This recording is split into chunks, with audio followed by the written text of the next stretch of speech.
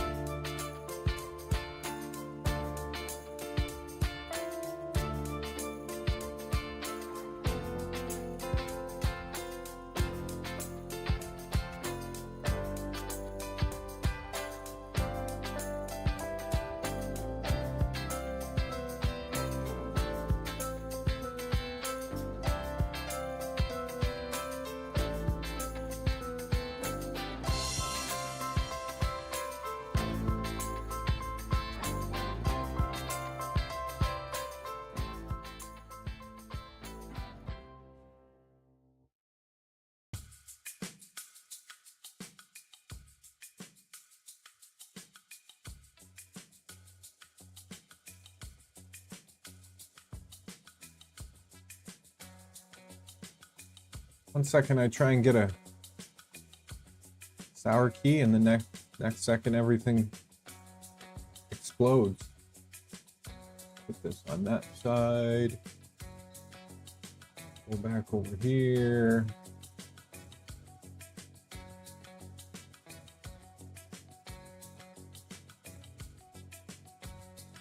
My bad. That sucked. Had a couple people hanging out.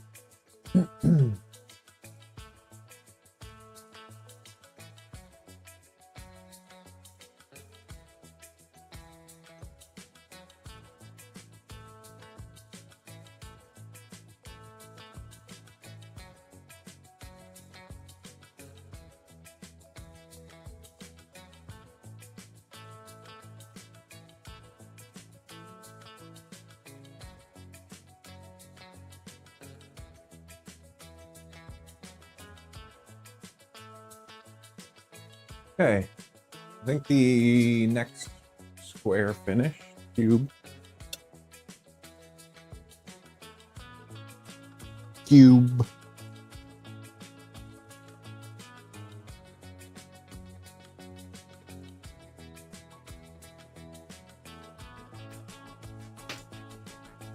Let's have a look here, shall we? This one actually looks a little worse.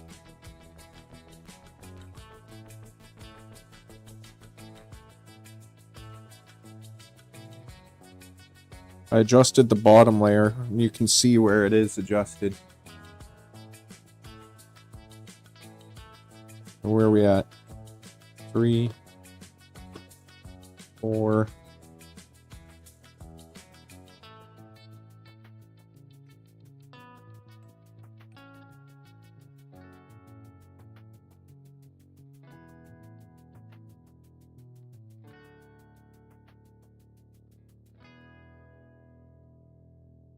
Yeah, look at that side. That side looks like crap on the new one. Okay. What is that side?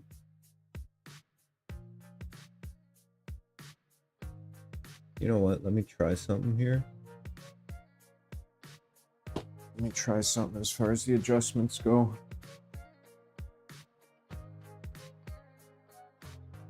While I do that, I'm also going to eat a sour key.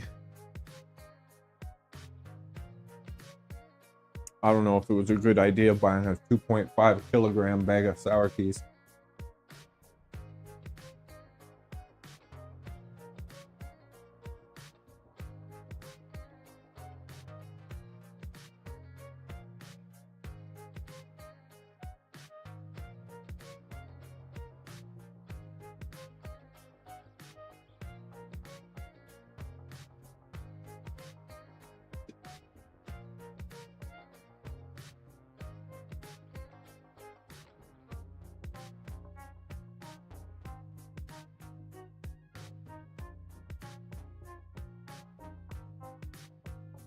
Where'd it go?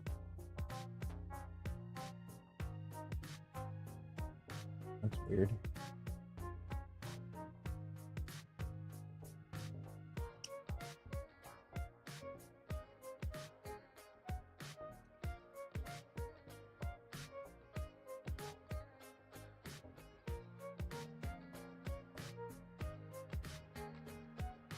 Ow.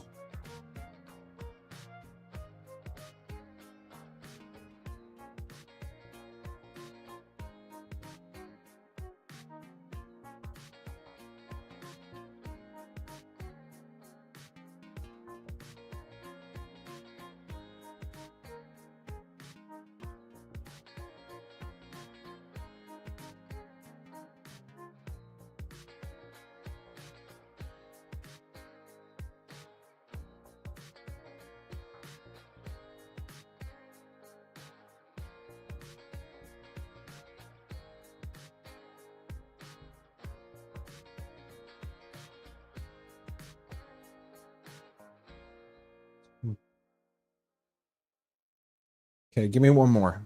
Give me one more, and then I'm gonna try maybe introducing a little bit more Bowden, maybe not. Still debating. Hey man, I blew everything up, crashed it. We had a good little crew there.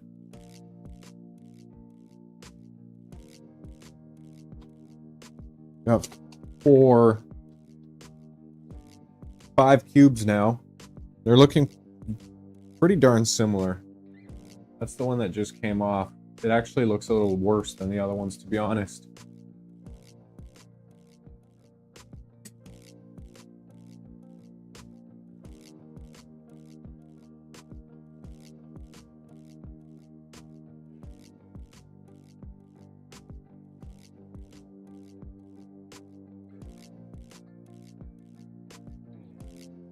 I just backed off the adjustment spring a little bit.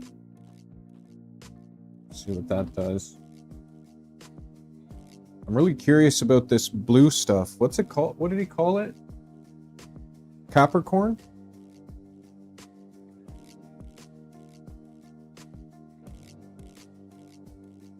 For inside the actual pot end?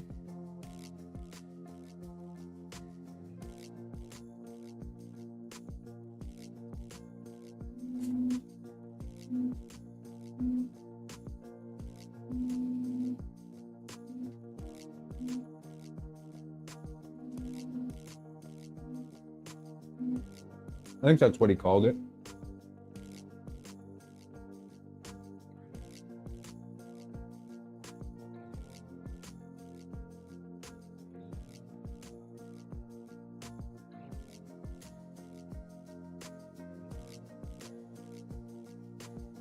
Yeah, Capricorn, okay.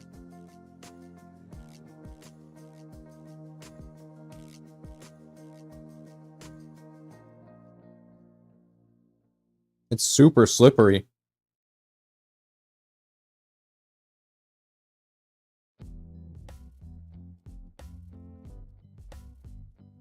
Maybe I pull the extruder back apart, put this black gear in, and put the Capricorn in. Should that be the next step? Maybe. Give it a shot. I mean, it can't hurt anything.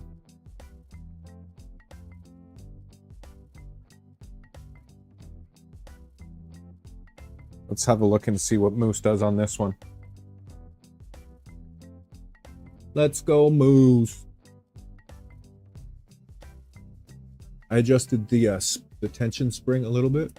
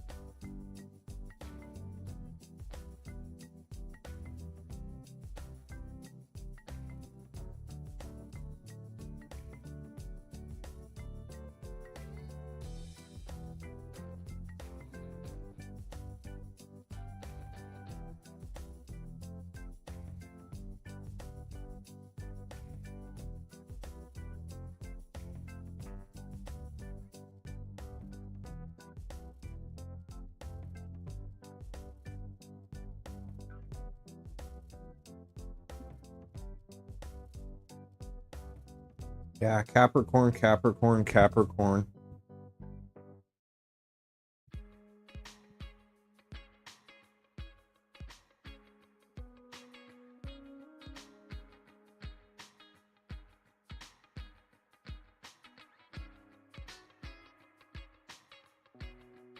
Do some people use that as their whole Bowden path? Or is it mainly for just the hot end?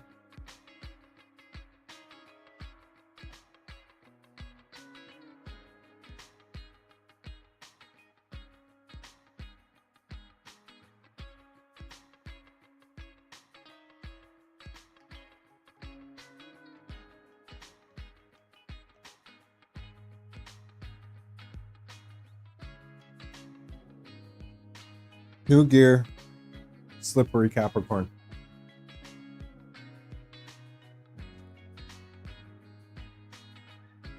Multiple adjustments equals win.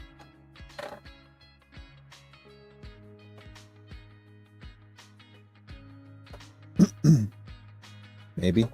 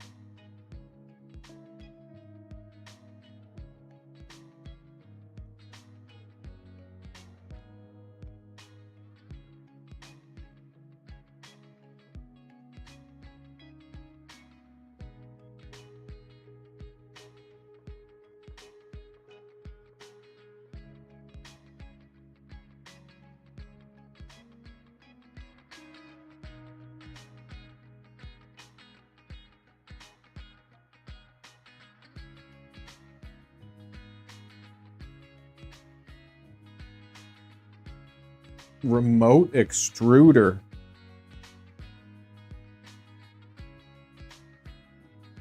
So the end would just be the hot end, literally the hot end. So it would be like a box turtle, but there would be one. Man, why wouldn't someone do that?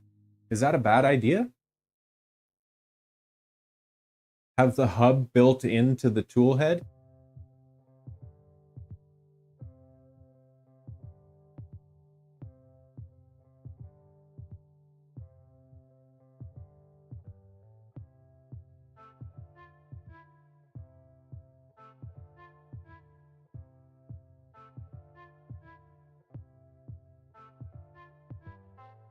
Wouldn't that be an easy way to attach it to something like this?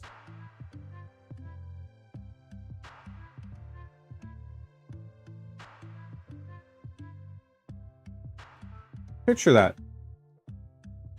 Box turtle. Box turtle.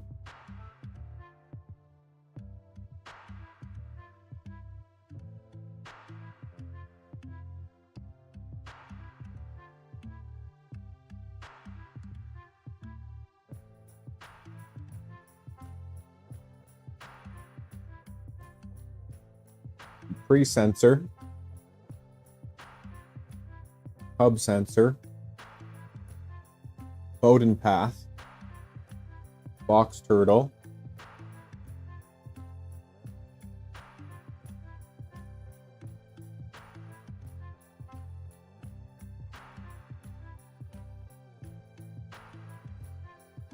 If you, I mean, like, if you eliminate this, like the actual need for a tool head, not a tool head, but a tool head extruder motor. If this was literally your tool head with just a hot end.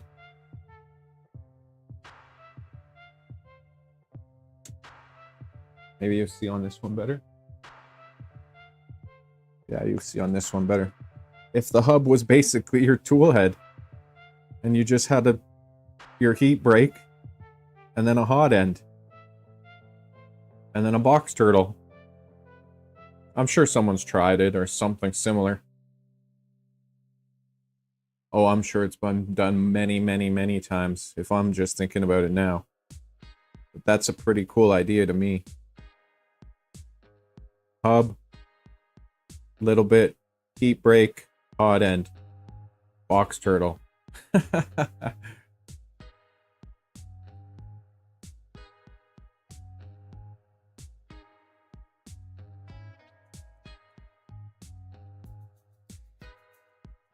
Enders come like that? Oh, really? Yeah, so it's definitely a known technology. In my brain, it's just like, wow, that's pretty neat.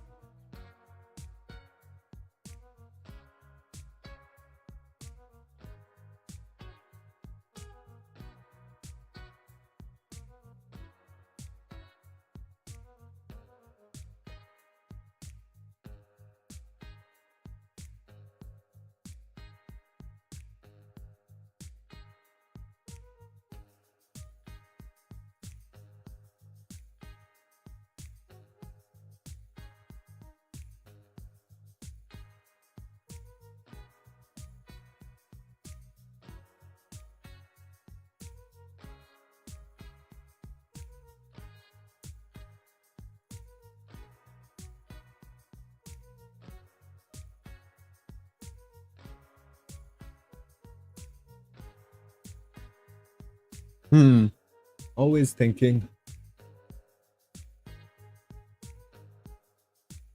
How we looking here? Not too shabby.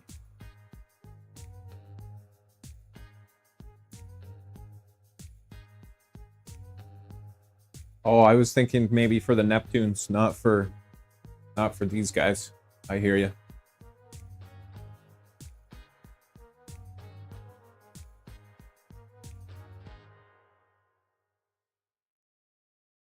Maybe not even for the Neptunes, because they've already got their tool heads.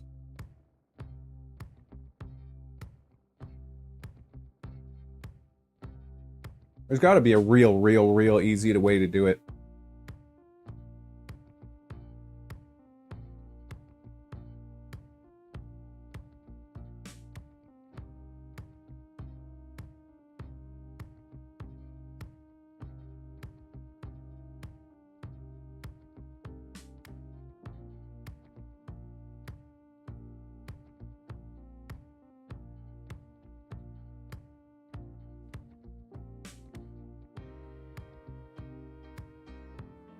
Yeah, I'm thinking of technology was probably at the beginning days of all doing this, like pre-respooling and pre-retraction and all of that stuff, where it would just stop in a hub, and then the next one would keep going. Just simple stuff. Anyways, back to the complicated stuff.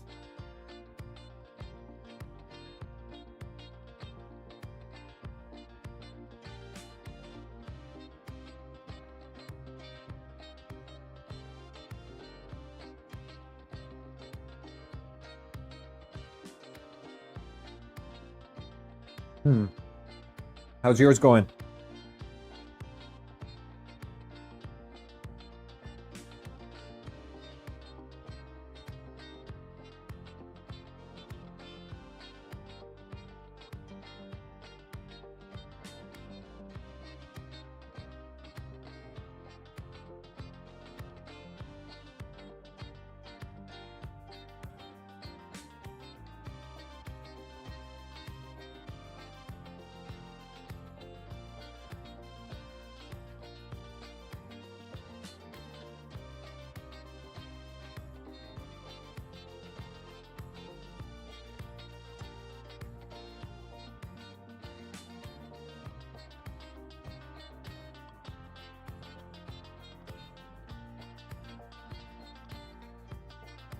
Nice. Okay.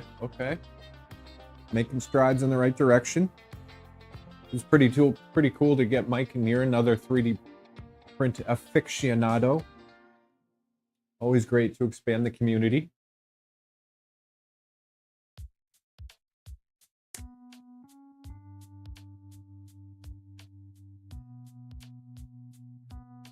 Yeah, if it's clear again tonight, I'll stick the Sea Star out.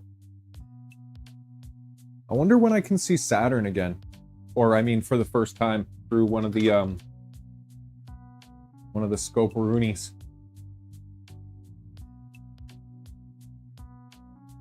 Probably next month.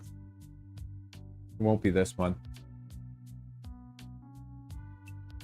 What's the date? Like the 23rd or something like that right now? 23rd? I think. Let's go back over here for a few. Oh!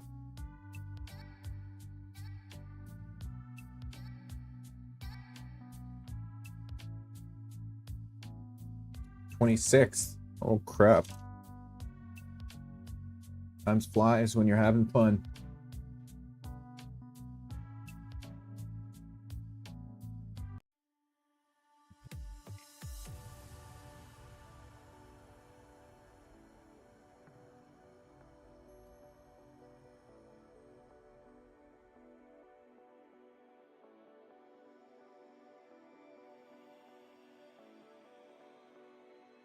I mean, aren't a lot of extruders just 3D printed parts? That's what differs between them?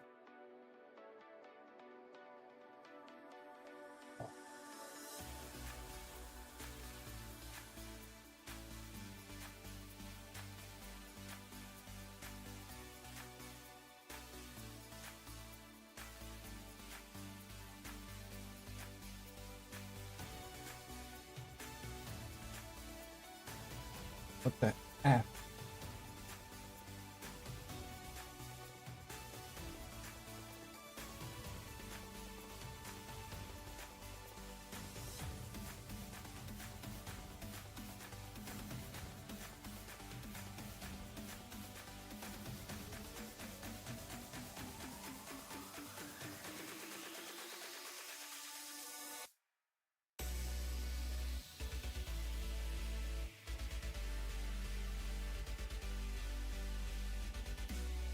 Okay. Should we just start updating Nova? Why not?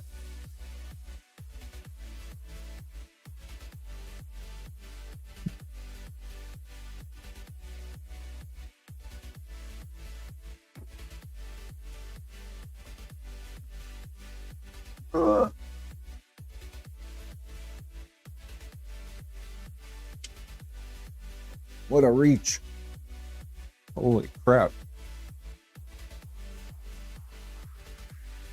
Nova's a little bit chubby.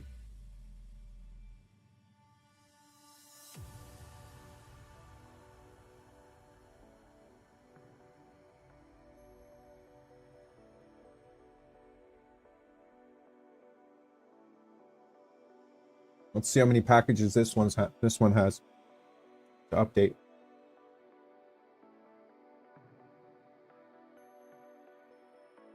We'll get them all updated and rocking and rolling.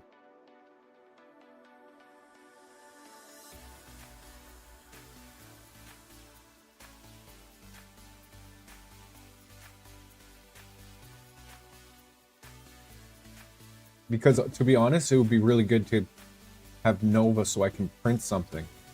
Then I can kind of do the comparison. Not even just the comparison, but like, actually, yes, the comparison. Then I can pull apart the fucking stealth burner and see what's different. Or what adjustment's different, or use it as a crime scene.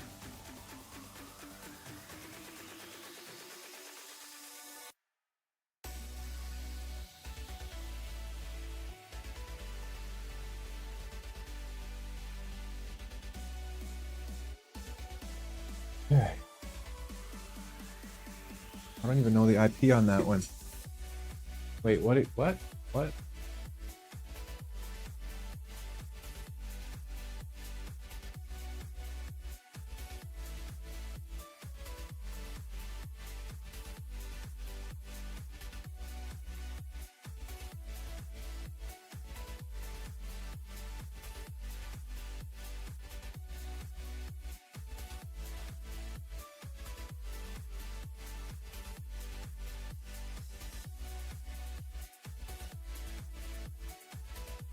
.74.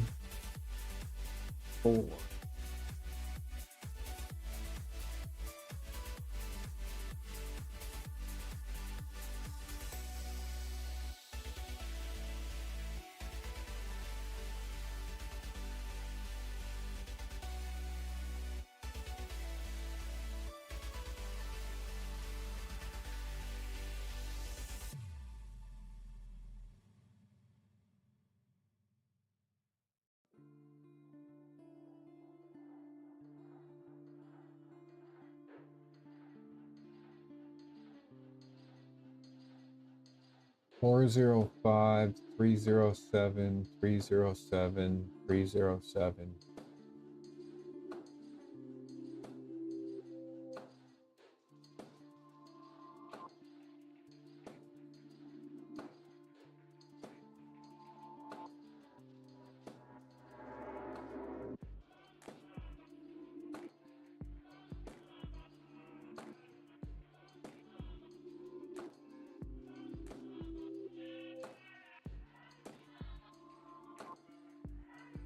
Why didn't that download?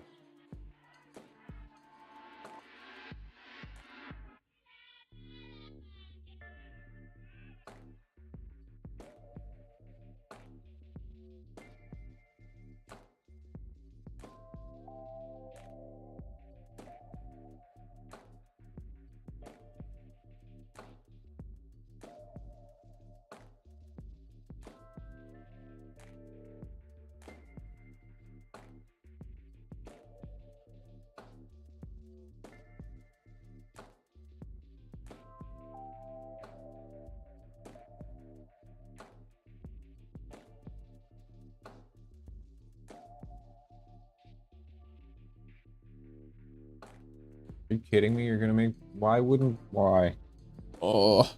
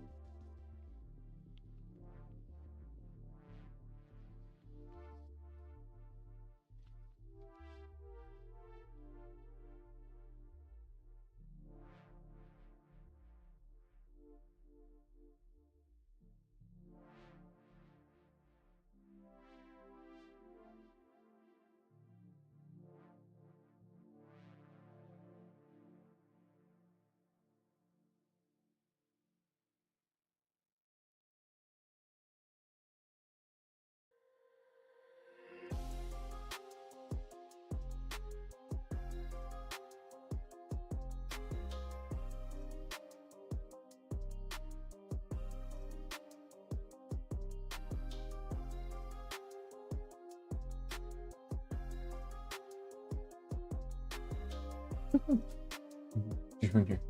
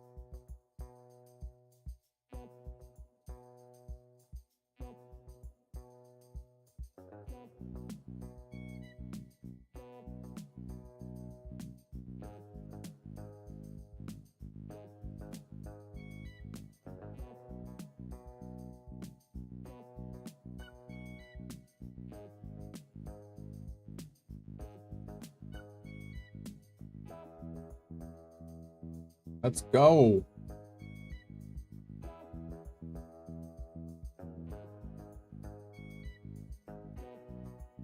Click the button, bro. I feel like I'm gonna sneeze again. Don't do it.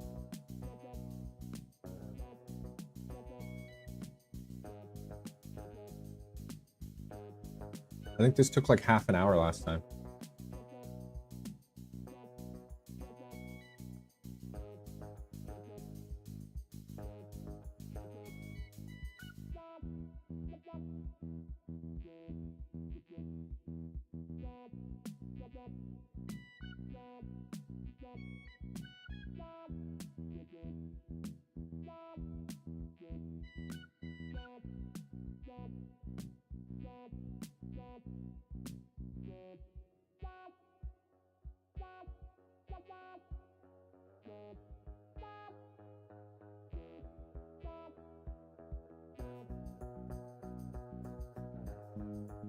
Where was that one?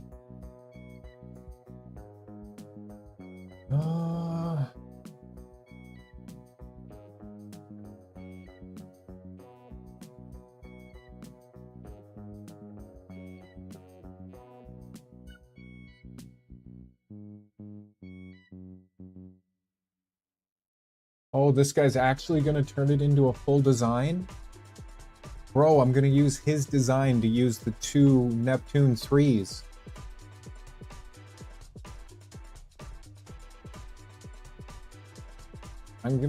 I really want to turn the 2 Neptune 3s into something crazy. I really do. I think it would be sick.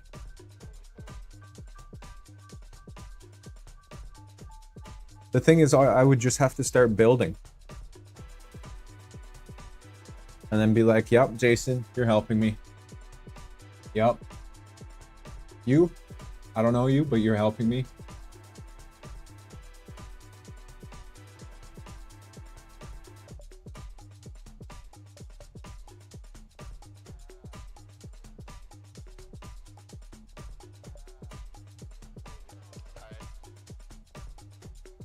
Oh, wow. He did it.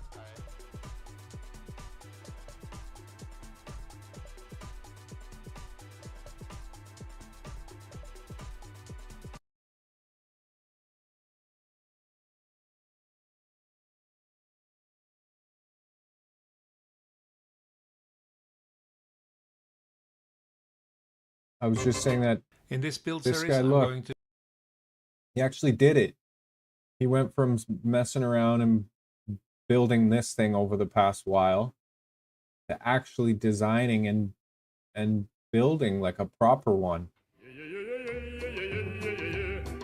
And I was just saying, I'm gonna turn the two Neptune 3s into something like this. It has to happen.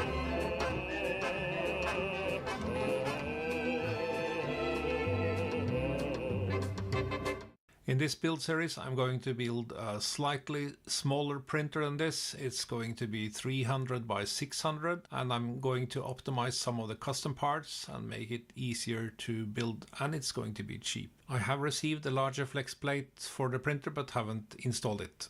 To keep the cost down, I'm going to use some recycled parts and also some recycled ideas like from this Voronish 1. A printer I really enjoy using, and it's now enclosed as you can see, and it prints ABS and ASA beautifully. I have sold my P1S printers and this is doing an excellent job replacing those. The Voronish one has a 0.4 nozzle. The Voronish 2 is similar, but I replaced the rods with MGN rails. That didn't really improve the print results, but it's a good printer and it's 0.6. And I'm going to use 0.6 nozzle on the new printer as well. I have a 0.8 nozzle on the large Lemon Breeze printer, and that's saving some time, but sometimes I would like a little bit more detail, and I think 0.6 is a good compromise. The new build will use some components from all of these previous printers, and I'll see if I can improve it. One improvement I'm going to make is to move the rod and the lead screw a little bit closer to the center. Designed some new motor mounts. It's only 25 millimeters, but I think it's a good thing. I wasted some space in the y-axis on the large build, and I'm going to remedy that by removing lugs like this one. I will now have some internal bolts attaching this Y motor mount to the extrusions.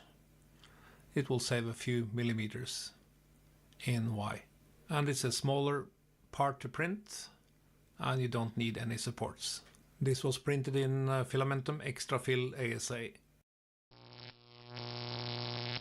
When I first built the printer called Lemon Breeze, I didn't really have a proper CAD drawing or a complete drawing. I had this very basic drawing and it wasn't to scale, and that bit me later on in the build because this extrusion wasn't long enough and I didn't take into account the idlers or any of the motor mounts, any of that stuff, so I sort of winged it. And I borrowed a lot of parts from my two other builds, the Voronish 1 and the Voronish 2, as I mentioned in the introduction. But it's really lacking, and some parts of this is some ideas I never used. I never went for these belted SED solutions on this printer anyway. So with the new really printer, I decided to change all this. learn on all and this fronts. is the new printer. It's called Riff. If you But I have mean, a the better Voron name, will do that please too. let me know. I've sort of removed most of the Voron cues in this one, and I don't really want it to be called anything like Voron. I know some people wanted me to call the other one for the Vorlong, which was a quite good suggestion, but this one it's a Cartesian printer. It's not really anything similar to Voron anymore, except for maybe some of these skirt details and stuff like that. On the front, there'll be some beefy idlers. These are modified, and these are for 9mm belts. I'm going to use a dragon burner, and as I've done in my previous builds, I'm going to have an electronics enclosure with the SKR Pico somewhere. I'm not sure where I'll put that. And then The SKR 1.4 will be down here, and a standard display. Will be a couple of power supplies and a couple of MOSFET boards. I really like this way of having panels that I can remove individually.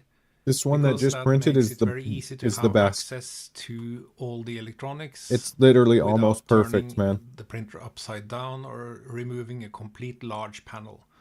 And you could debate, maybe I don't need this caddy anymore, as I have very good access to all the electronics from under these panels. But I'm still going to keep it on this build. And if we look below, this is pretty similar to what I've done before, with the MOSFET boards and the caddy for the electronics, the SKR 1.4. There are of course a lot of details still missing in this drawing, but my plan is to add things to this drawing and also get the modified custom parts integrated into this. In my previous build, I had these different CAD versions all over the place and didn't really have anything updated or complete at the end of the build, which I guess is okay for a prototype, but this is not supposed to be a prototype. This is something I hope people will be able to build, and that means I have to do a better job of documenting at least part of this build. From that, we'll get on to the parts I'm going to use. We'll take a look at the parts for this build, and I obviously have extrusions. Some of them are old, like these ones, already cut, and some new that I need to cut to the correct length. I'm also using some of these in the corner plates. They are the same ones as you'll see on the front of the large printer. They'll go on like this. I'm using 3 types of fasteners. This one that you have to slide in advance. These drop in, and these also drop in. They're more expensive than this one, and this is the cheapest one. I will use all 3 wherever it's practical. Some of these parts came off Alphawise U20 second-hand printer, like this mains inlet with switch and cabling and this power supply. And also some of these stepper motors. These are longer stepper motors. I'm going to use these 4 on Z. This one will be on X. It's just a no-name stepper motor. These 2 will be used for the Y motors. I use these in the large printer as well. They're working quite well. And for the extruder, it's going to be this one. Pretty typical for a dragon burner or a stealth burner. Electronics, that will be a small display, and the Pico, SKR Pico, and Looks the really good. Wow. SKR 1.4 with 2209 stepper drivers. For controlling the heat beds, I will use these MOSFET boards, and the advantage of doing that is that I can keep the control current small and have some pretty tiny cables going from the controller boards to these. I have 1 extra power supply for heat bed number 2. And if we look at the heat beds, these are the ones I'm going to use. Nothing special. I got these as these are spare parts. Just restarted, made one printer. more little adjustment and restarted it. About $30 for If 2 this of one goes these well, heat beds, and these are I'm gonna try it with the 300 box by turtle. 300. I'll use lead screws that came off some old printers. I haven't decided which ones to That's use really yet, good. but I need 4 of these. And I need 12mm rods. I'm still waiting for the 4th one. These 3 came off some old printers. And the same with the MGN12 rail. This is for X-axis. I haven't received the 2 for the Y-axis. And the MGN rails for the Y-axis, that's going to be the most expensive part in this build. It's about $75 for 2 pieces including shipping. And shipping has been kind of slow. I'm in a part of the world where there's not really a trade war, but it still impacts shipping from China. And I will use thrust bearings just like in the larger printer. So that's what I got now. Some things are missing, but I will get that within the next few days.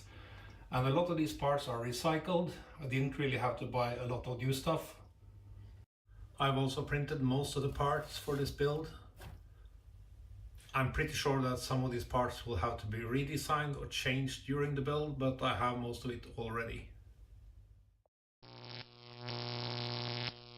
The frame is quite simple and it's just like the Lemon Breeze printer, a combination of 2020 and 2040 extrusions. Some of these extrusions was something I had from other projects and I had to buy a few more 2020 extrusions as well.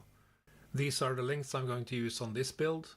If you would like to build this a bit longer like the Lemon Breeze, you could add 300 millimeters to the Y direction, and the Z height in this one is totally random. It's just some extrusions I already had pre-cut. I'm using a simple jig when I want to cut these extrusions. They will butt up against this end of this jig and I can then be sure that I cut them at the same place. I use a Bosch miter saw for this. This is the old one I had for years. The only thing I've done is to use a different blade.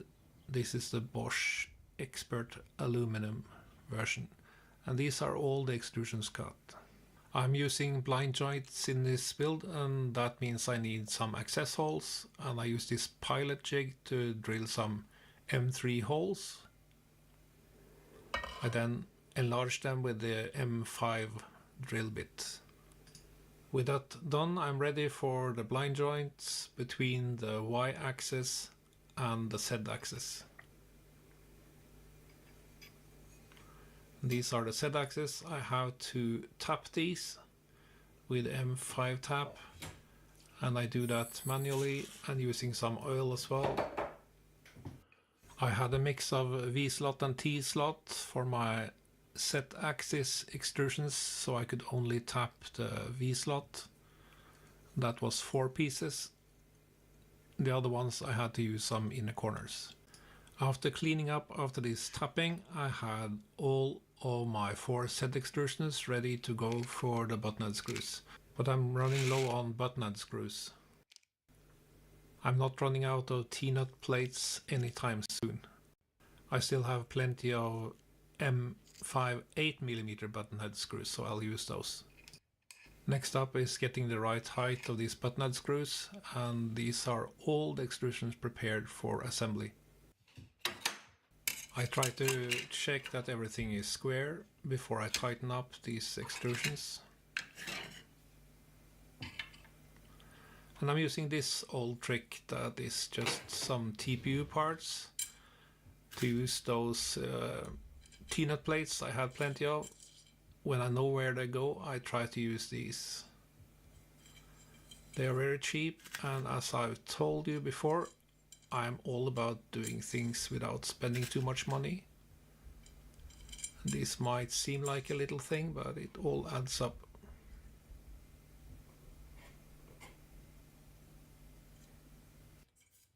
I'm preparing the Z extrusions. These will use these inside angles or corners, and they will slide in. And with that complete, we have one side of the frame almost completed. I have completed one side. I will start on the next. And this one is completed as well, and these two are symmetrical and identical. I'll now start on the X extrusions, and these are using these inner corners or angles, and I'm using the same trick with the TPU and the T-nuts.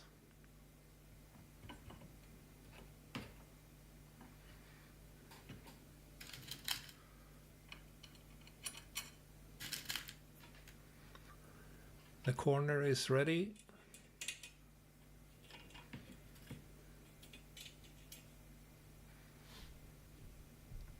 like this. And I'm actually attaching the motor mounts at this point because these are a part of the structural component. This will keep the lower part of the frame more rigid. The upper extrusions I feel like will you could be just make it attached happen. with these corner Feel like, plates, you know what? and I'm going to use some of these precious drop-in M5. I'm gonna make this 3D printer. And I have to tap a couple of these Y-axis Like, look at the one in the extrusions background that to he made. get That's so that sweet. corner plate to attach to it. And inside of that corner will be the motor mount, and that will make this corner stronger as well. A small size comparison. This is the new frame compared to the Lemon Breeze, and as you can see, it's quite a bit smaller. I brought it up to the living room to make it ready for the final inspection by the manager, and this is the manager.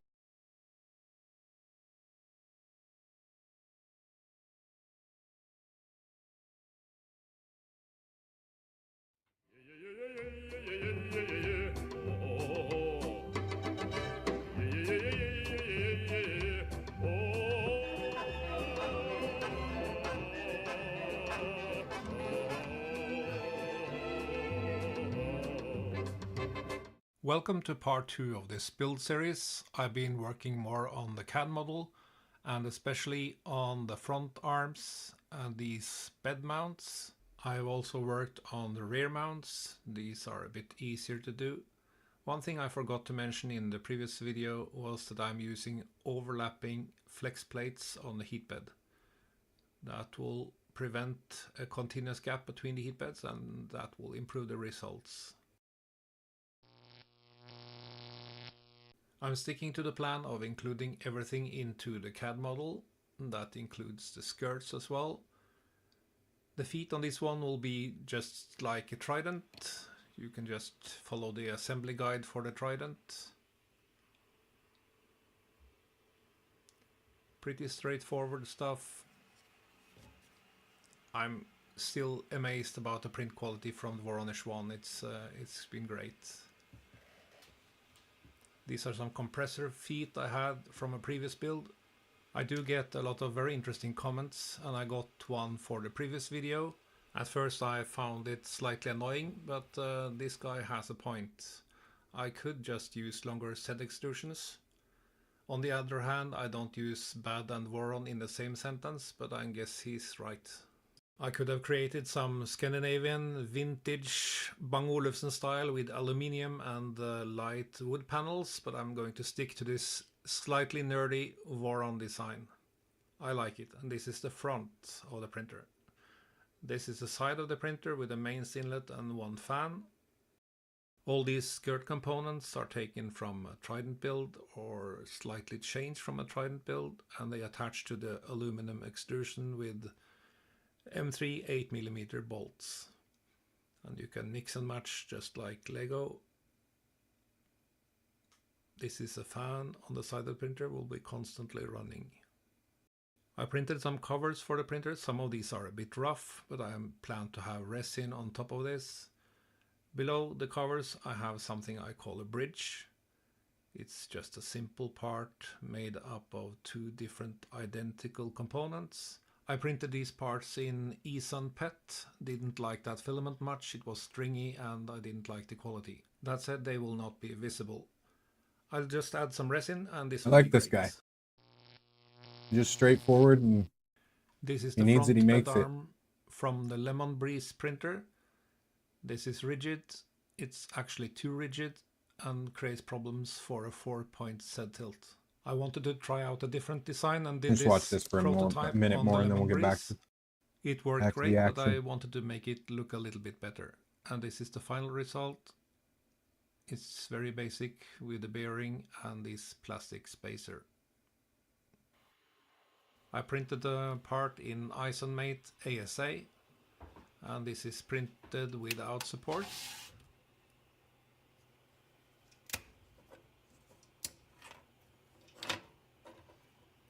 I think it came out great. To keep the bearing in place I need a clamp, and a clamp uses a couple of brass inserts. I keep buying these. I don't know how many I bought, but it's got to be close to 1000 by now.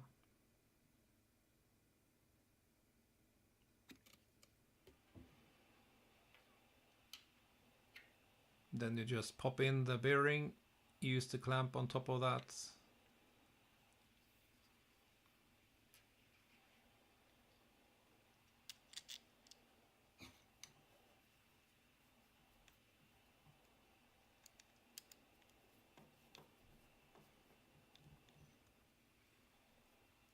The bolt inside, and then you just use the spacer.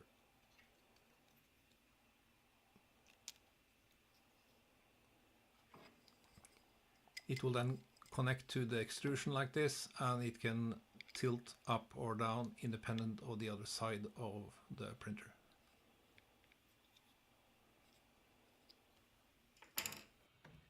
These are the revised rear arms. The only change from my previous build was that I changed the height of these spherical bearing mounts to get them more in line with the front arms. And these are printed in ASA. I really hate working with the angle grinder, but I need to cut these 12mm rods and also the lead screws, and I'm using some jigs for that. You could use almost any type of stepper motor for this. I'm using one that came off an old printer. I'm going to use a thrust bearing. That's just to relieve some weight from the stepper motor shaft. I use this adapter ring to get the bearing to match the motor mount, and of course a rigid coupler. When attaching the motor, it's practical to have the connector facing the opposite side of the printer. M3 12mm is probably the right size for this. We'll then pop in the adapter for the thrust bearing.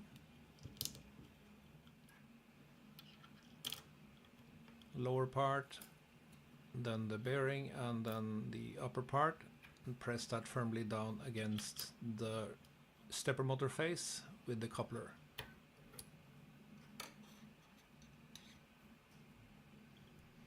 And tighten it properly.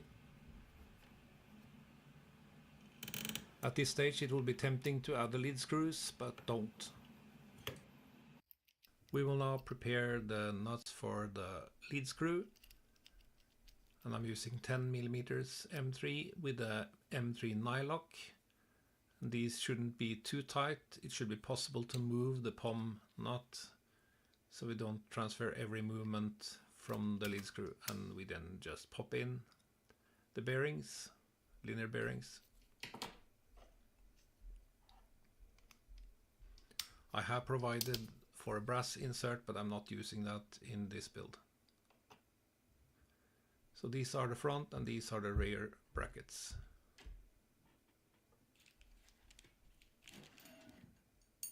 We can now install the 12mm rods. These can be snug. You might need to do some changes to get these to fit. Remember to slide on these bed arms, it will be difficult later. I have made a simple jig just to check the distance from the extrusion to this rod. And this is the top part holding the rod. It can be installed like this, and just slide under the top extrusions, and there's some clearance. I recommend putting the printer on its side, easier to insert the nuts for this. Do the same thing, the rear of the printer.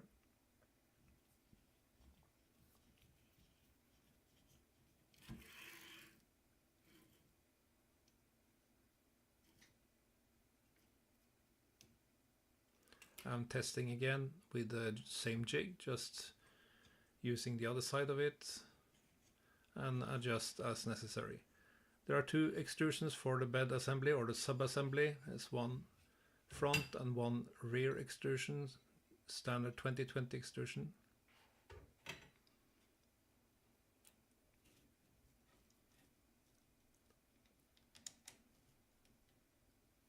This is the front extrusion connected to... I wonder if this guy is building this one to just keep on printing, or finally someone asked him, hey, the same on the other side. can you build a printer for me? I want to buy it. These are parallel and will move smoothly. 'Cause this And one this is seems looking to be pretty okay. freaking awesome.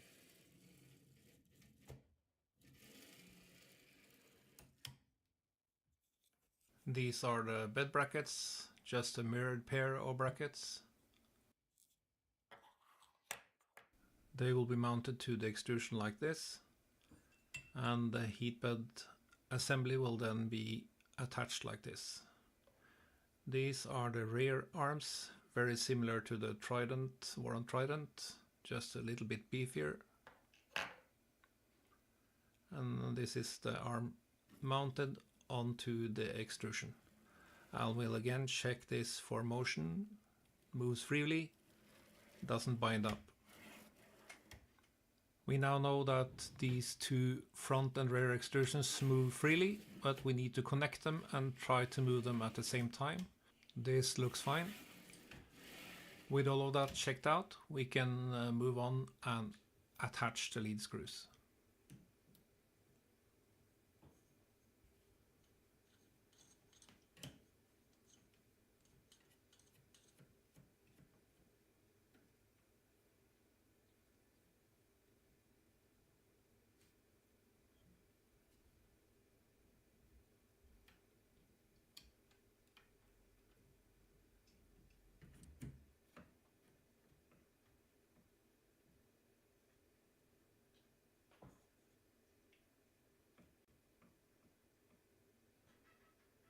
He says he publishes his files too, eh? Really? Excuse We can me. now remove the temporary extrusion we Oh, used for no testing way. parallel movement.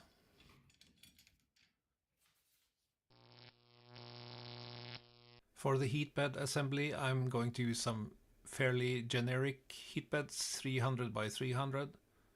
I tried to design this so you could use different types of heat beds with different mounting options. This Dude, you could is just take some very everything plain he's done. ones. I can just take I'm everything he's using a done spacer and adapt and the a washer size. to keep the distance from the extrusion to the heat This is bed, what I'm going to be and using they is need to be completely 44, flush. or what is The this, bed mesh can do 2040 a and lot, but it 2020. can't fix a jump between two Oh heat my beds like goodness. this.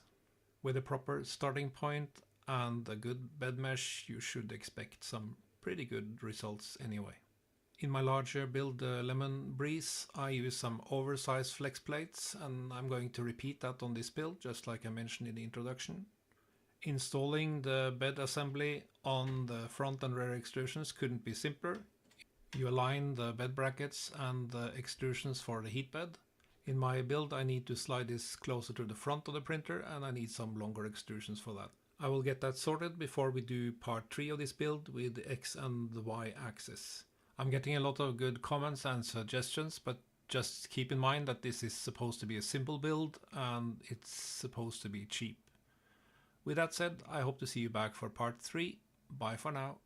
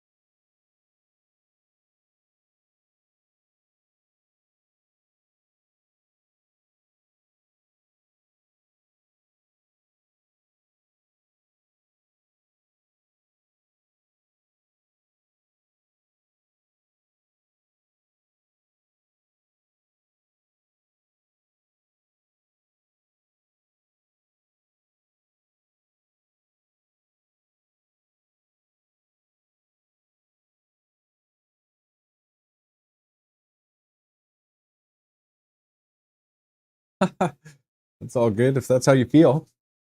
Why farther back? What the heck? I wouldn't say farther back. What's going on, bruh?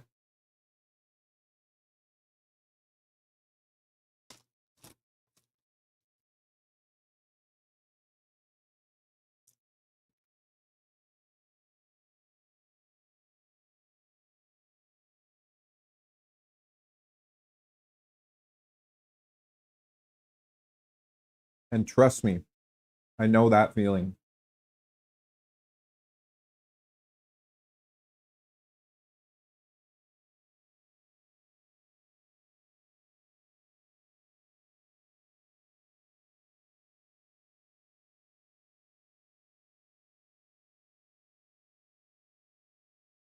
So when it hmm. So what mine does is it does one long movement. Well, actually, right now I have it dialed in pretty well. It does one long movement, gets to like it either gets to right before the pre-sensor or it hits the pre-sensor. Once it hits the pre-sensor, then it goes bing to the tool head. Does a little movement from the pre-sensor to the tool head. Or I guess to the gears. From the pre-sensor to the gears, I guess it would be. Just not a big movement. But you can see the spool do that one last movement, and then you can hear the little pop from the tool head.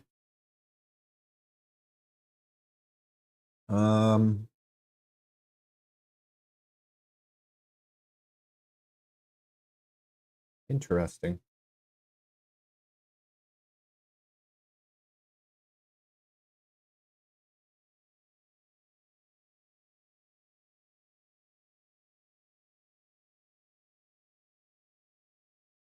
So is it getting to the pre-sensor? Or not at all?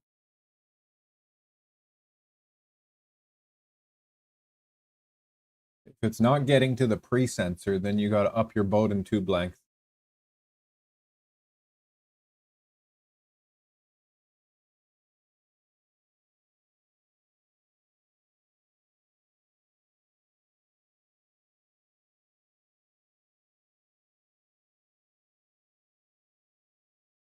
We got another tube.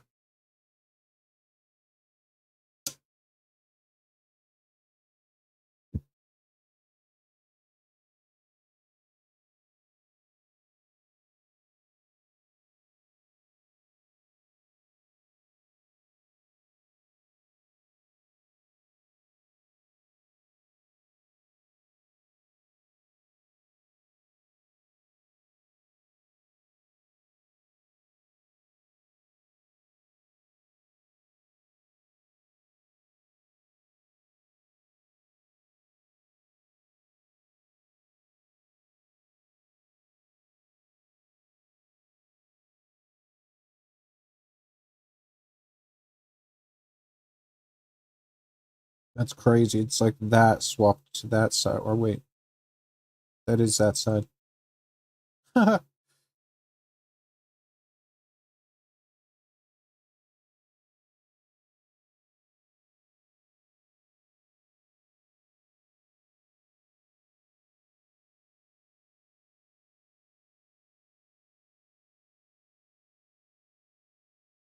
Man, it's looking close. It's looking pretty darn good right now.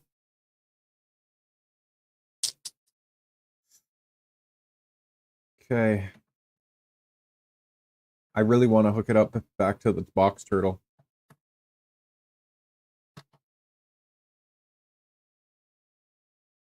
And see what we're dealing with. You know?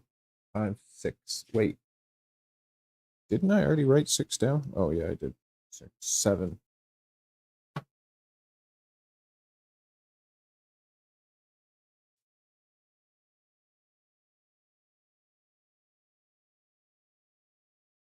Yeah.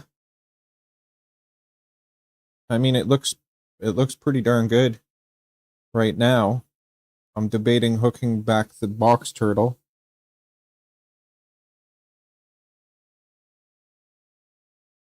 debating though. We'll see. I'm also debating pulling it back apart and putting that Capricorn tube in.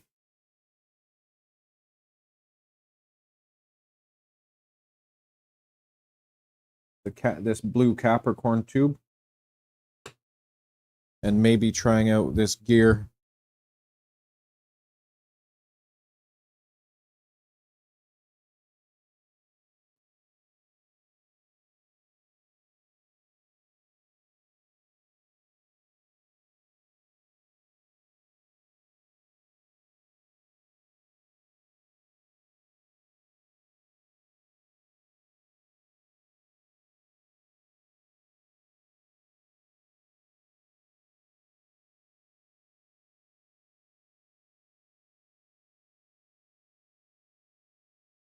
That's way better than that.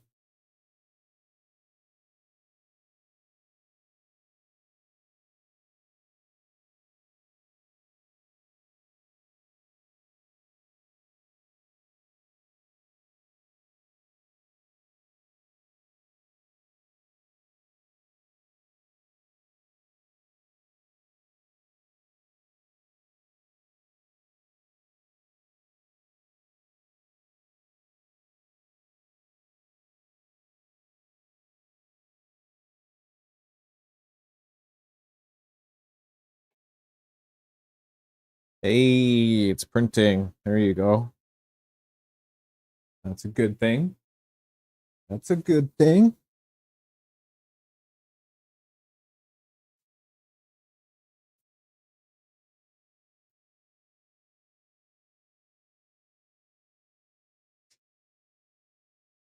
Pull it apart one last time. Put this, or hopefully one last time, put this Capricorn in.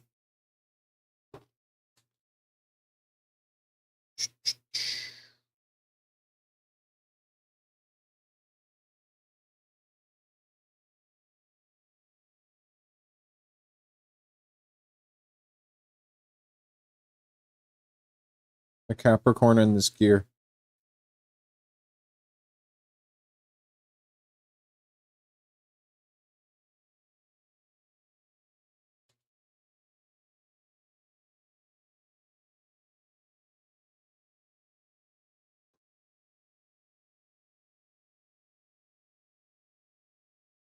Does LDO sell these as a separate thing? Just this? I would have to look. Because if I put this in and it does improve it drastically, then we'll have to source this.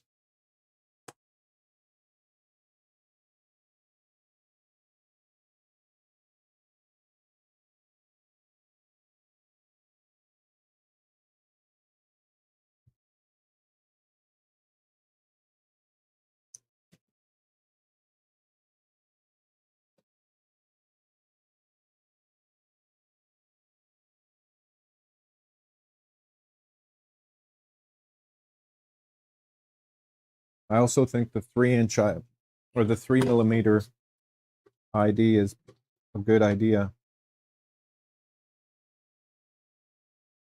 Like, I mean, this 2.5 is pretty darn good.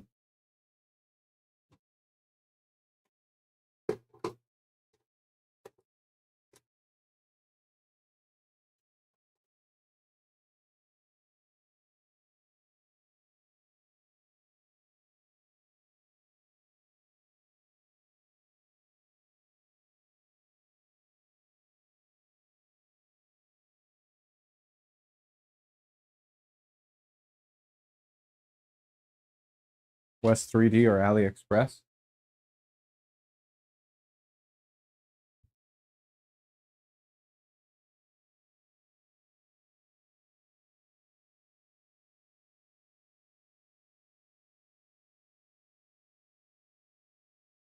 For this gear. Okay.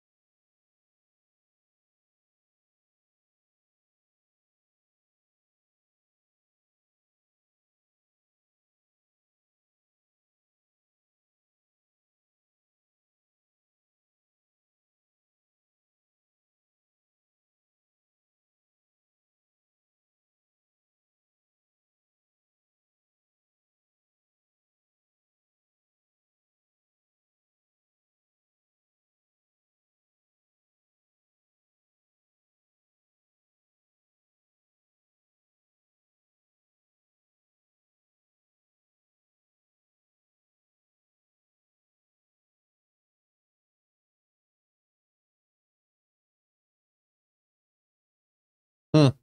I don't know. They both feel the same to me. And this is what's in there right now, the white one.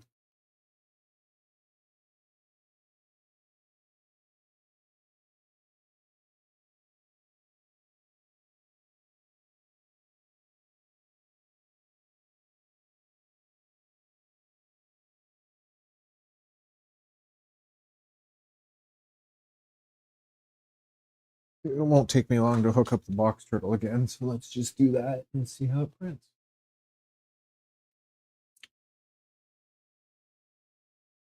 I keep going back and forth in my brain because I think that would be a silly choice. Why would you put something on something that's not working correctly?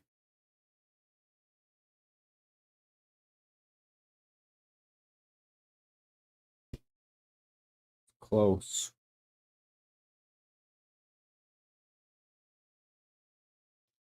Let's just add a normal. We're going to add back this Bowden tube. Let's just do one baby step.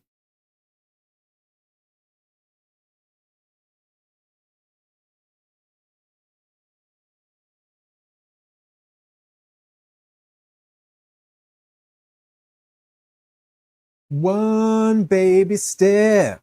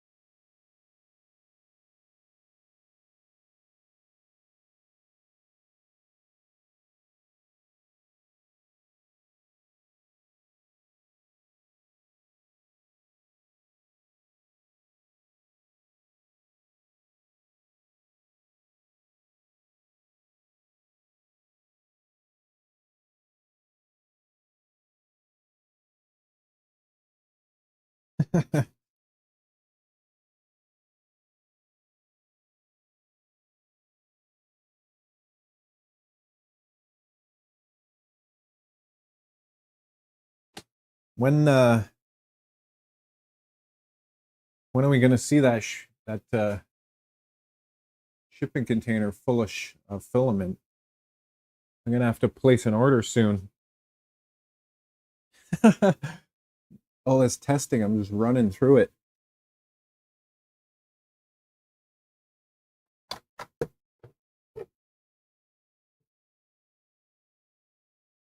Voice of an angel. I actually really like this tube. It's like rigid, so any of the corners are nice, and it's also clear. So when you're using white filament and all that fun stuff, it's still visible.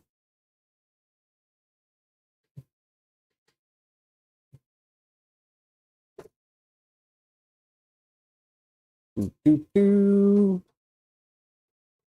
Mind you, this section is a little bit too long for what I'm trying to do here.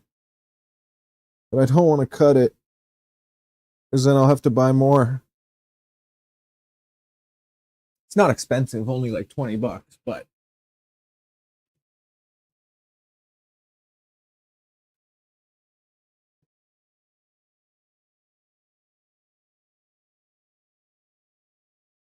kind of a weird Bowden path. I apologize, Moose.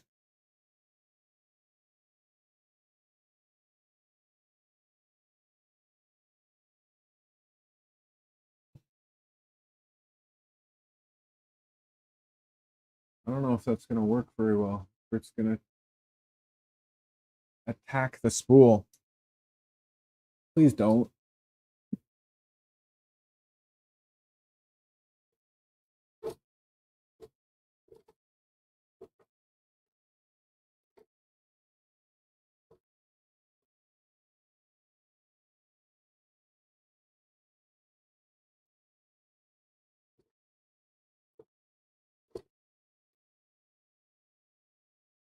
Oh yeah, this will test it.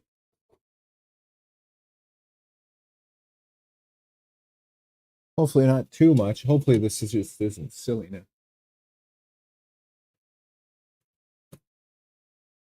I really should print off a quick Bowden tube clamp.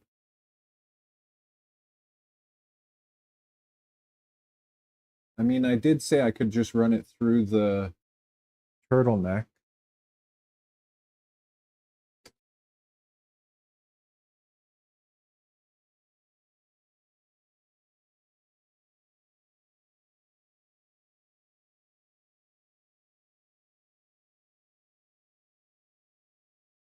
It just snapped the beacon probe mount? How the hell did it do that?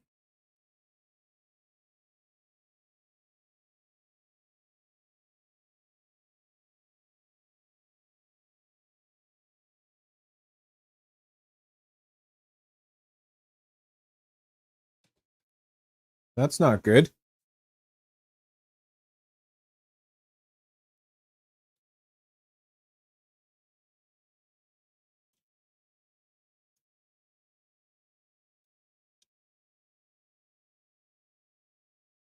That's not ideal, man.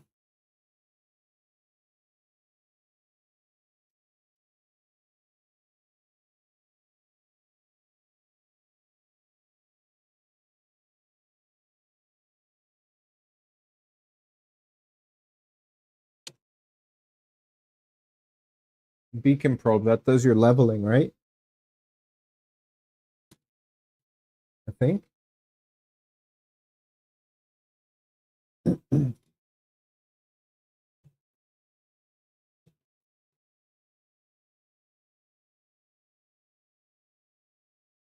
Uh,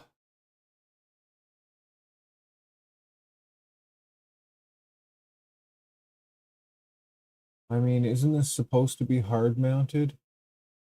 The Bowden is supposed to be hard mounted somewhere, isn't it? Dun, dun, dun, dun, dun, dun, dun.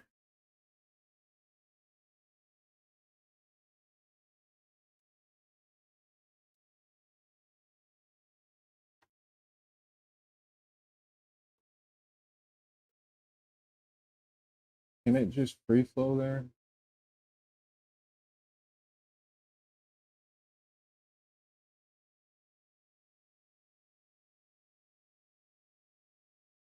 Oh, that's good.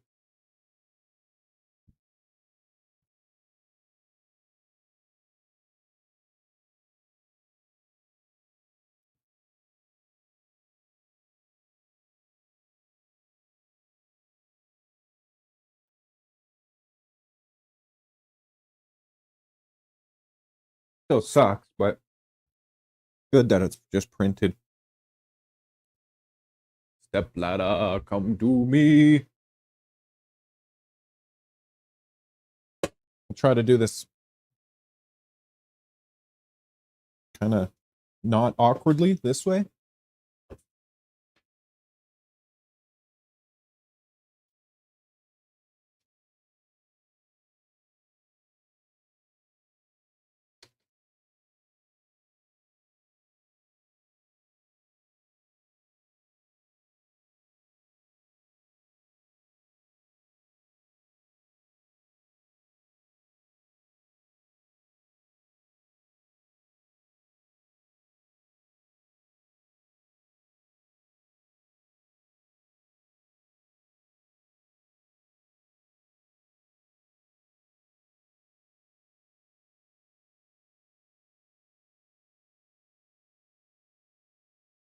Hmm.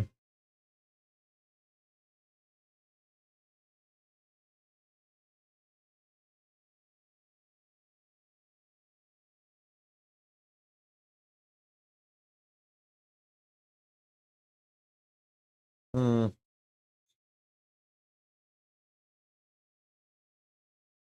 What are you doing, Junior?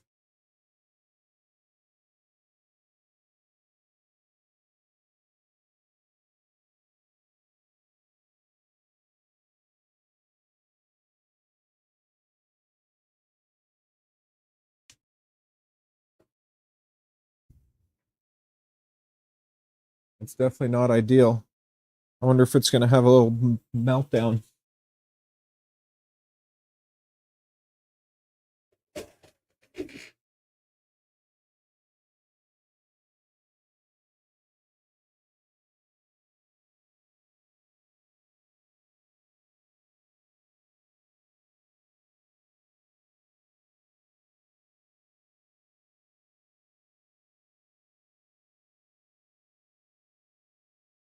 Okay, we'll let that do its thing. Boop, boop, boop, boop, boop.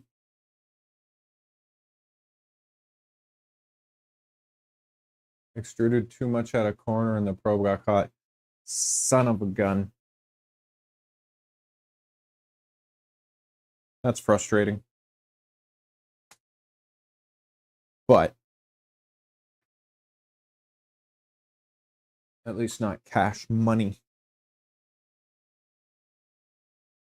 Okay. Another cube.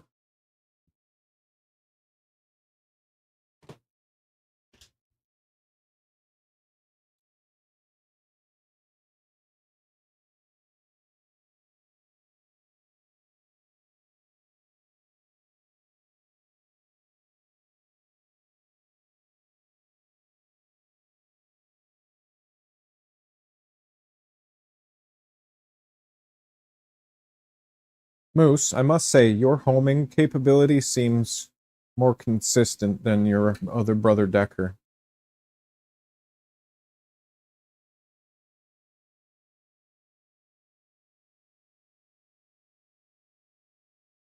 I don't know why.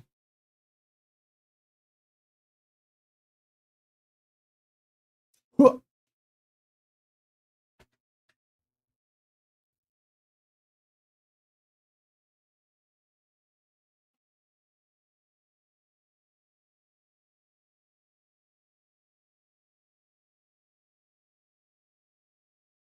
Let's have a look.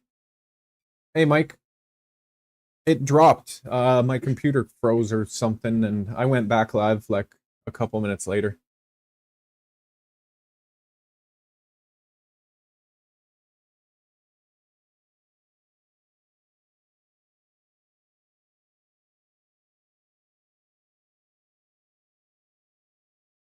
No second round BT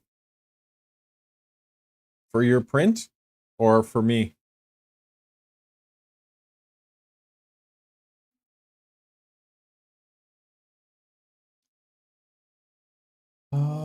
What are we doing here? That's Nova.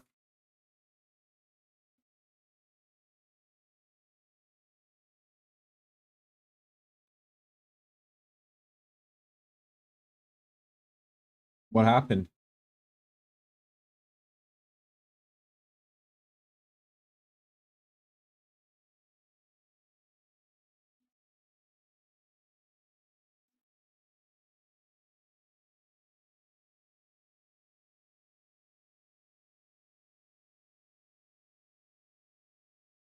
Hmm. Down by the tool or where?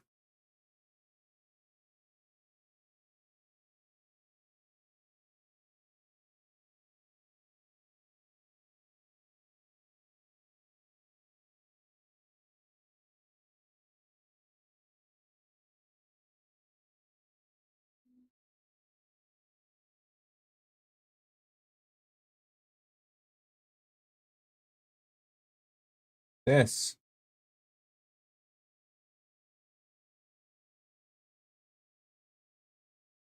Right after respool. Like it'll respool all the way and then get jammed up near the top, like at the hub, or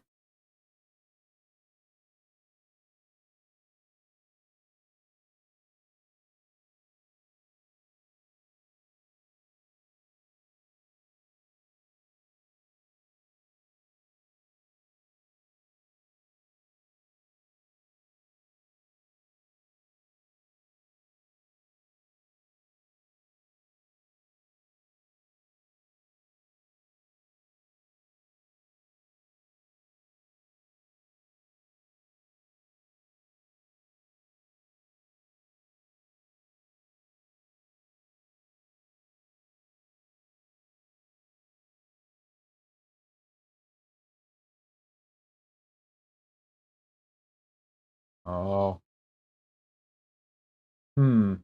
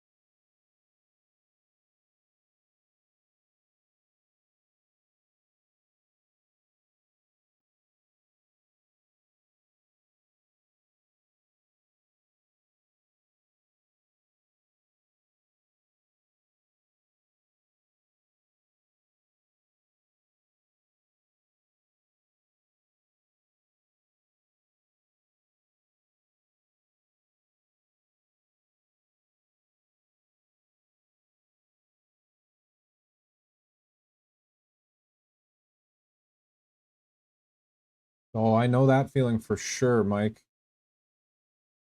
I know these Vorons are capable of some incredible stuff. It's just getting the combination of the Voron, the box turtle, and the configuration all correct. It's a task, but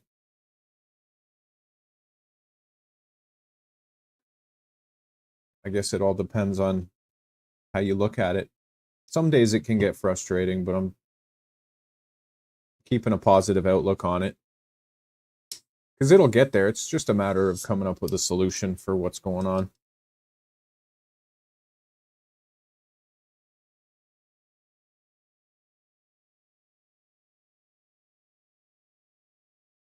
Here we go. It's about to get real. It's about to get kick-started. What is this one? Fruit punch with Mountain Dew fruit punch with just the right amount of kick. Caffeine. One piece at a time. Yes, sir. That's how I'm trying to keep it. Jason, are you seeing what I'm looking at? Oh, that's actually not bad at all.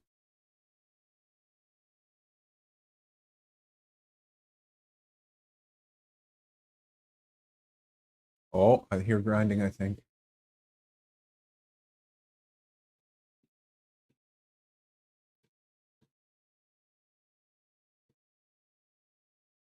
Not even grinding, it just stops.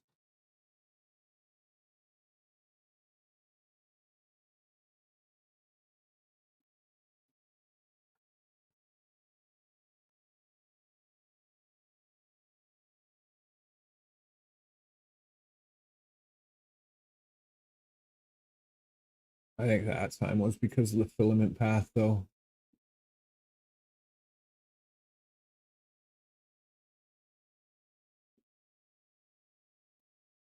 I don't know. I think I'm going to pull it apart and swap that gear in. Because I really don't think even this amount of filament should be causing an issue.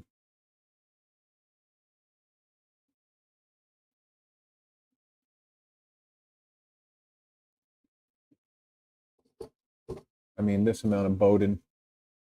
Bowden.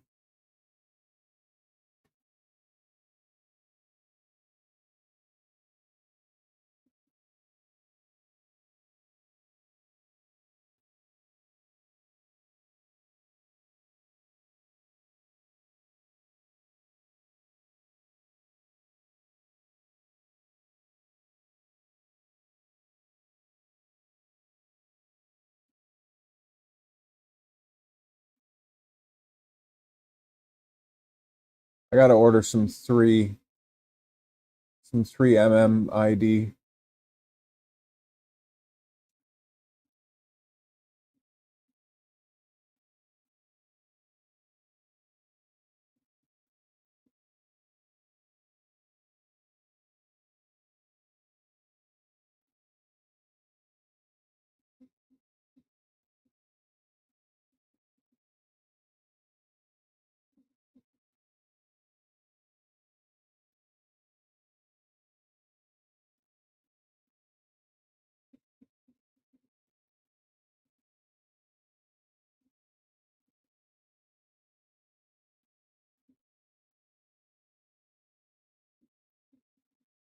Huh. Yeah, of course it's absolutely perfect when I'm holding it there. Yeah, frickin'.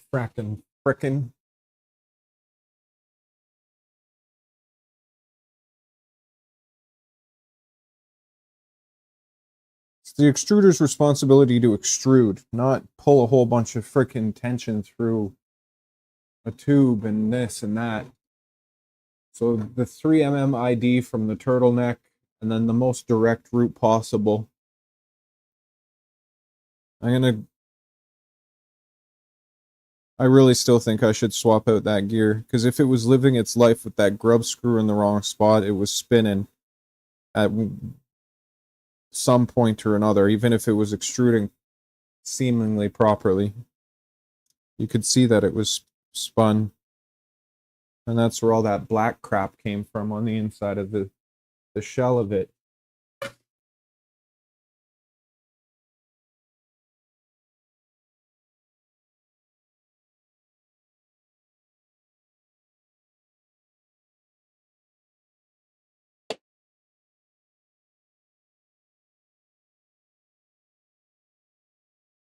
Oh. Anyways, okay. Back to what we were looking at here.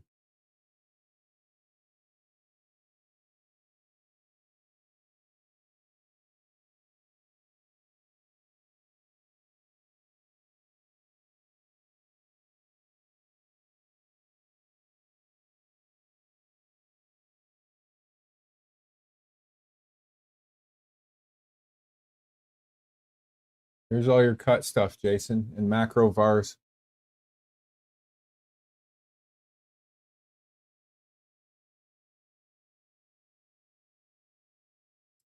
What did you say that was called? IDGA?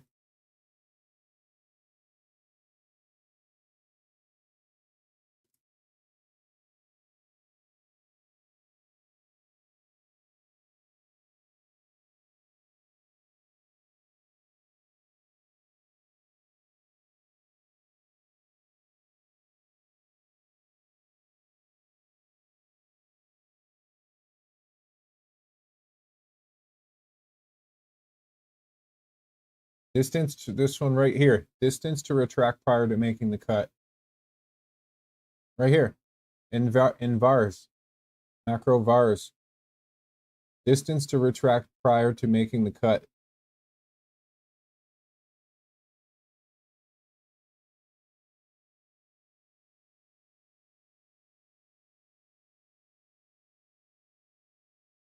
Bing, bing, bing, bing, bing.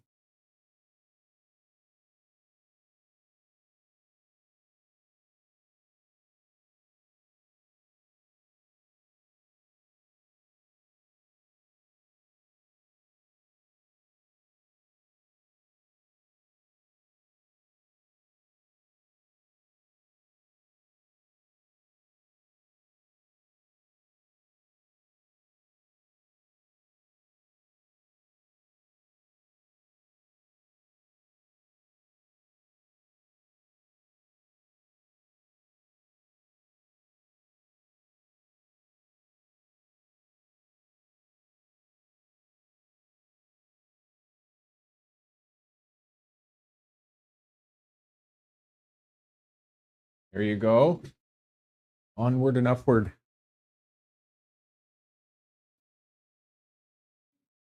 This is hilarious. Why are you not pulling? It doesn't make any sense. You just stop pulling. That part doesn't make any sense to me. Like, it is supposed to have some pull power. It's metal gears against plastic filament. Unless it's too strong. Let me see.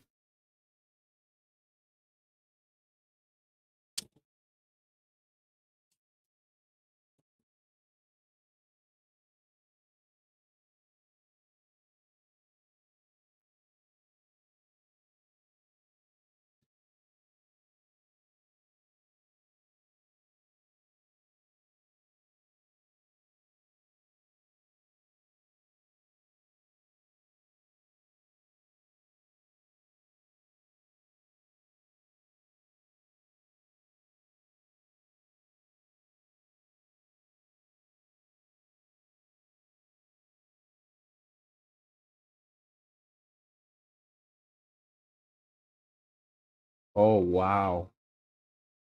That drag there is crazy. I'm blaming something that cannot be blamed. What the F?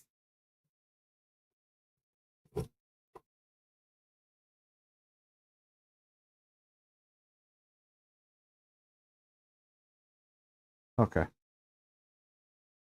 When the drag was not insane, it was printing just great. So, I'm going to hook the box turtle back up.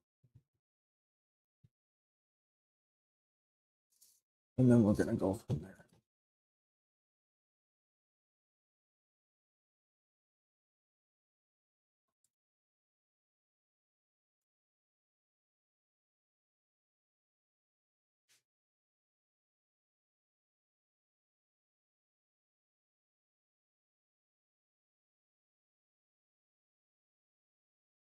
The turtleneck?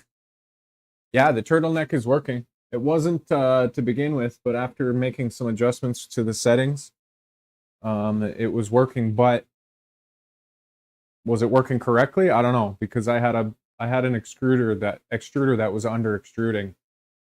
So I'm trying to resolve that problem, and I'm at the stage where I'm semi confident that that problem's resolved. So I'm going to hook the box turtle back up and see where we go from there. Welcome to the stream, by the way.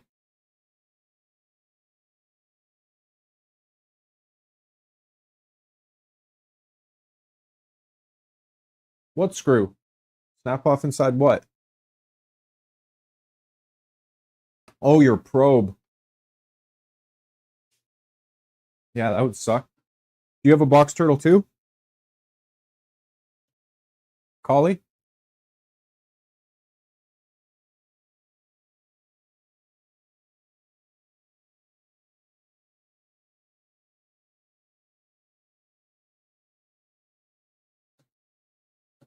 Right now I'm connecting back to the box turtle. One of them.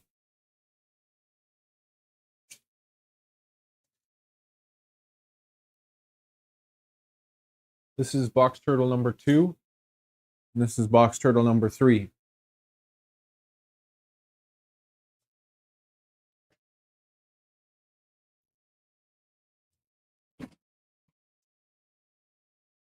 Okay.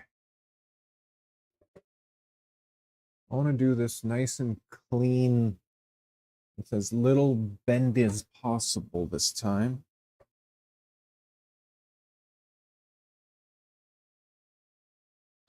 I think that's fine.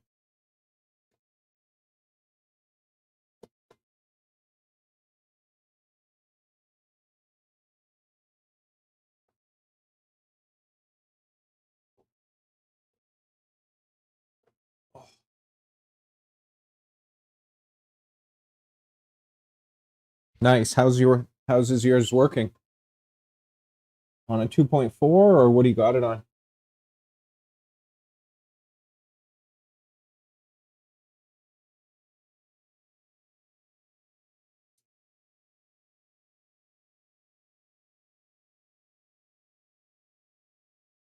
Do, do, do, do, do.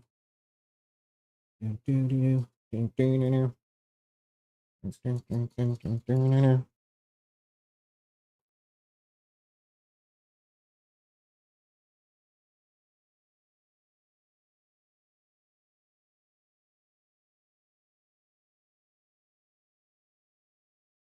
Juddering on very small advances, like when it respools. Like at the very end of the respool or during the whole respool? Like when it's unloading? Mm, mm, mm, mm.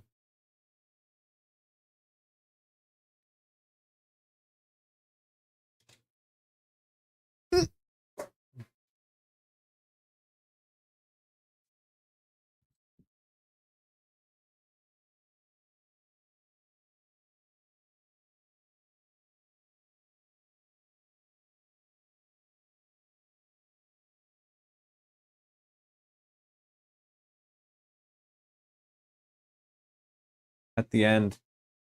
Mine does that. It does the small juddery movements every time. That what it's doing is the small juddery movements to get it back through the hub, but it's doing them small so that it doesn't miss the sensor reading or get a false sensor reading. It's supposed to do the small juddery movements at the end.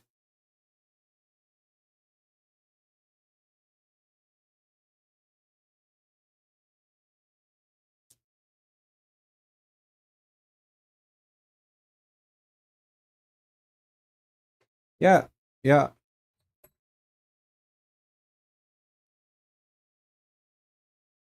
Maybe if I can get this, I should be able to get this hooked up within a few minutes, and then I'll show you.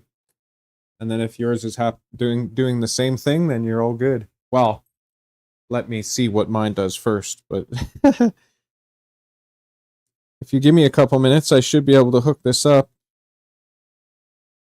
and then we can see together.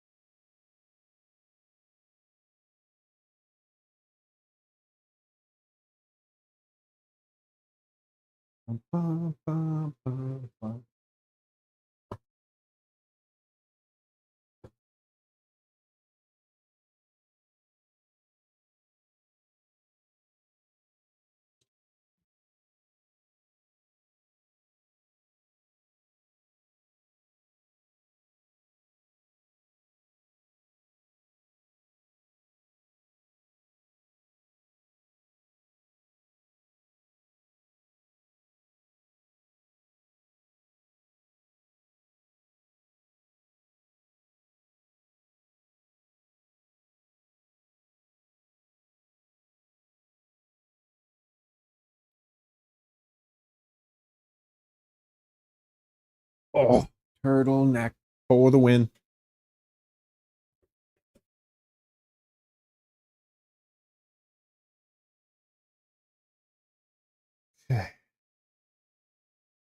In preparation for that,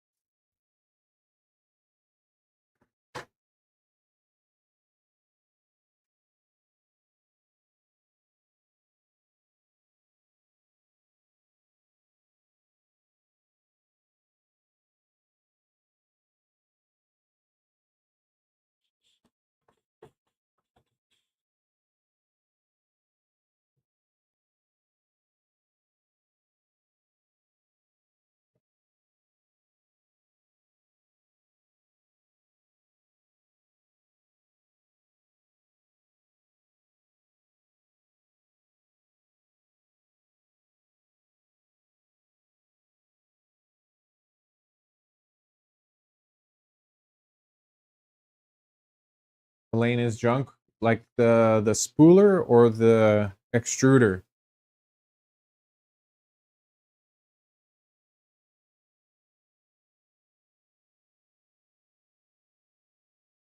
There's so many variables from when you put it in to when it hits the tool head.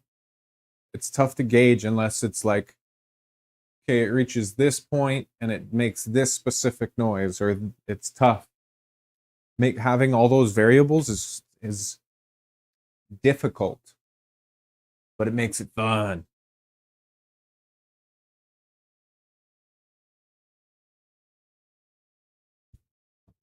Okay.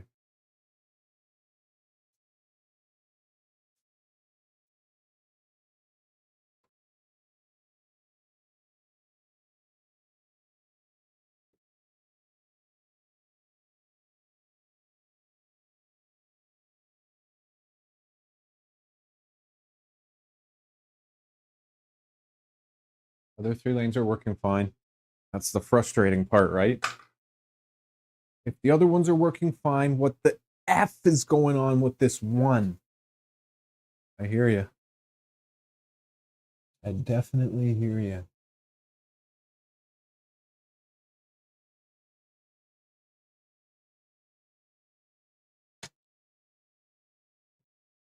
What was that?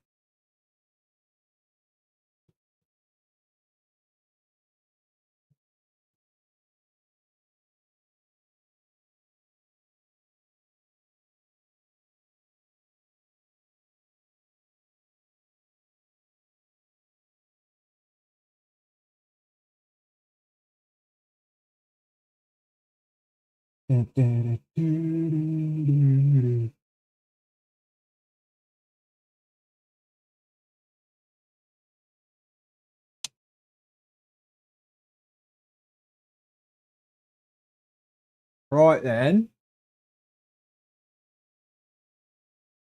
Got to go back to the computer, enable the AMC stuff, and do the whippersnap.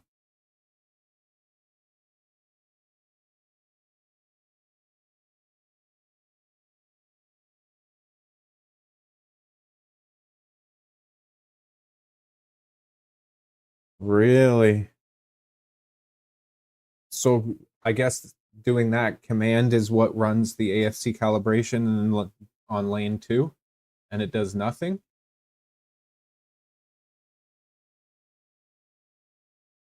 Doing nothing. That's weird.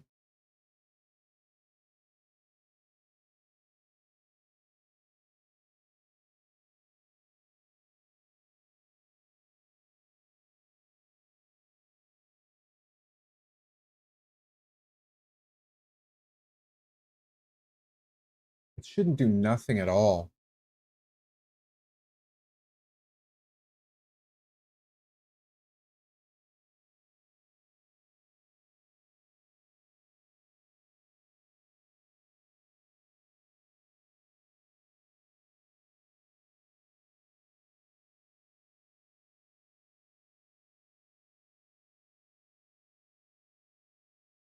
Uh-oh.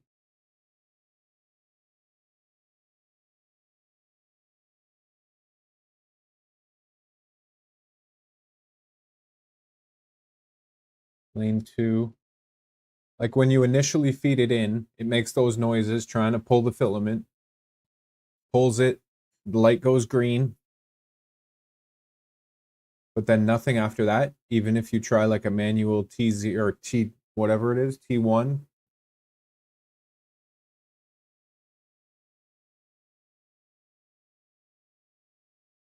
And what's the error that it shows? Hub error, or does it just show no error and does nothing?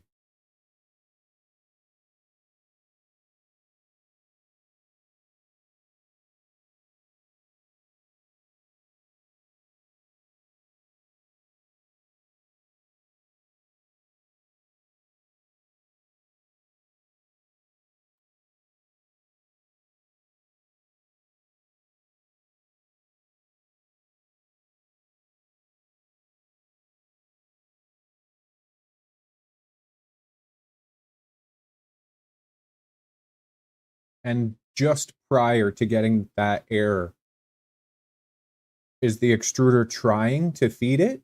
Like, are you actually hearing the motor trying to feed it?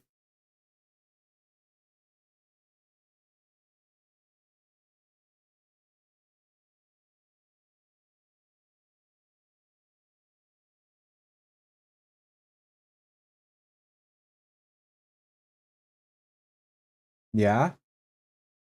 So maybe it's the squish screw adjustment in the extruder itself.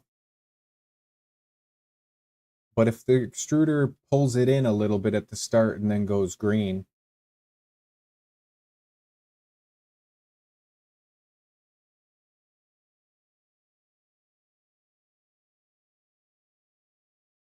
that's freaking weird.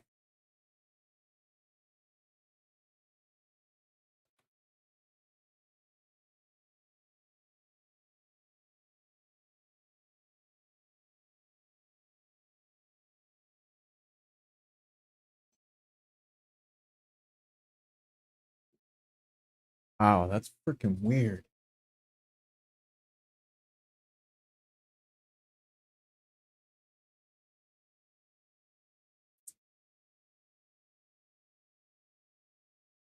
like, here.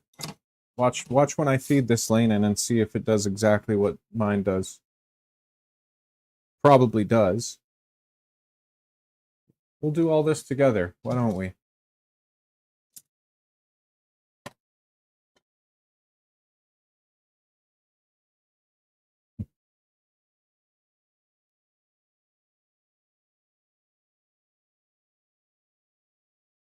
Where's the snippies?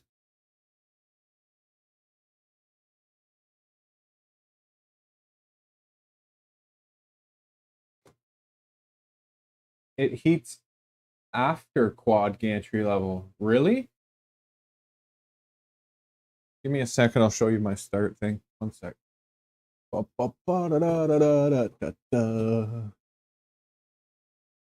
right. So when you press your trigger, it makes the noises, right? You can't hear it through my mic most likely, but it's like it's asking for the filament. What I usually it stopped. What I usually do, stop.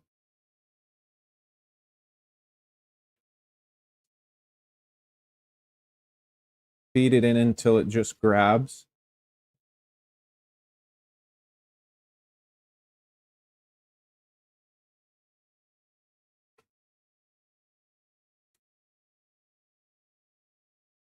And then it does its own thing and then goes green. And that means it's just before the hub.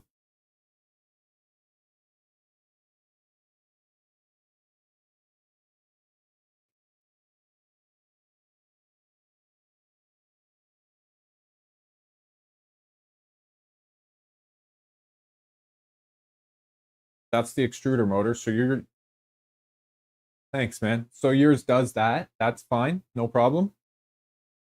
Still got to put the bottoms on here. Okay. Next step.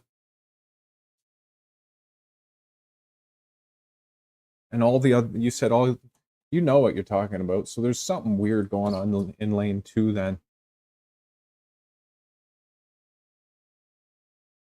But that error you're getting is all the way down at the tool head. That's not a hub error.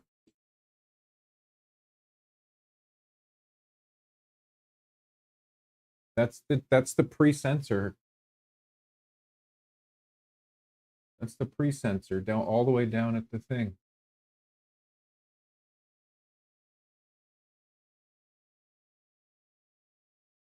And it sounds like the extruder is trying to work to get it there.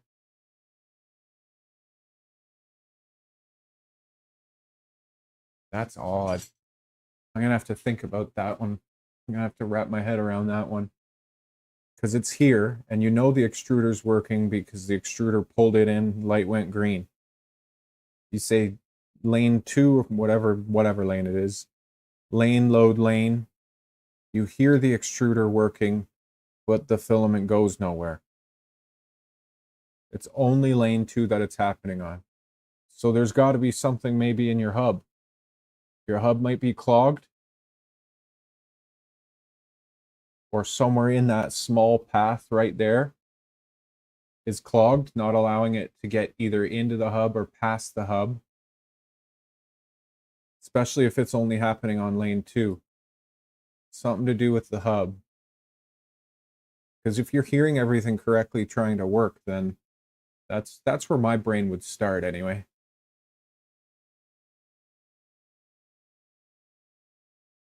It's already clear, already checked all that.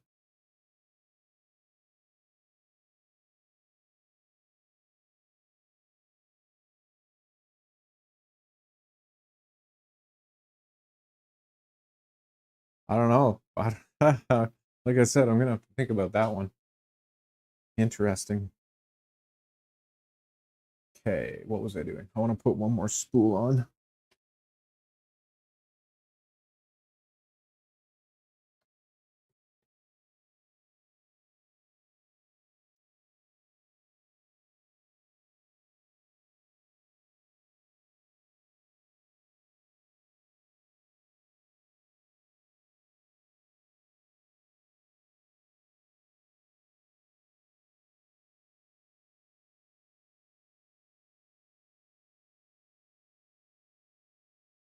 Green, green, green.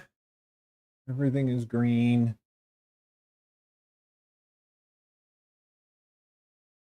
We'll bring this back.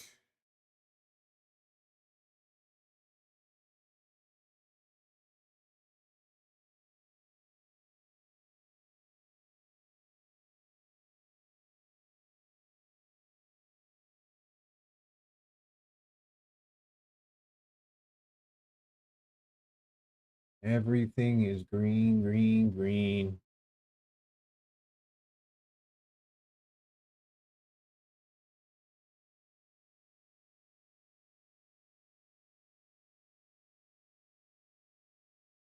Oh, really? How? Is that what you were trying to tell me before? What is it?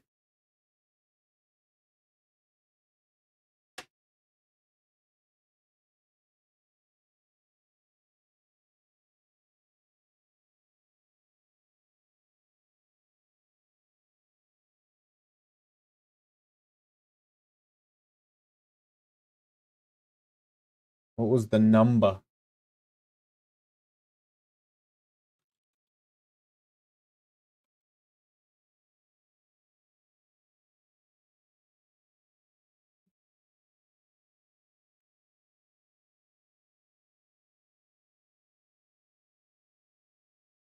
Oh, that one's cool too.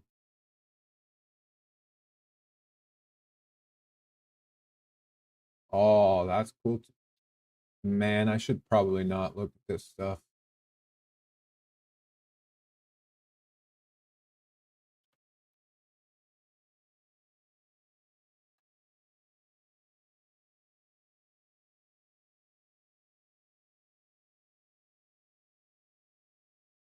Oh, those are cool.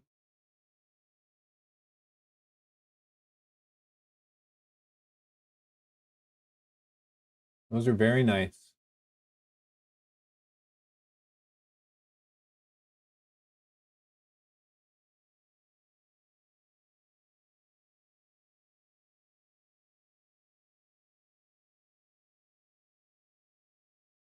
And that's the turtle. Man, those corner LEDs are awesome.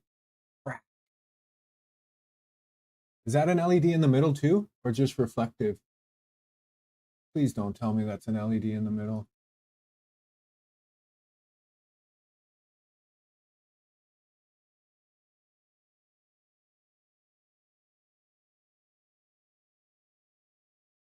I knew it.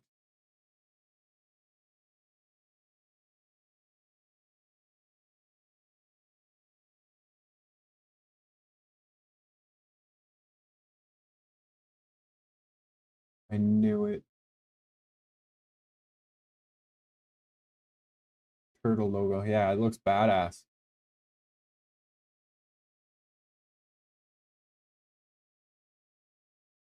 Very cool.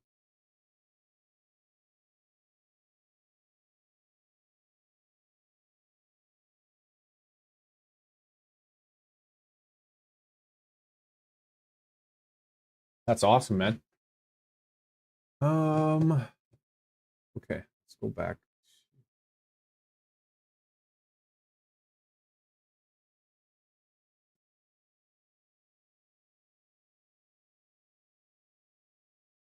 Yeah, that looks super cool.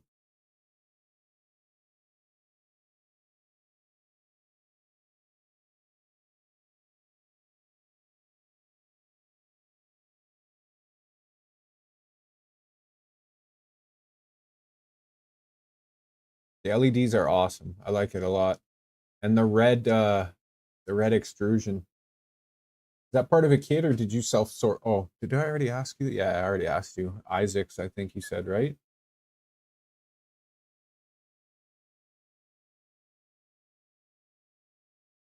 Okay. Back to what I was going to do over here. So let's heat her up and we'll try a tool change and see what we're working with.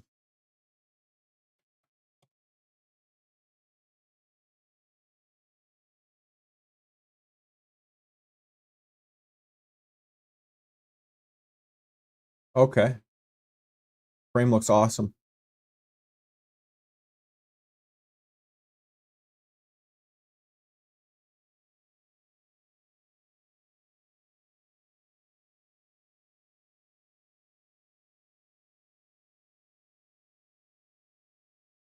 Loading.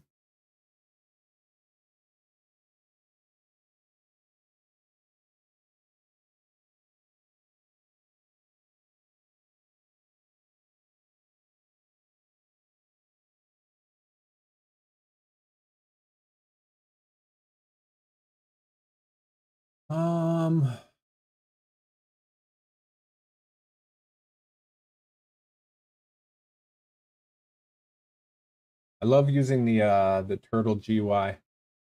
Let's throw in, let's just see lane 1 if it'll load or if everything explodes. Oh, I gotta do le home.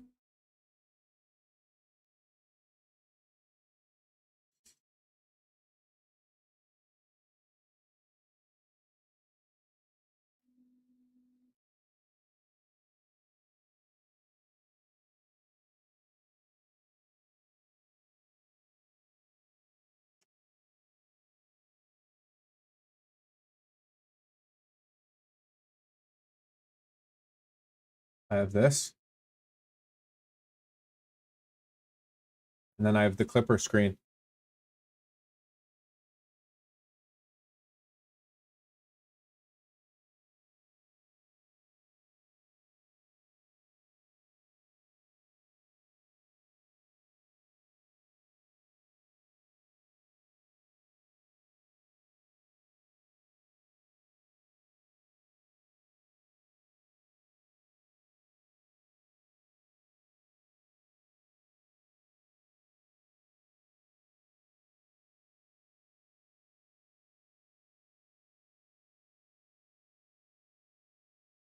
There we go.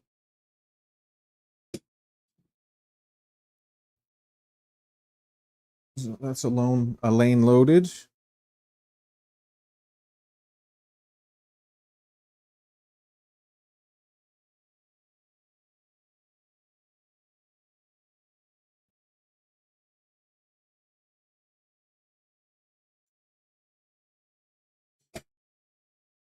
Let's see if it'll do a swap, shall we?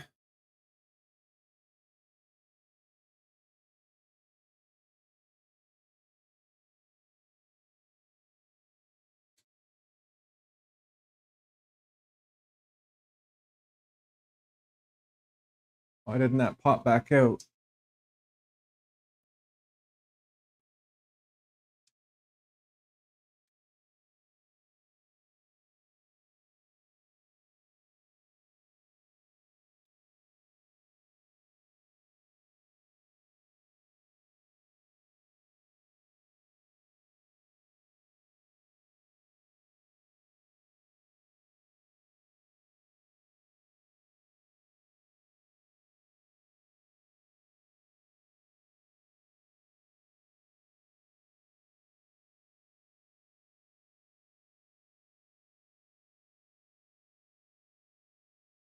Okay, so that's lane 2 loaded.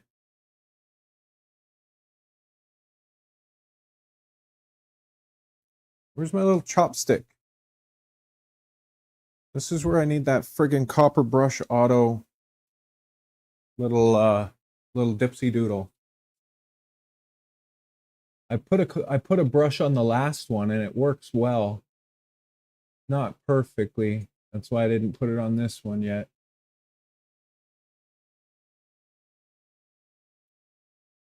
That frickin' servo copper brush would be amazing. I'm gonna look at it in user mods. Apparently there's a good one.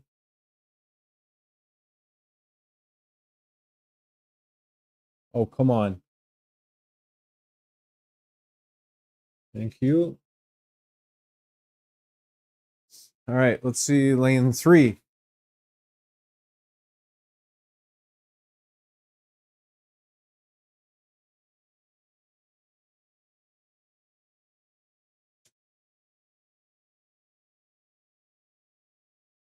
Why is that not popping out? I just had the frickin' thing apart yesterday. What did I do?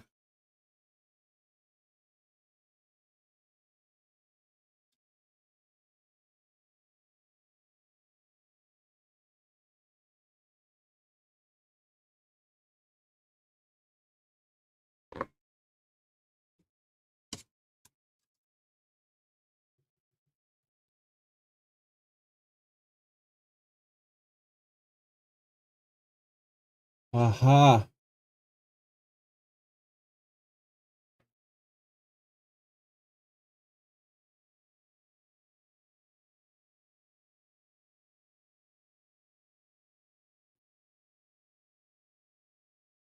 Okay, that's lane 3. I need to shorten that bolt just a touch.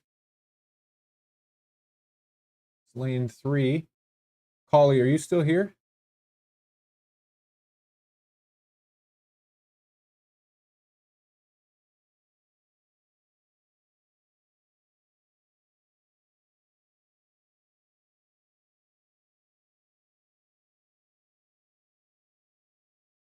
So those small movements when it's respooling and spooling, are you seeing anything like that on mine? Is it similar or no?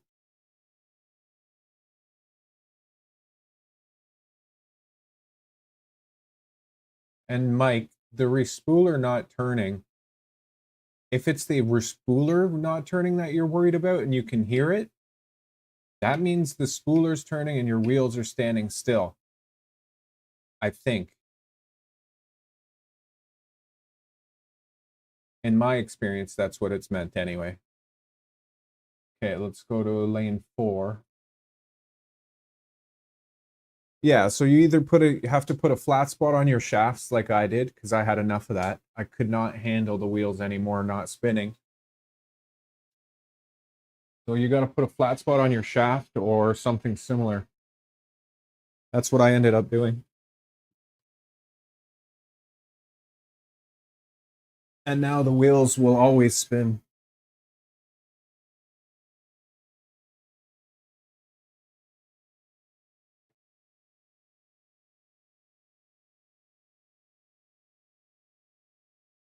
See, and that's why I have the guides. You see that frickin' thing trying to bounce around? It's because the spool's almost empty.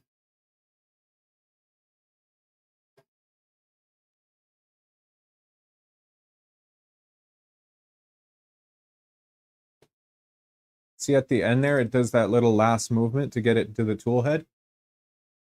But when it unloads, it does those small movements to get it back out of the hub.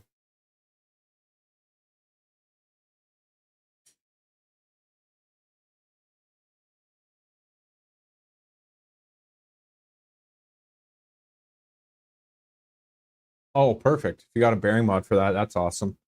So if your wheels are 100% spinning, then maybe the N20s, you're hearing them try and spin, but they're not, or they're getting overpowered.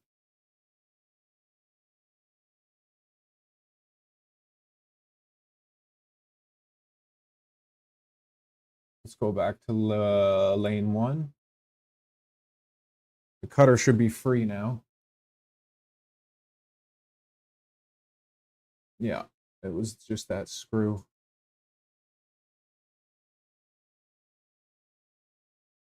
Oh, tell me more.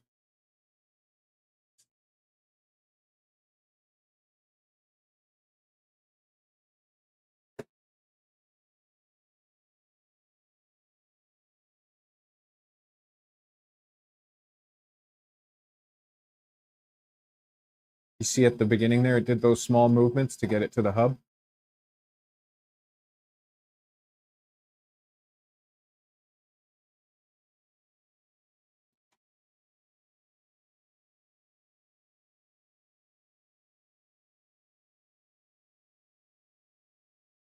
Oh, that one might screw up.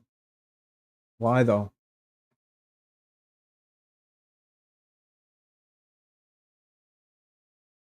Yeah, that one screwed up. It said it. What was the error? Let's see.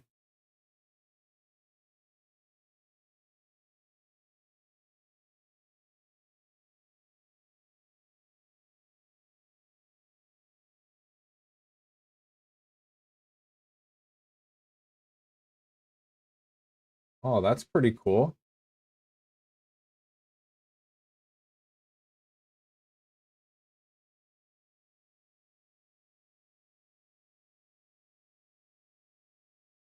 What was the error?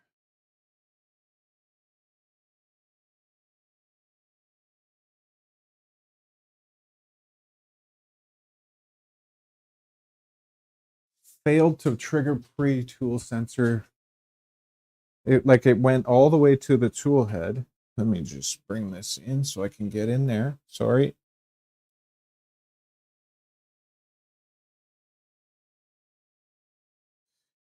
Let's see how far it actually got in. Is that enough for the sensor?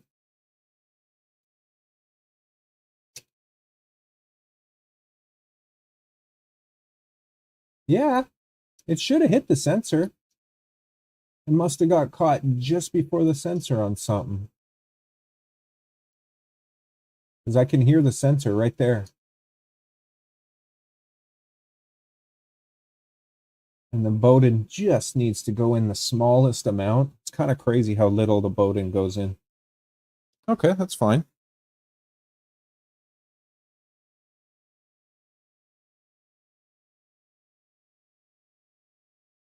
Let's bring this back now. Sorry, anybody car sick?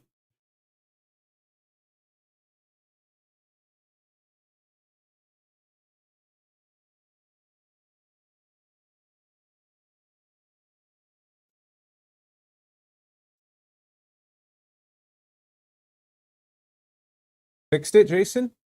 Nice. So the screw wasn't caught or anything?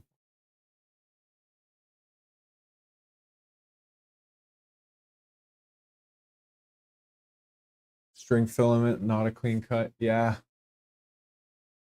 It looked pretty decent. Let me have another look, though. It's kind of snub, like snub, if that makes any sense. See, if you're like 1,000 tool changes deep and that happens, that sucks. That would suck. But a couple tool changes or just testing, it's not bad. But something like that could be extremely frustrating if you're in the middle of a print. In this situation, with the GUI, you can just mark the lane as loaded.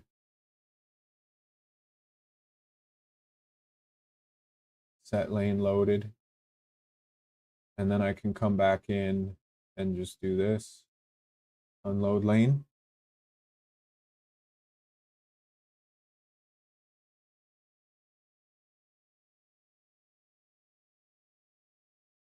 Did that not pop out again? Okay, it did.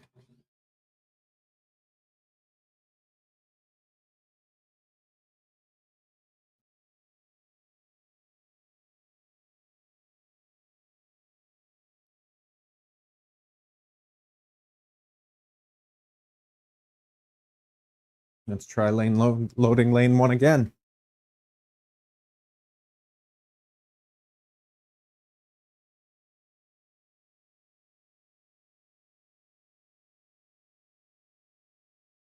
See those small movements at the beginning to get it to the hub? And then it goes.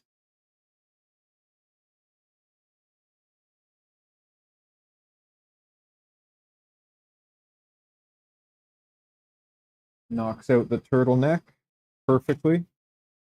That time it went in no problem. Actually, no, it didn't.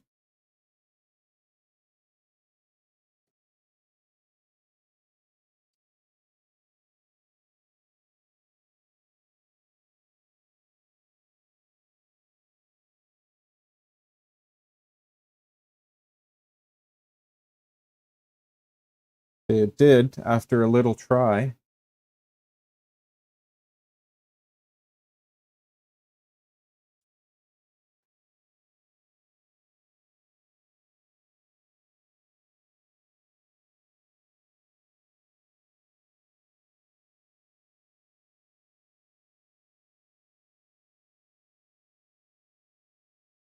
Yeah, there's probably a little piece of something in there.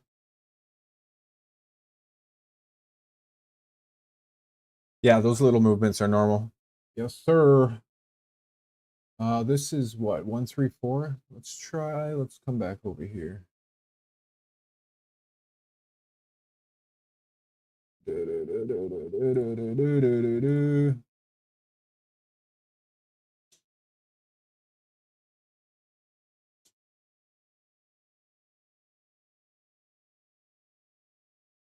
$1 million movement. You found stuck filament? Or you have stuck filament? Chicky, chicky, boom, boom.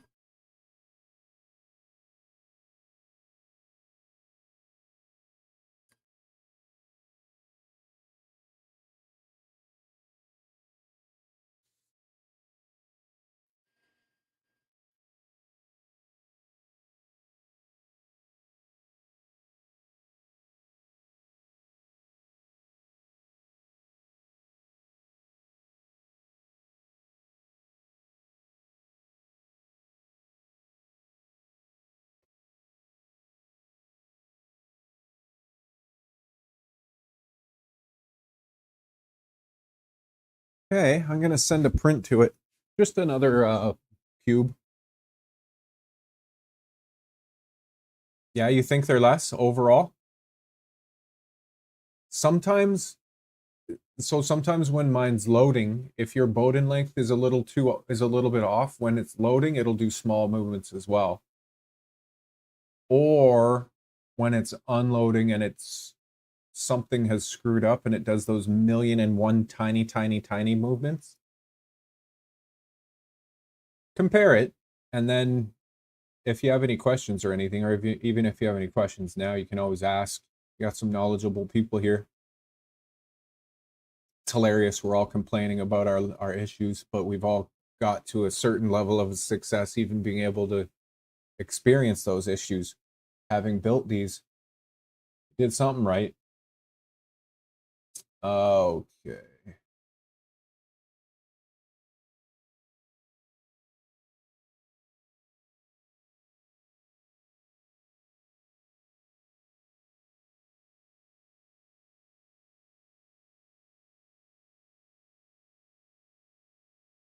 Didn't I already have one open for Moose? No. Oh yeah, I had to restart the computer. Moose.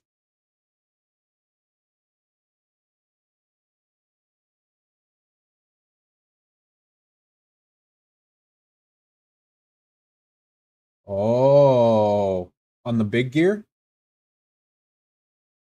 See, that is an interesting revelation that you came up with, because even that can allow mad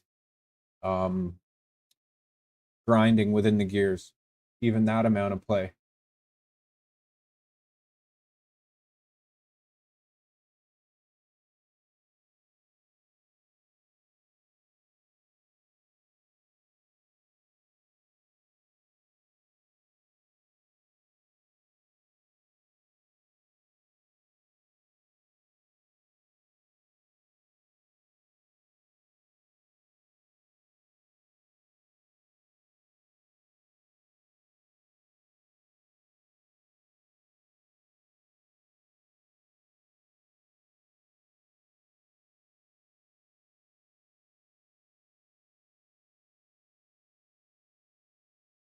Um,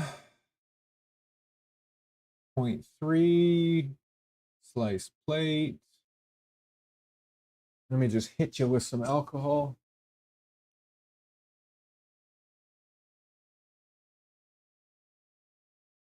Rubbing alcohol. Yeah.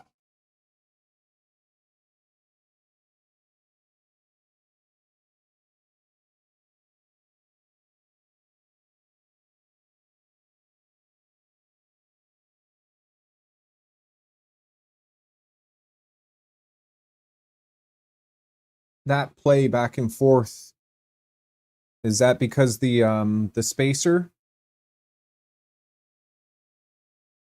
Is that because of the spacer, or is that because of the bearings? Ah, okay. Yeah, so I use soap and water every once in a while. I'll give them a good clean. But just for in between prints, I use I use that. Oh. I'm on Discord, yeah. On the Bluetooth, or I haven't started my own Discord for this yet. I will soon though. But I'm on the Armored Turtle Discord, and also the 10 Telescopes Discord. You probably.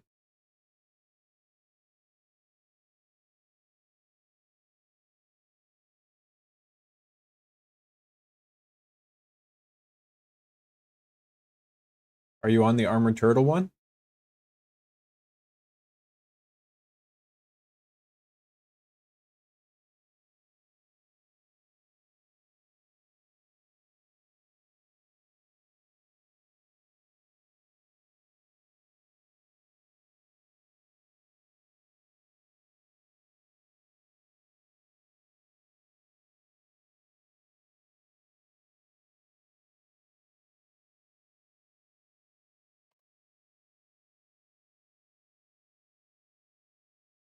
Ah, okay.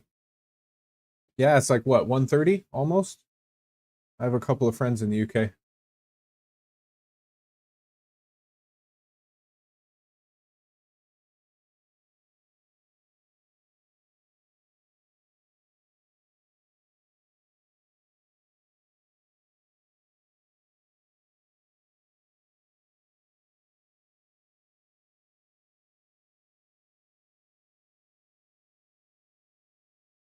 This is going to be funny if the box turtle just absolutely, I mean, I hope it feeds it plenty, but just because of how we had it set up to kind of overdrive. Because I thought it was the actual box turtle causing the under extrusion. We're going to see now. This should be interesting.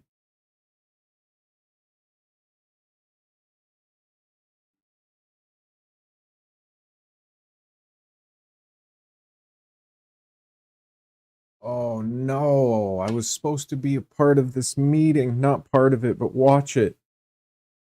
Oh.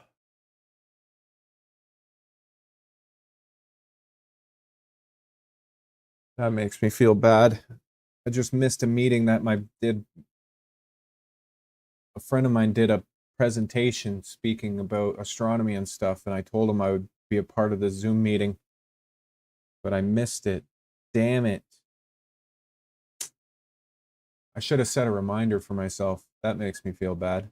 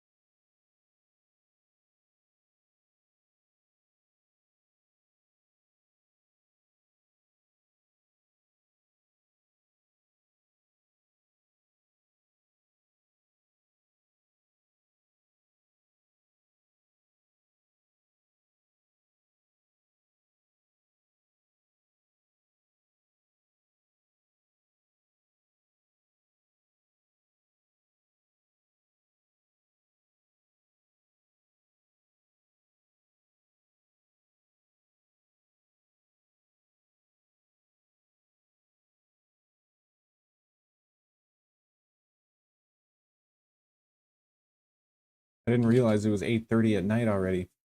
Oh, forks.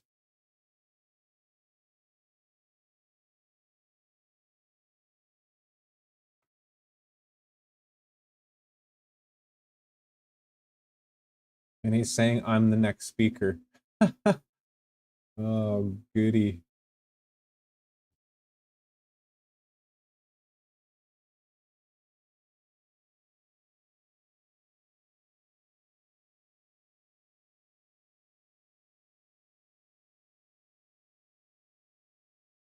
Dead Plow Hammer. That'll do it. That'll definitely do it. No more play perfect.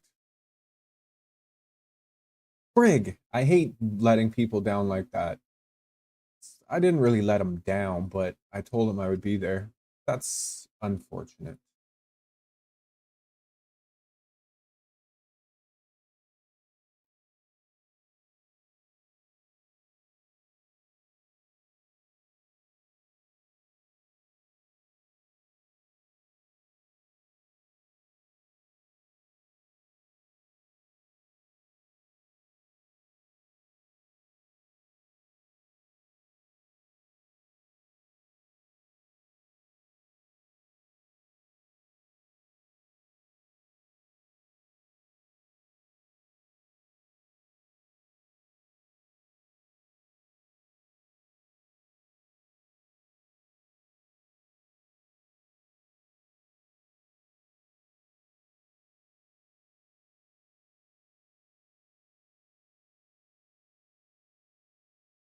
Ba, ba, ba, ba. That's a good question.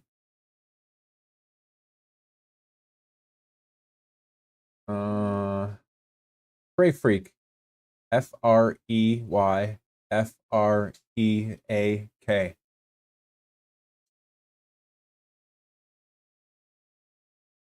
Frey Freak. Oh, look at that. Look at it go.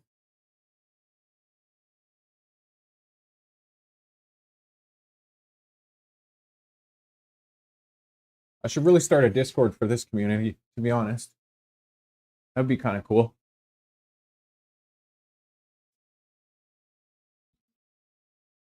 You better load.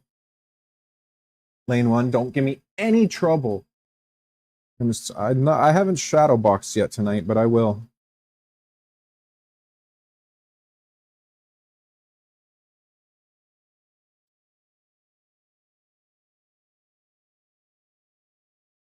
Okay, now it should preheat.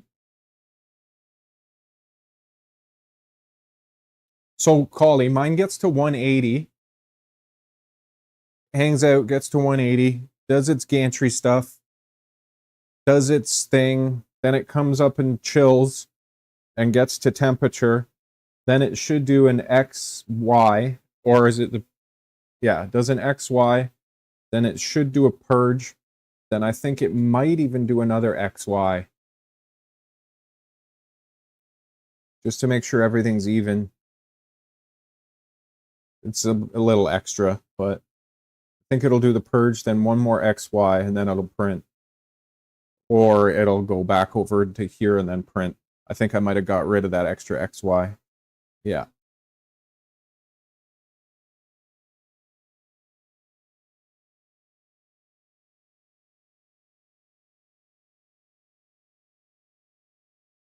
And I shouldn't really say mine. Brian's. This printer.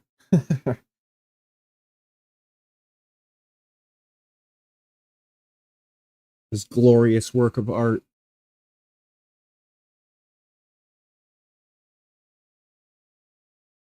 Like that noise, is that grinding?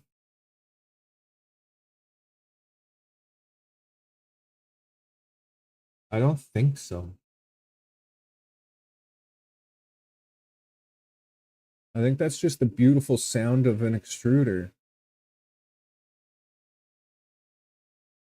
My Neptune makes kind of that mechanical, beautiful noise too. It's not like a mechanic, it's like a whine, like a motor whine.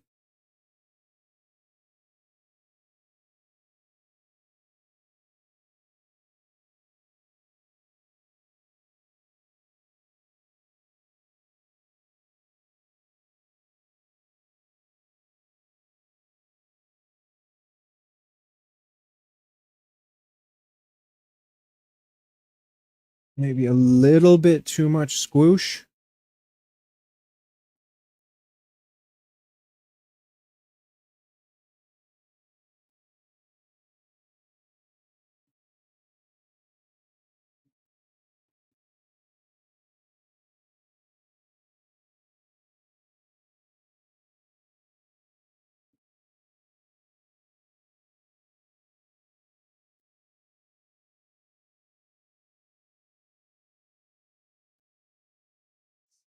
Bum, bum, bum, bum, bum.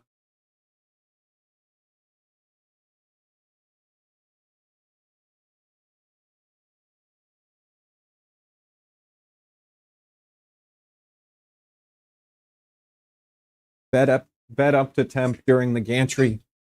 Yeah.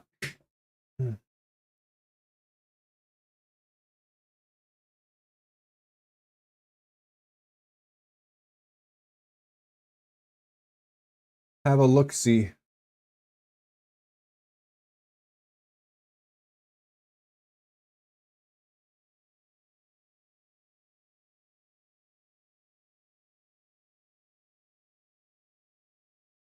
Nice. I'm back in action. There you go, Jason. Let's put it in production.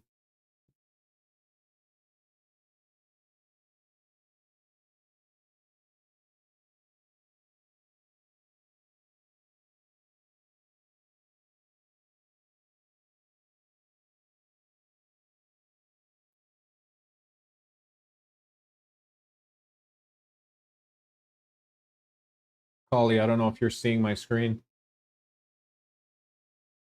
I'm going to use the little boy's room.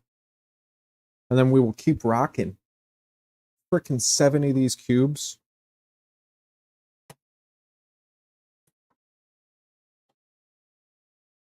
They're just so much faster than the Benchy. Well, not so much, but it's quicker.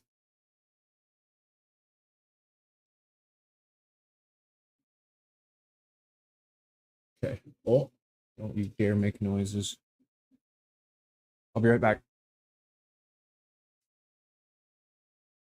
I'll let you guys watch this for a second. Ding!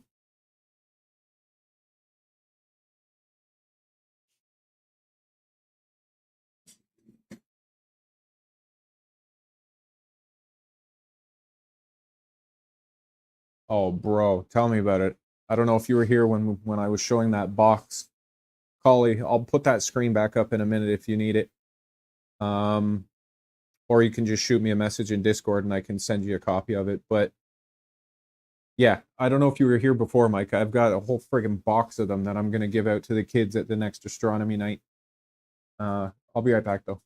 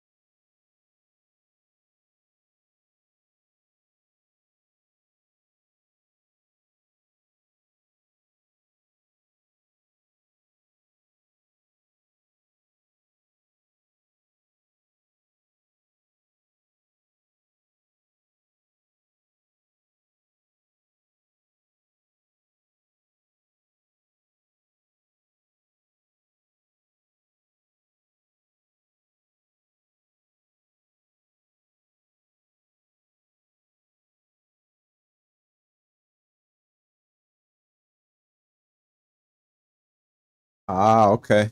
Yeah, that could always throw a loop into it. The orca, if it's not doing it correctly.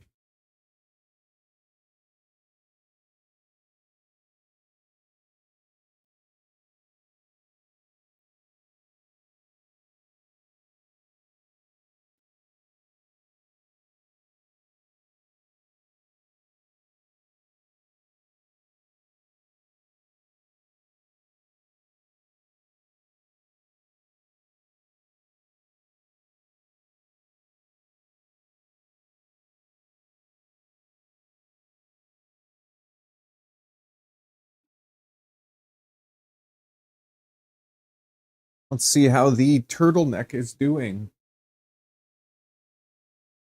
Right in the middle. Oh yeah, baby. Let me touch your turtleneck.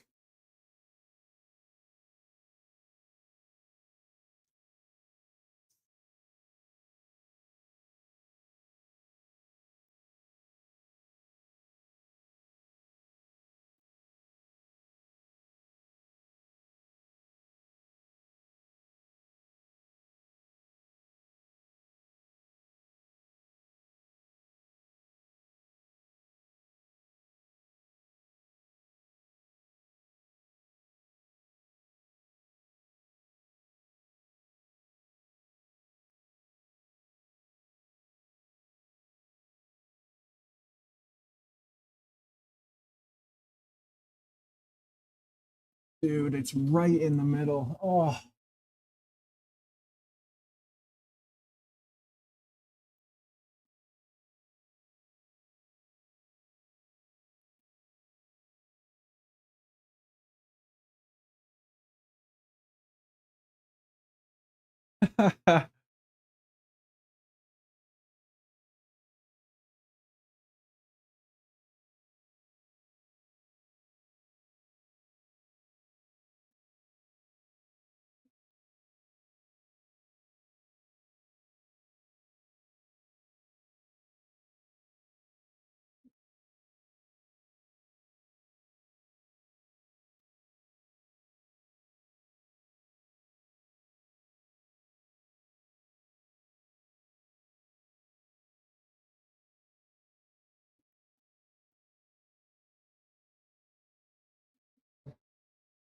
I don't know.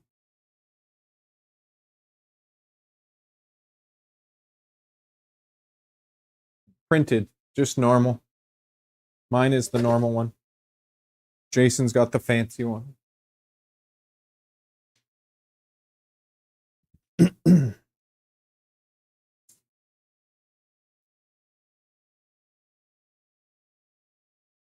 What about you, Mike?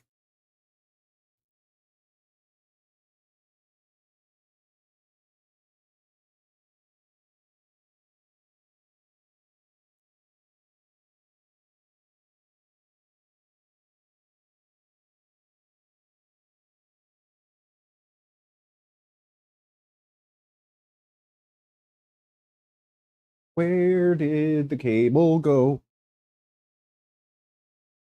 I guess I could just use this one. Eh, eh. Go lay down. That's enough, buddy. Time to chill out.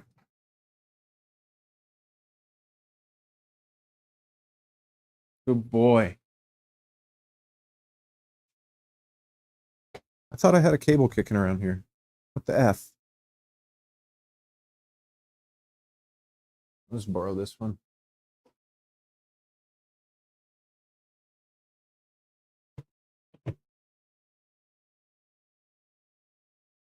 Lane 2 must be bad. You think the respooler is screwed? Hmm. Hmm.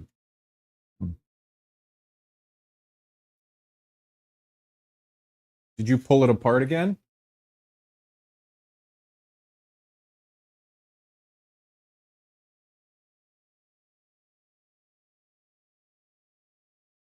I'll be honest with you, the respoolers were the bane of my existence when it came to this build. Just getting them nice and butter smooth. I'm trying to think of tips that I can give you.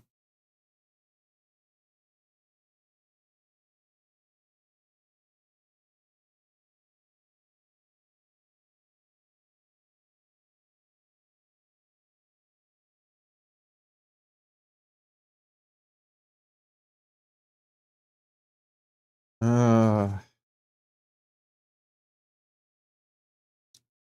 are you tightening one side before the other? Like, are you following their instructions? Because I didn't. I left the one side loose, got the shaft.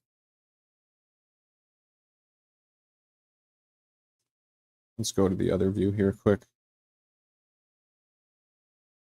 I left the sorry.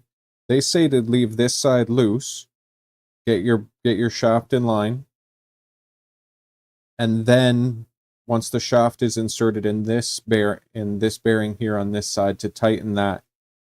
I still left it loose until I got this clamshell on and the LEDs in, and then I slowly tightened them back and forth as it brought them together, and I made sure to keep this shaft super super free. It's difficult. Like, it's super difficult. And that's why I can see that's the number one complaint or number one issue as far as this entire build is these respoolers. And the extruder, but I don't know. The extruder is fairly straightforward.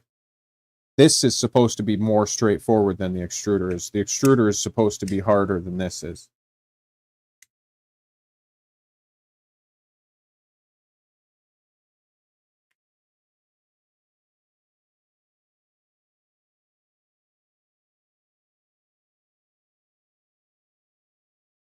You get no wheel spin at all on lane 2, that's a bad motor for sure. Your N20 is shot. Or you have a gear that's spinning on the shaft of the N20. If you're getting no wheel spin on that lane, that's why I needed to get myself a bench tester. I needed it. I can't handle not having the bench tester, because assembling the entire thing and then having one lane be bad because one tiny motor doesn't work, oh my gosh, that made me so mad to start. Not too many things make me actually angry, and that was one of them, because I was like, this build, I went through this whole thing just to find out that one motor might be bad. In my situation it wasn't, but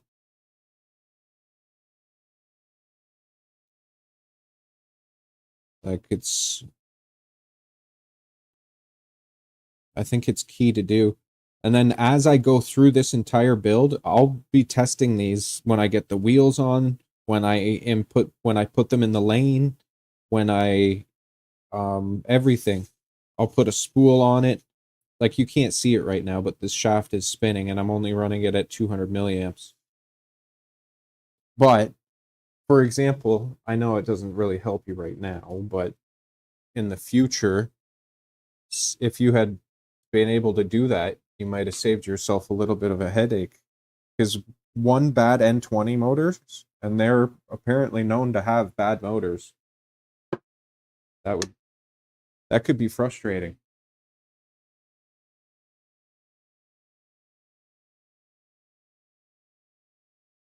Yeah, the extruders are easy. I agree. I agree with you for sure. This respooler was not easy. And well, it's easy to assemble and everything, but the tuning of it is just, once you get the hang of it though, you have no way of testing the motor. You don't have a 6-volt battery? You don't have a 6-volt battery kicking around in a smoke detector or something?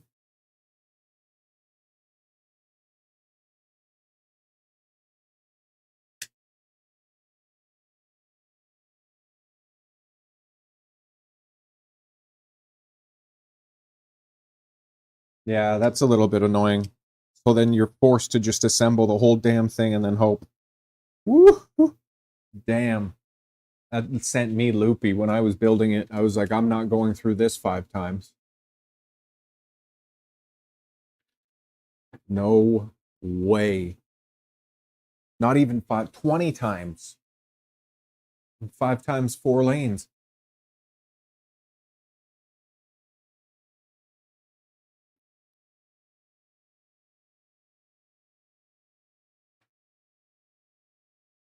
Oh, that's a 9 volt? Damn it.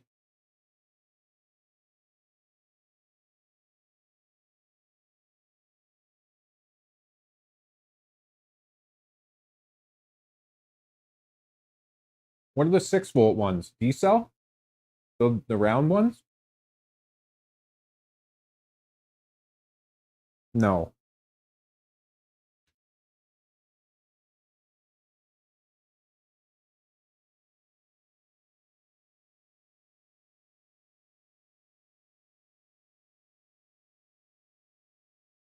What voltage is this?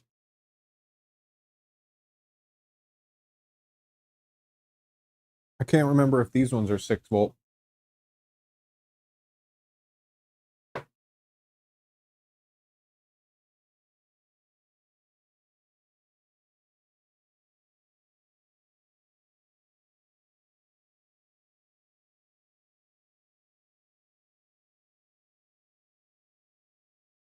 Oh, okay. That's helpful, having a spare motor. That's helpful for sure.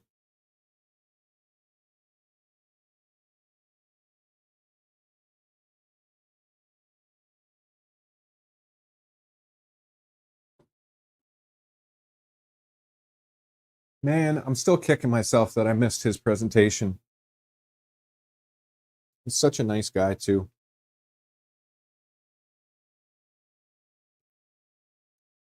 Oh, well, next time. Okay. We got Moose printing. We got Nova looking at me weird. We got a big pink octopus on the printer. And we're just having a great friggin' time.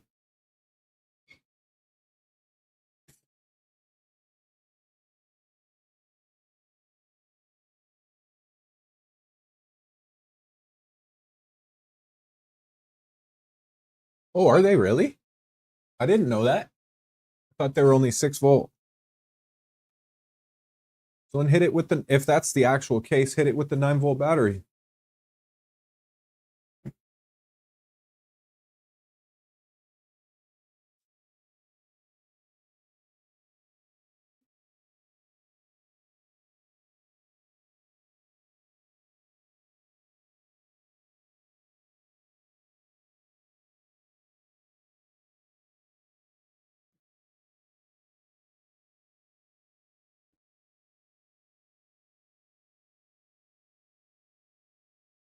Sweet.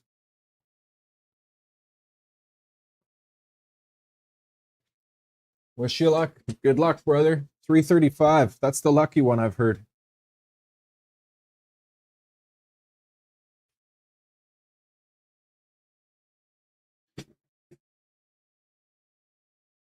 That's awesome.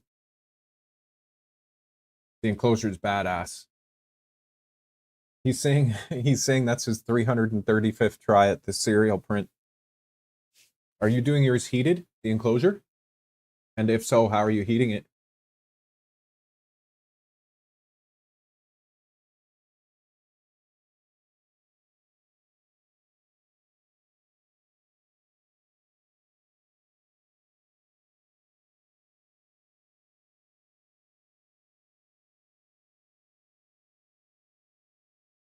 Poly dryer?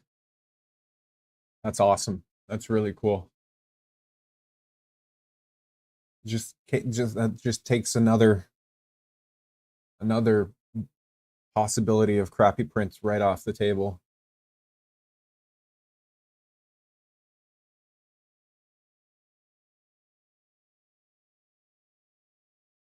Yeah, the Reaper. I knew Steve was building the Reaper. That's so cool.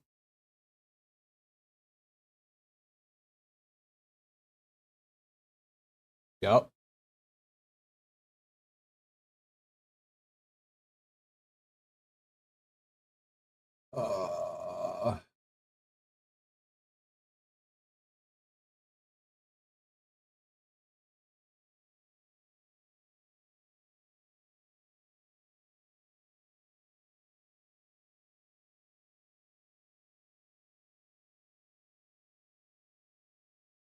Dun, dun, dun, dun, dun.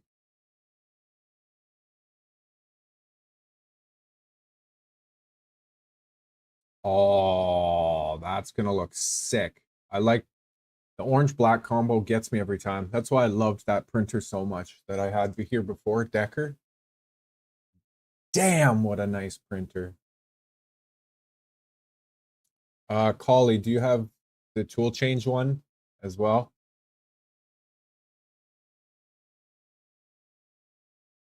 Jack the Reaper. That's sweet.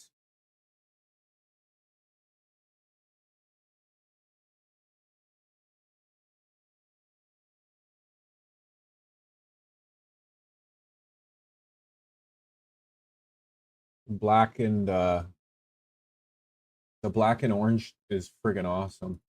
I don't know, were you here? You were probably not here when I was working on this one, but the black and orange is the first one that I did. Decker. Decker. Now we've got Moose and Nova here. Next is going to be Triumph on the left there, which is a 1.8, I'm being told. So that'll be interesting. I have no idea how that's going to change this process, but that'll be fun. So Triumph will be next. And then the last one will be the end, at the end there, Ivy. And I think I'm going to hold on to Ivy and the box turtle so I can build my own Voron 2.4. That's going to hang out with me for the rest of time.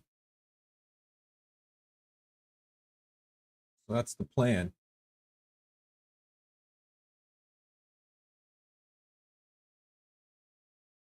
Just punch it in the head one time. So quick.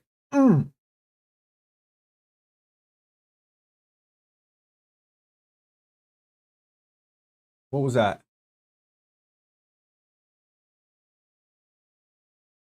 Deadpool and Deadpool Jr. That's amazing.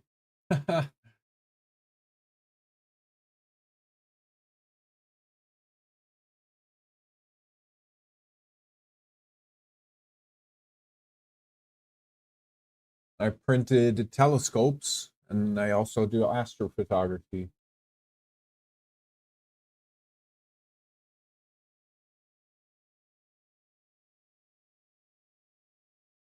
Pretty neat. What are you refusing to retract now? Like at all?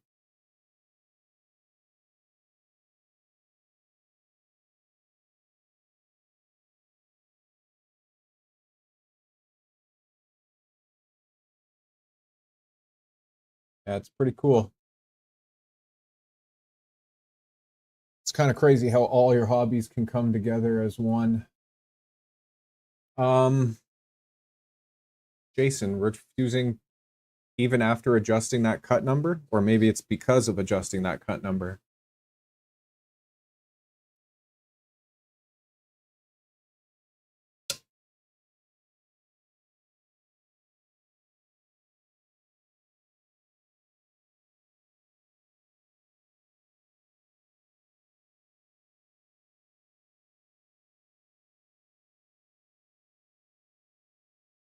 Wow.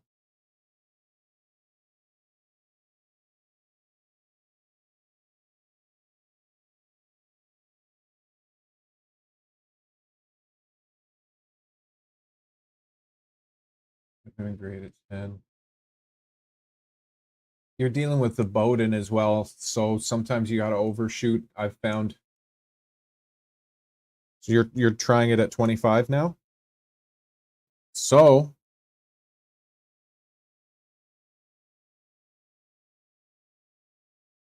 would you look at this?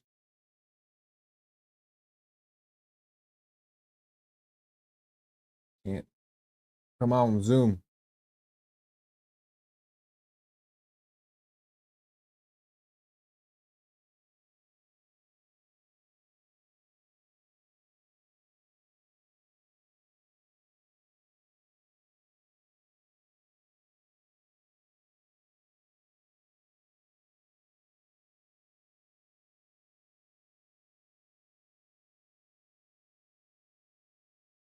Wow.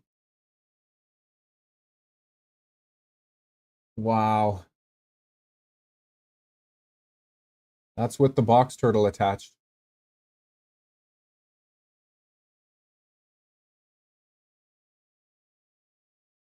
Wow.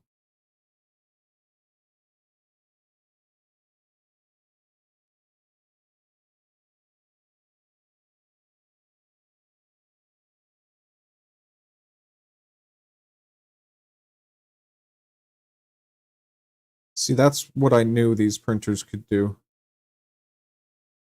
Wow, man.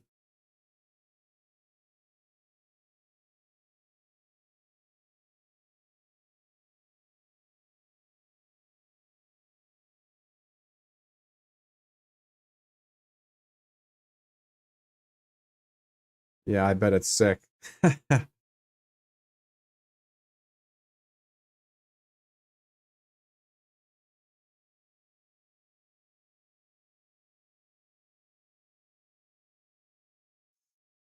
Jason, you went from 10 to 20 or to 25? Hopefully not. Hopefully 25 isn't too much, but you can bounce around in there.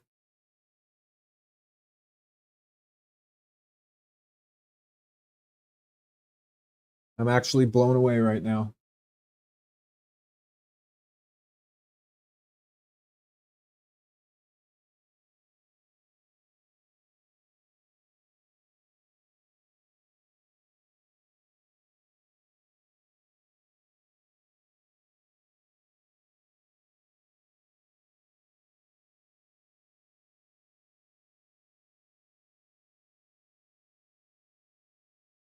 Okay.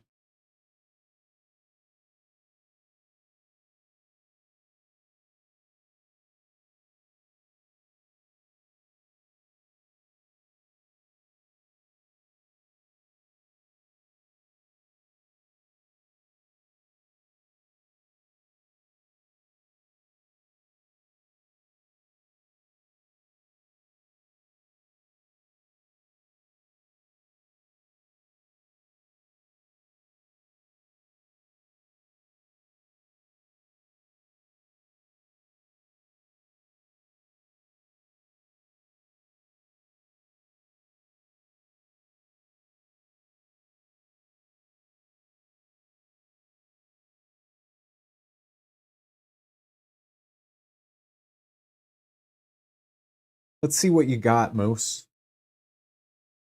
Okay? You've already done the serial print. You got nothing to prove now. Let's just get back into a groove, okay? This is beautiful. Let's just keep those vibes.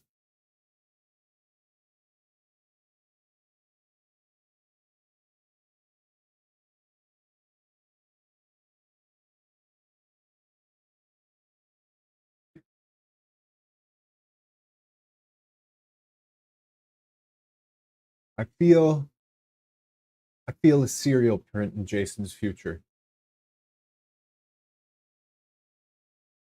Thanks, man.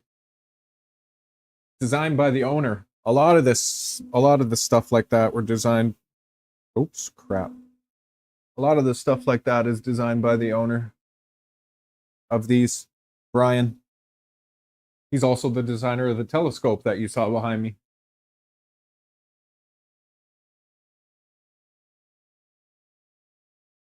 If you hit me up in the Discord, I could probably get the STLs for it. A lot of people have asked for the STLs for the doors too.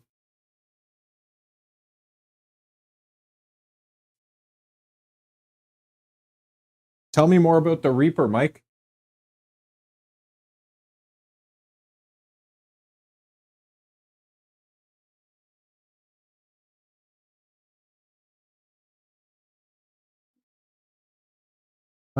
I am really proud of this one.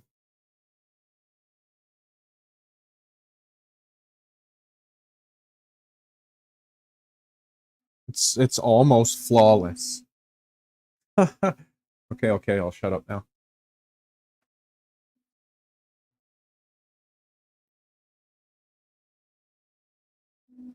Oh crap.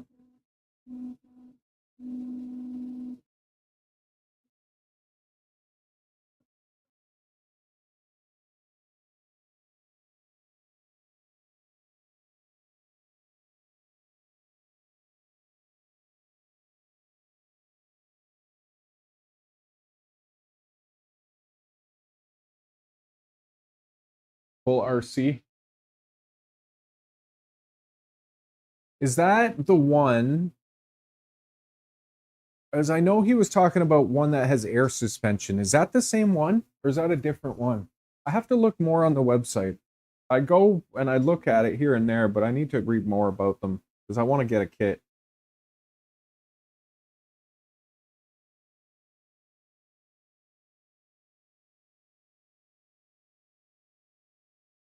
Oh, nozzle cam, that's sick. The clacky door. I like the clacky door. It's like a classy door. These ones are more like in your face, badass FU door. The Doom Cube door. Doom door. And it's tough for a lot of people to print them because they were printed on a 600 by 600 by 650 printer.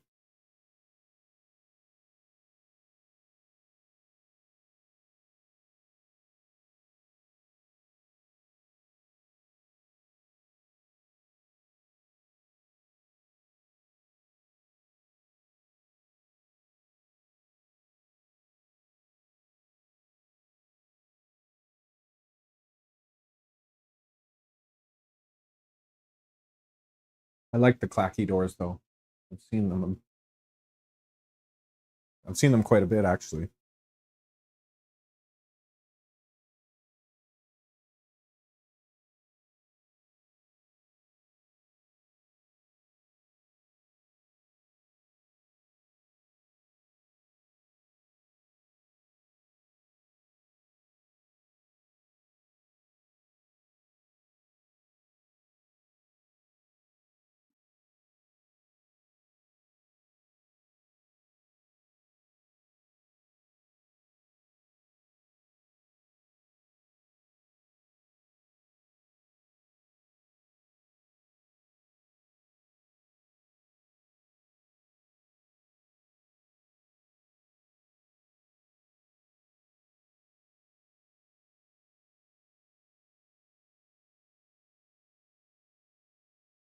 Clacky?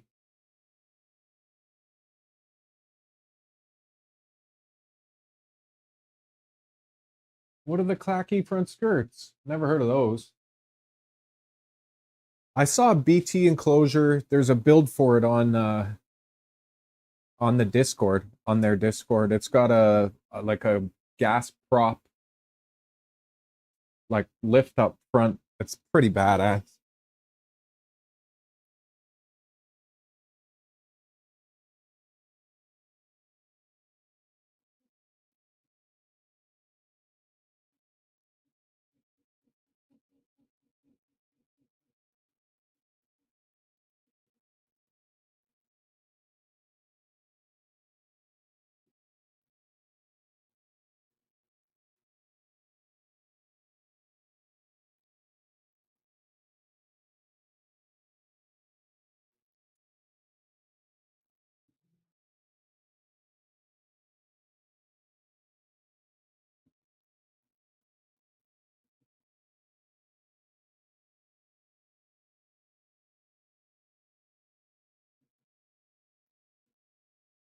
How are we looking on the turtle?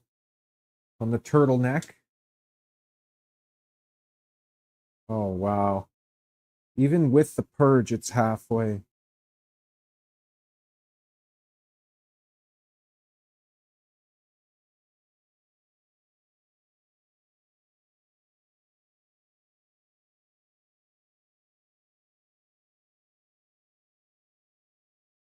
There you go.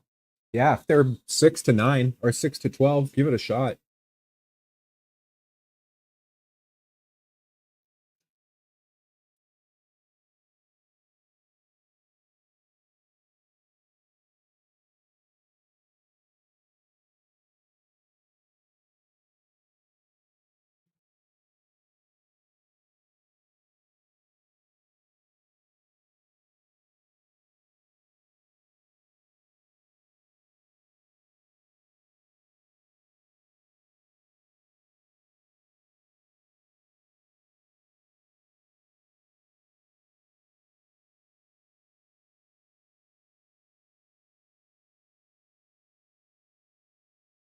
The TPU octopus.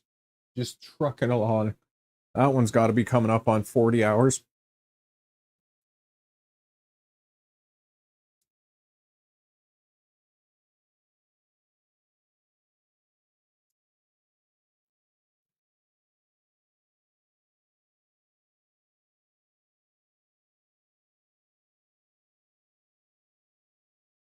Okay, that's rocking and rolling.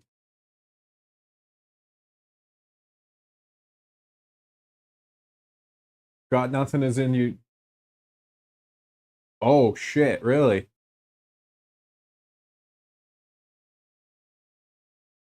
So the motor is pooched.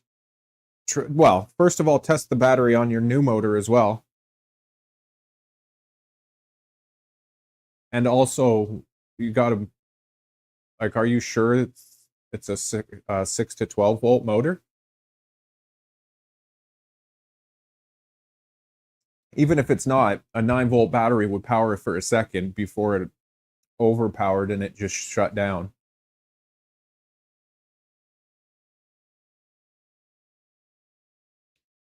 Interesting.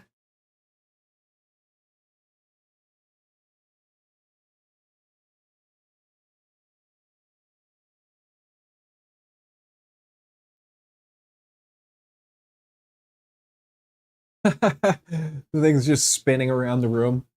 Yes, I did. I got something.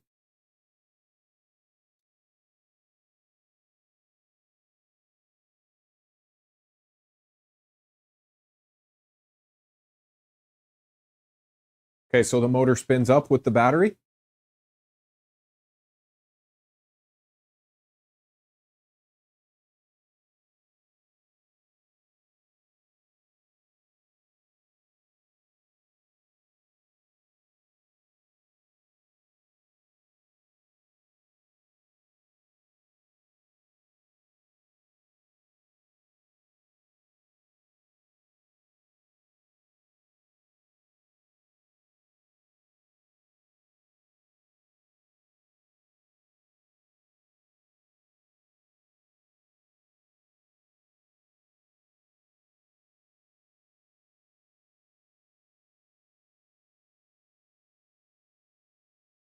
Yeah, because the 9-volt likely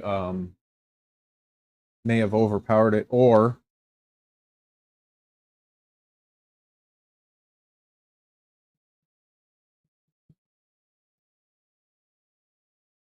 hmm,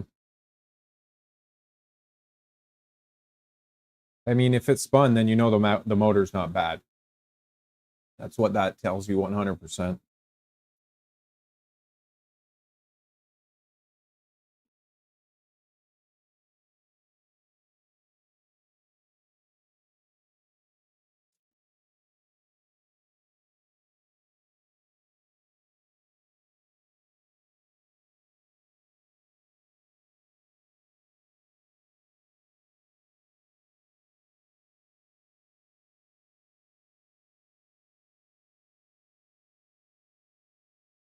This is honestly where a bench tester comes in handy. I wonder what amperage comes out of that battery. Um, like it's good that you saw the motor spin up, so you know the motor's good. But what amperage did it take to spin that motor up? What could you try next?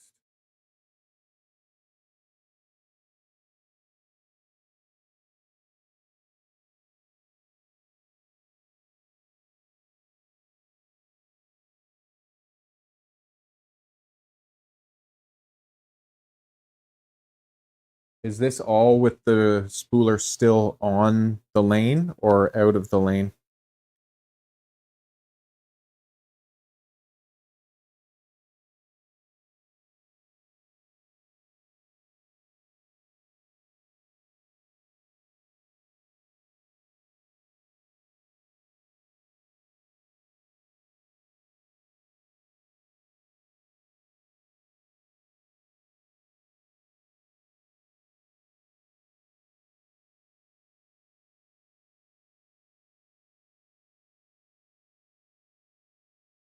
Because if it's still in the lane, I would suggest maybe putting a spool of filament on and then trying the battery and seeing if the spool of filament spins.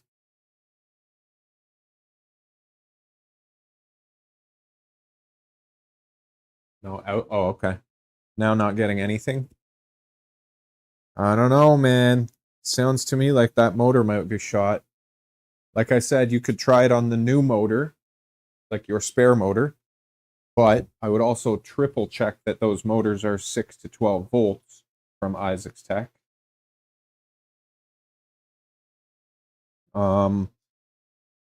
But that would be my next suggestion, is try that battery on the new motor. If the new motor spins up, then you've got a crappy motor.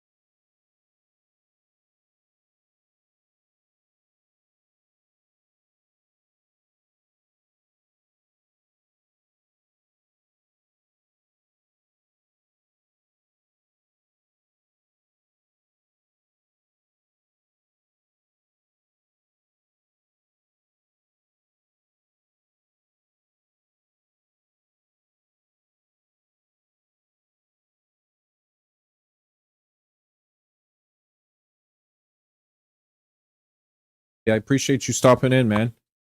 I'll probably see you in Discord at some point, but catch you next time.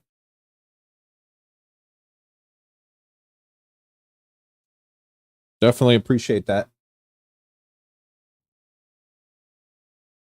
Hopefully you get it all sorted out.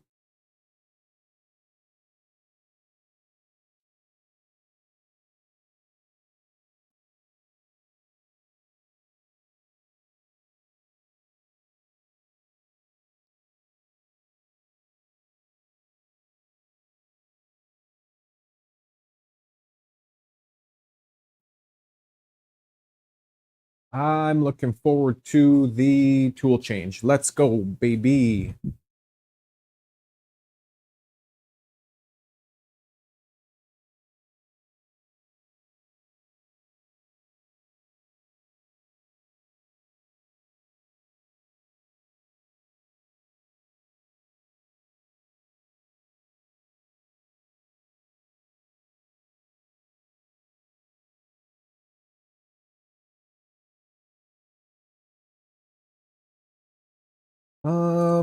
Nova, you want to try and print something?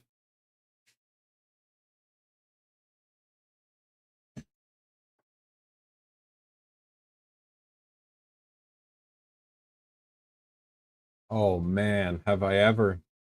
Well, actually, I shouldn't say that. I've seen it and read briefly about it. I want to read a lot more about it. But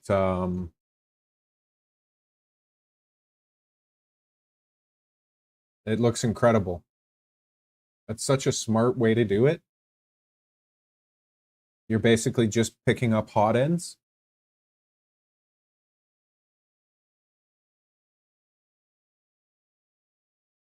I think that's how it works, right? Right?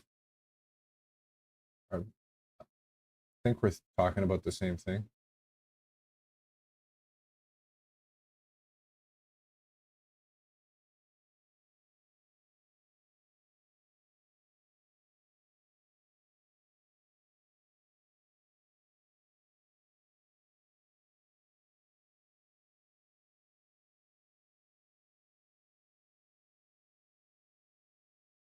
Yeah.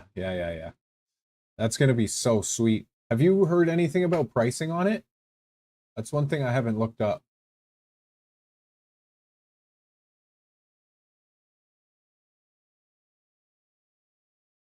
Oh my goodness, both of the Vorons are moving again.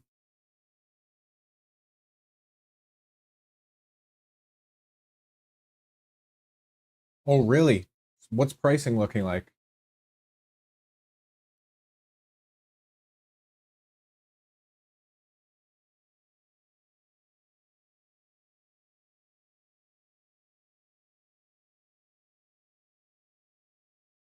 That's it?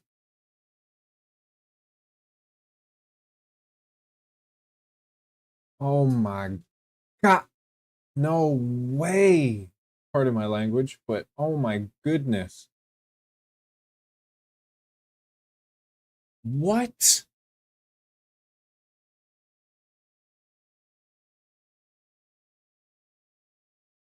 That pricing doesn't even seem real. How?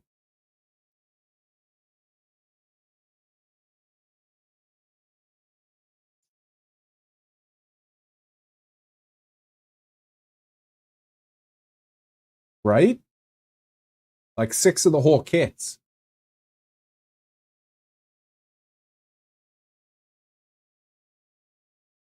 I wouldn't be surprised if you're being serious either.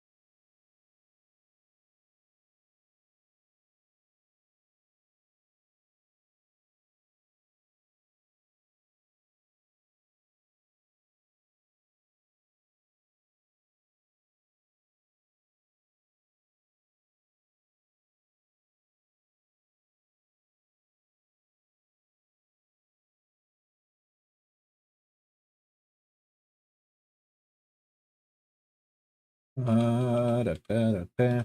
When is the actual release date on that bad boy?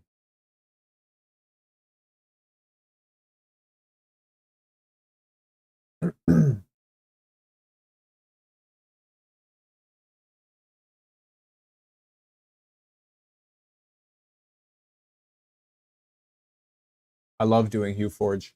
I do it quite a bit. I actually do it quite a bit.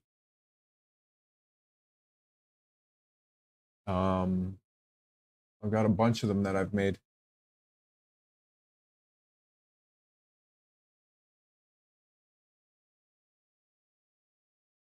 This one was pretty cool.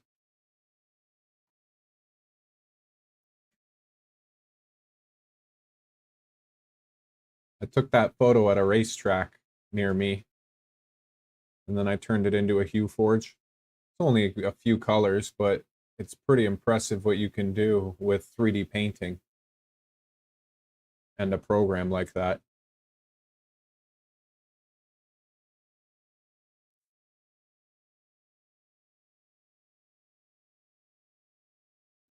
You hate typing? I hear you.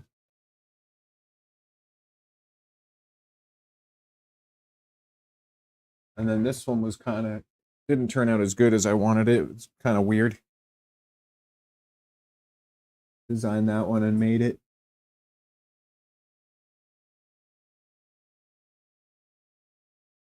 And then a bunch of other ones that I've given away. Oh, I did one for Mother's Day too. I haven't even seen my mom yet since Mother's Day. This one turned out pretty good. Designed that one and did it.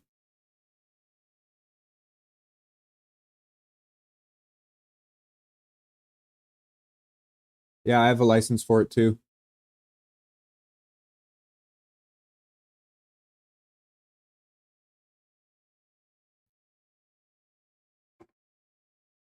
I mean, it's not for what you get, it's not very expensive.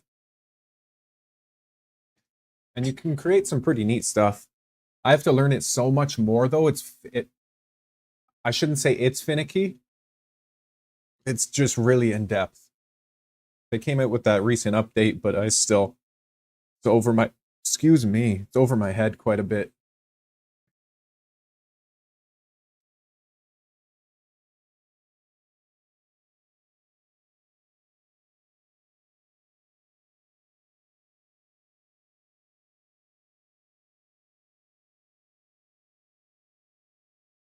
No, I wasn't able to get a TD1, but I've actually spoken to the guy. I shouldn't say but. I've spoken to the guy who actually made the TD1 in the Armored Turtle server a couple times in the live builds chats. I've had a good talk with him. I wasn't able to get a TD1. And the TD1S, I'm trying to see who I can get a pre-order from or something like that. I don't know. If I can get one, I will. From who? Big Tree Tech? They're on right now, they are? I'll have to have a look at that later.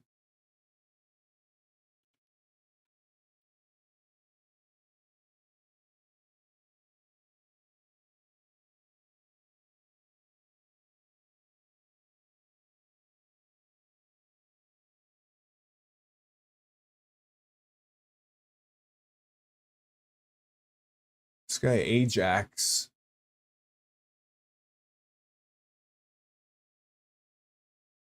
Where? I don't see a link anywhere for it though.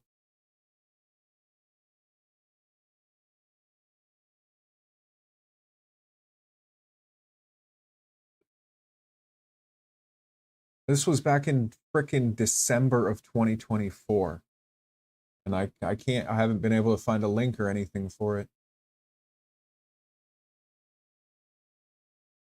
BIQU. I know they had it. Do they still have it? They have it for pre-order too. BIQU. It looks awesome. It's going to be cool. And they're talking about integration with the Bluetooth. I mean Bluetooth. With the box turtle.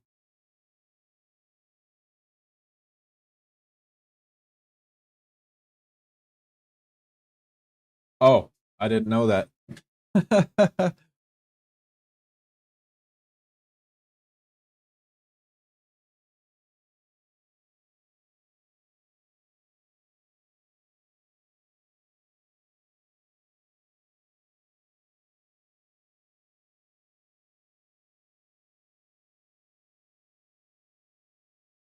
That's funny. Dude. I can't even print a cube with Nova. Mm, mm, mm. First shadow box of the night. Mm, mm.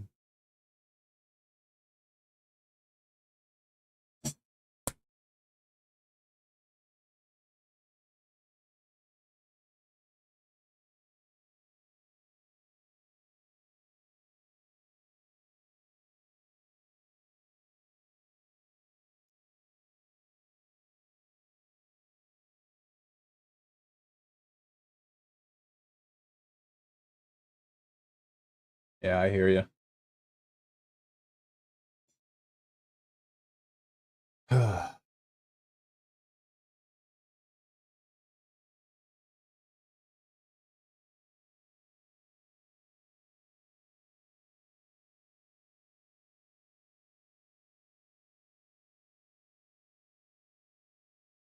Mike, did you say you ordered a bench tester? You will not regret it, my friend. You will not regret it. That's a good call. Did you get one similar to the one that I showed you? I'll put you over here real quick. This energy drinking is going right through me.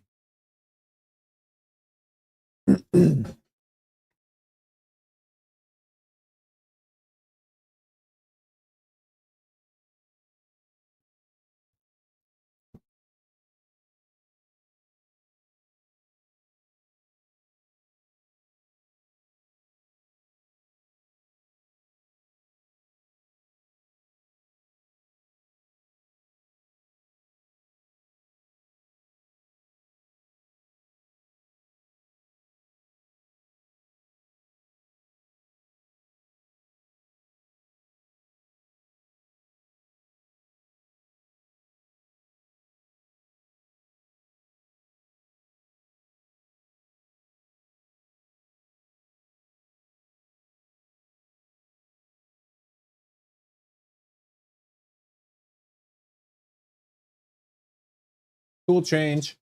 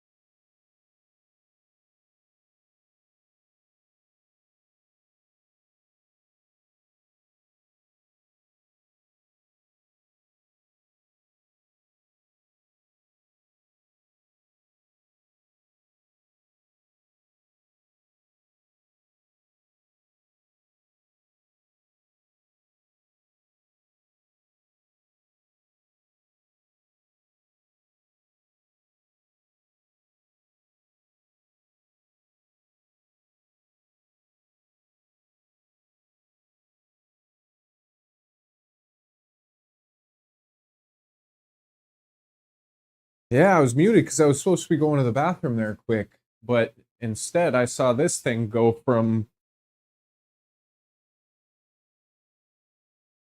making the tool change. Instead of tool changing and going to the purge, it went from tool change to the print location, and then like not even starting to print properly. It kind of smacked into the top of it a little bit, and then it was like it tried to go over to the... Wait a second. After tool changes, why does it go to the middle?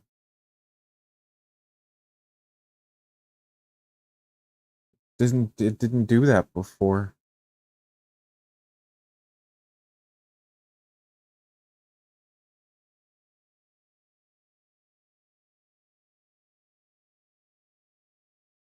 It's like after the tool change, it tried to go to the middle, do its little hop, and then go to the purge. But it didn't do that previous to the update.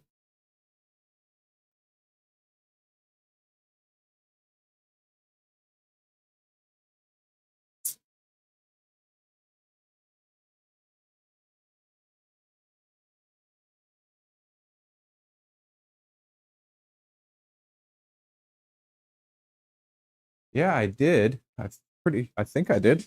I'll have a look. I'll have a look in a minute.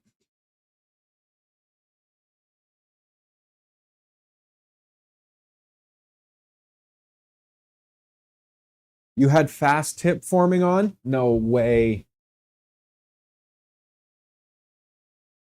Yeah, that'll definitely have something to do with it. That's funny. Sometimes it's something silly like that. It's actually nice when it's something silly.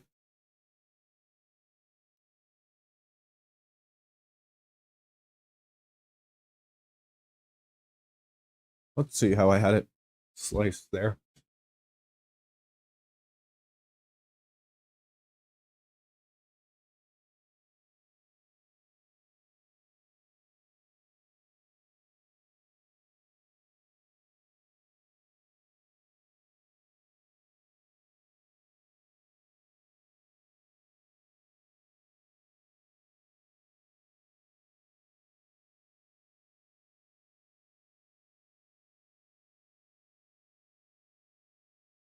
What the hell is this?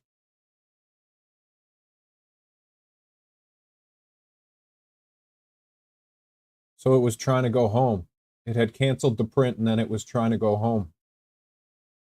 And that's why it smacked into the fucking thing. How do I change what it does when it cancels the print?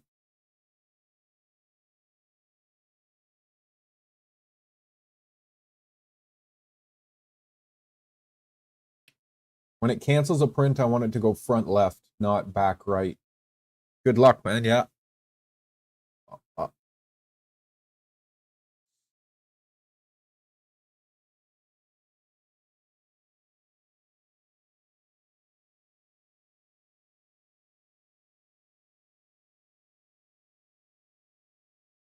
you're right. It might be in Smart Park.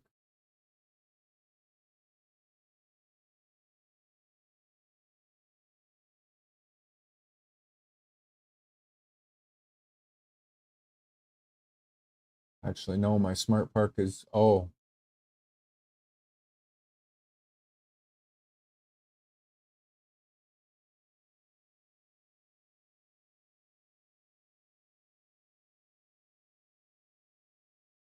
mine parks in the front left near the pin.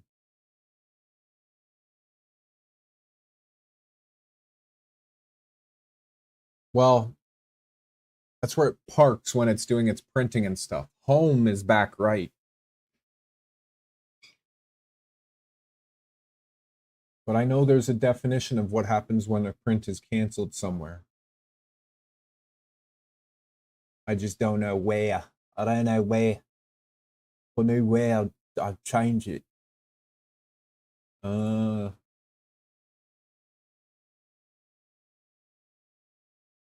Let's ask our buddy. Nova?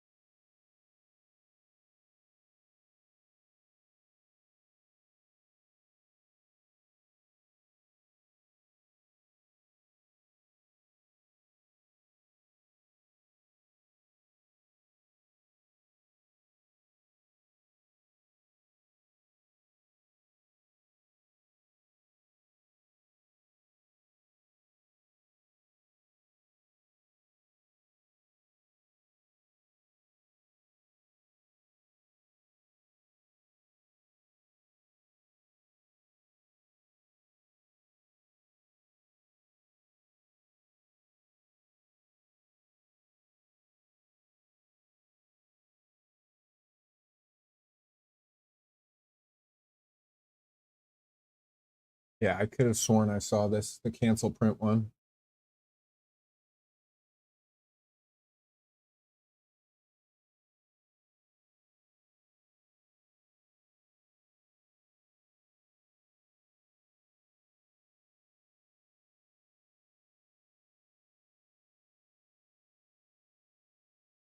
Uh,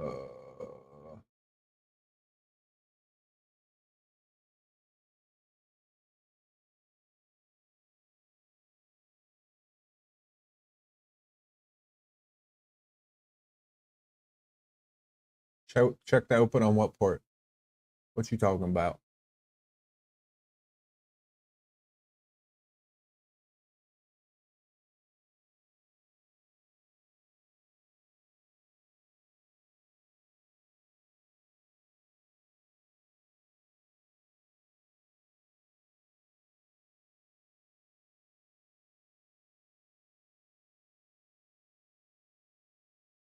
Oh, I missed that one. The port on the ASC. Really?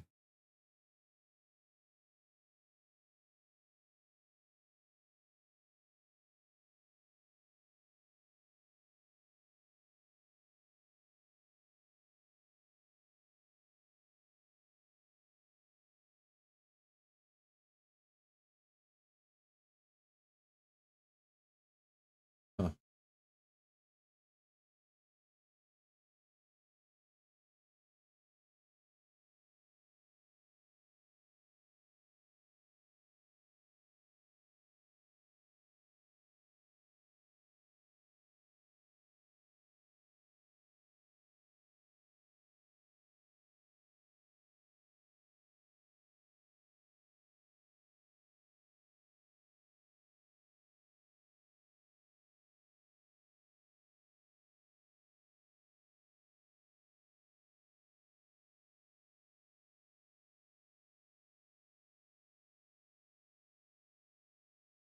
These ones are super interesting to me.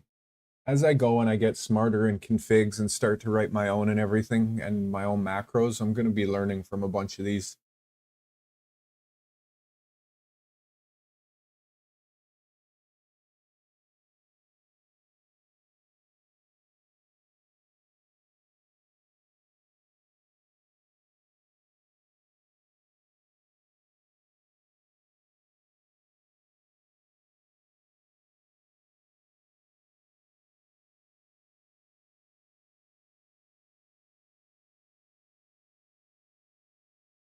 Man, where's that cancel print one?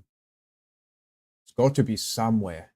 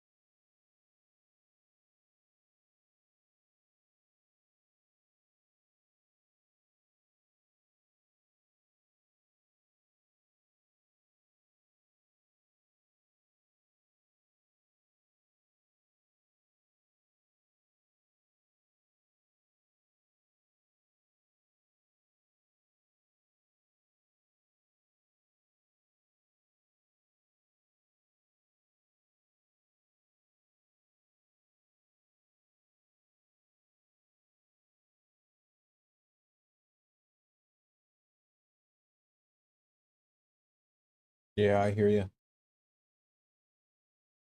Right there. Why would that be canceled or why would that be commented out? There must be a good reason.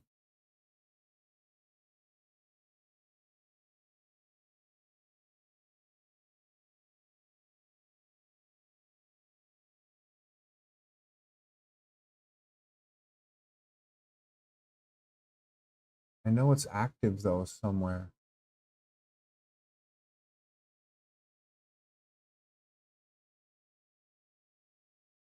G-code macro, cancel print.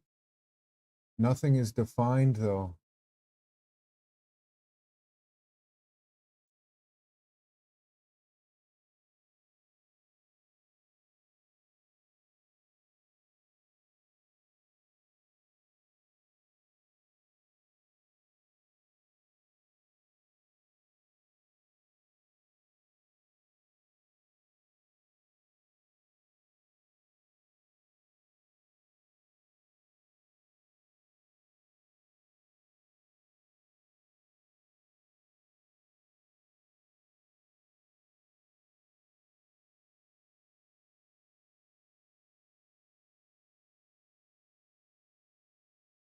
Brian said what? No smart park?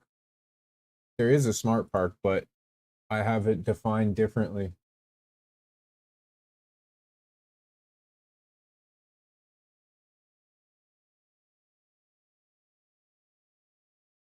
I've changed how it works with the box turtle.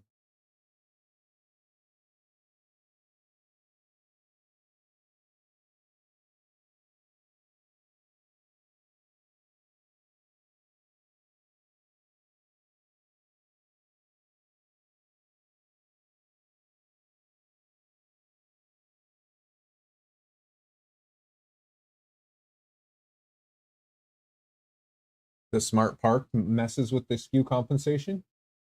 I'm not sure. I just have it defined very simply. Like very, very simply. Just parks front left.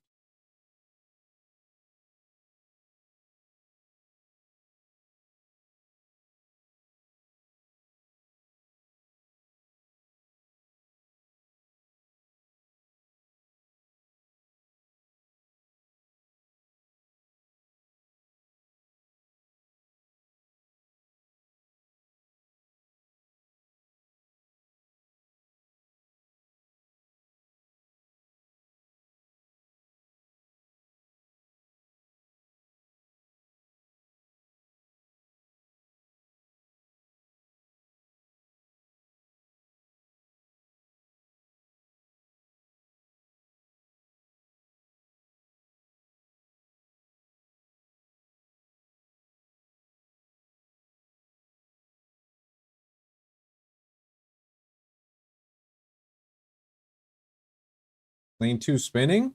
Ayo. There you go. What did you change?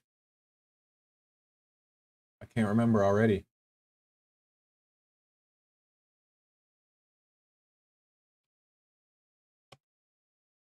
I don't think you did you change anything? Did you actually change the motor? Or is it with the same motor still?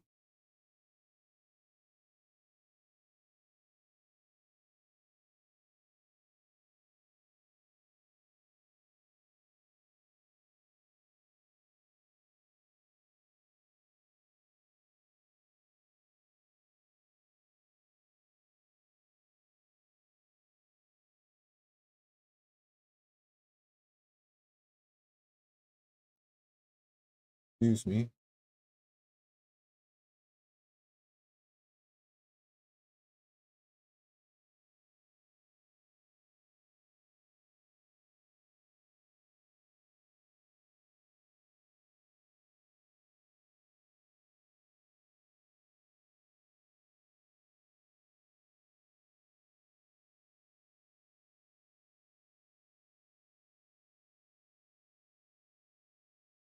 Awesome. Hopefully. Let's go. T1.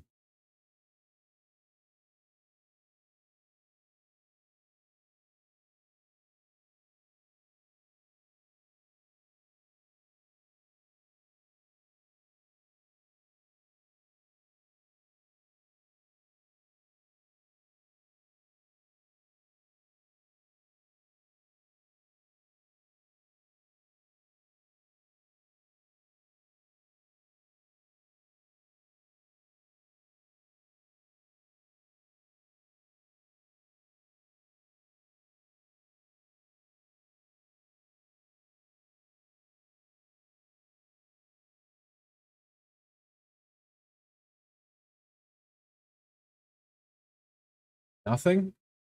But the other lanes, if you run like a T0 right now or a T3, something happens, the lane moves?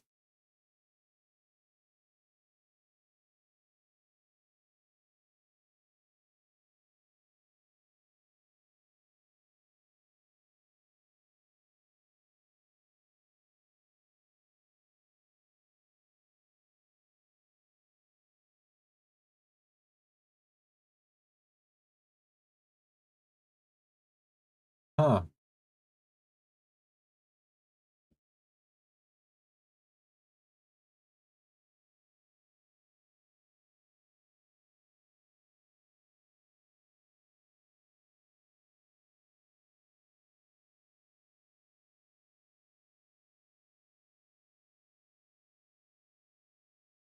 There you go.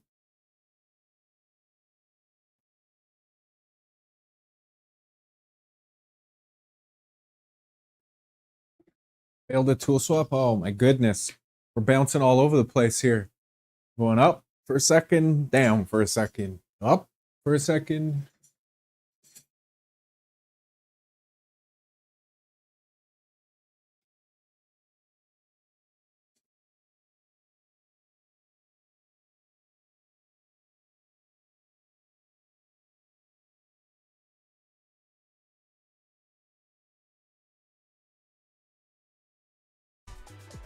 Oops. I didn't realize that I didn't have that on.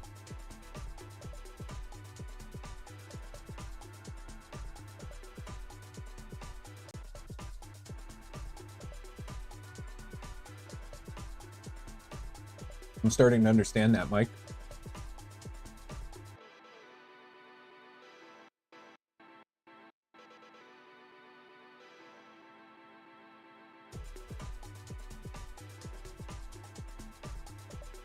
It should hit the pre-sensor and then feed more. Pre-sensor, then zzz, until it hits the hot end or the gears or whatever it hits. Not even hits, but it should make a move after. Okay.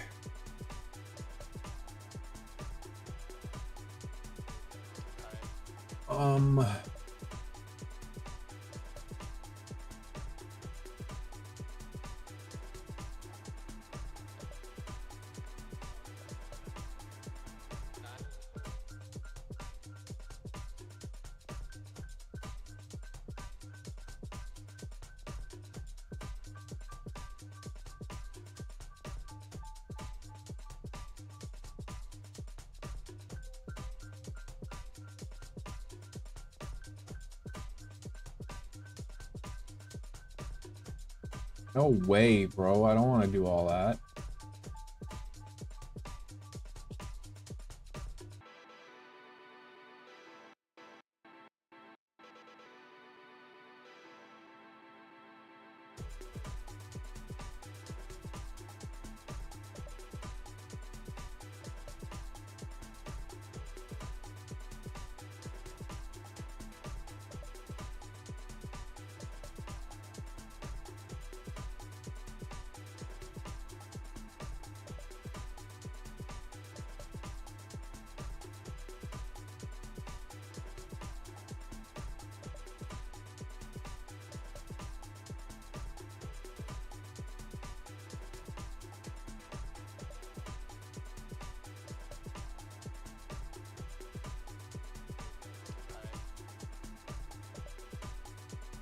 That's what's frickin' doing it. I bet you. It's the AFC Park.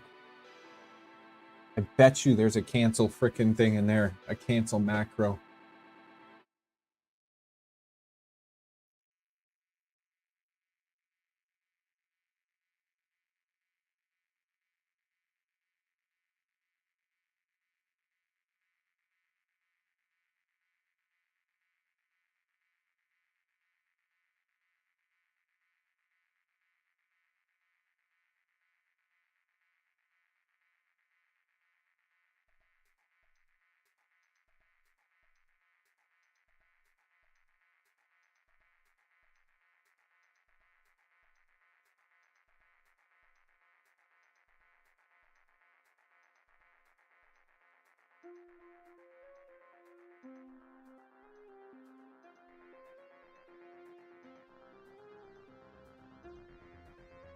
Anyways, it doesn't really matter. I should just introduce a cancel print.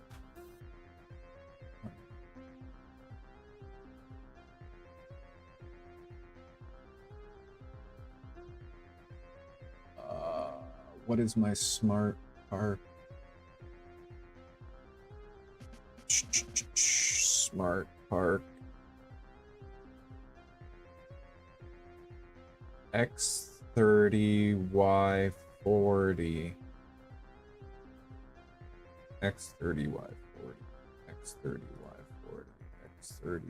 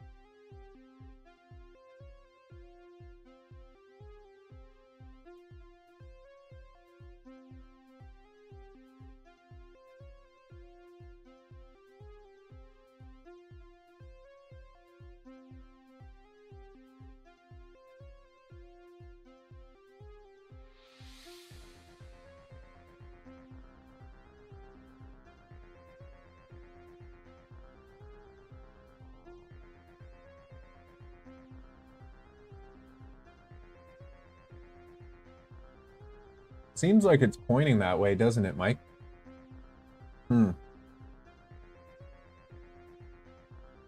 When does that bench tester say it's going to come?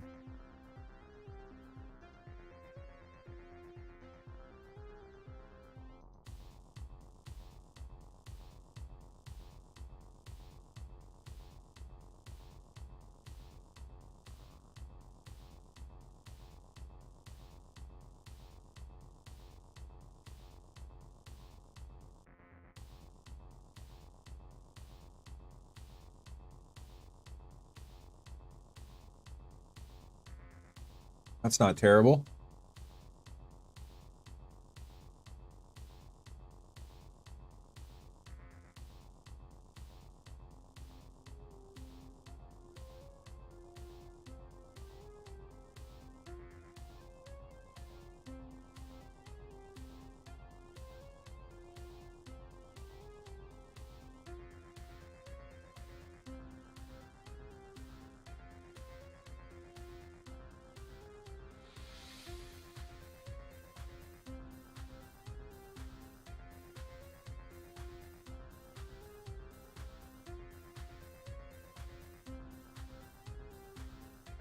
Yeah, you could do that for sure.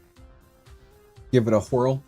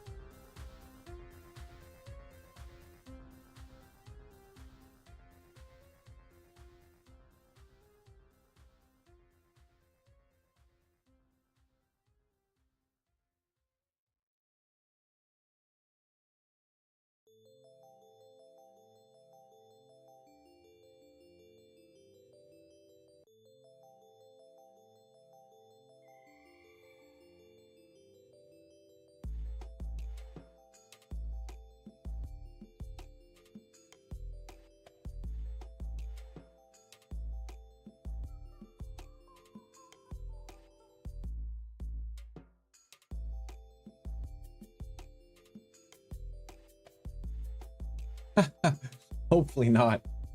The chances of getting too bad like that are... That would be shadow boxing again so fast.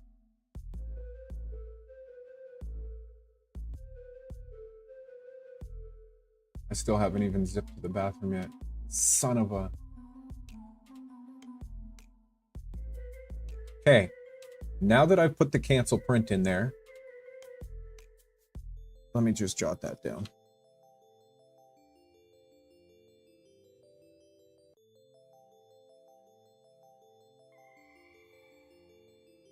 Any ideas?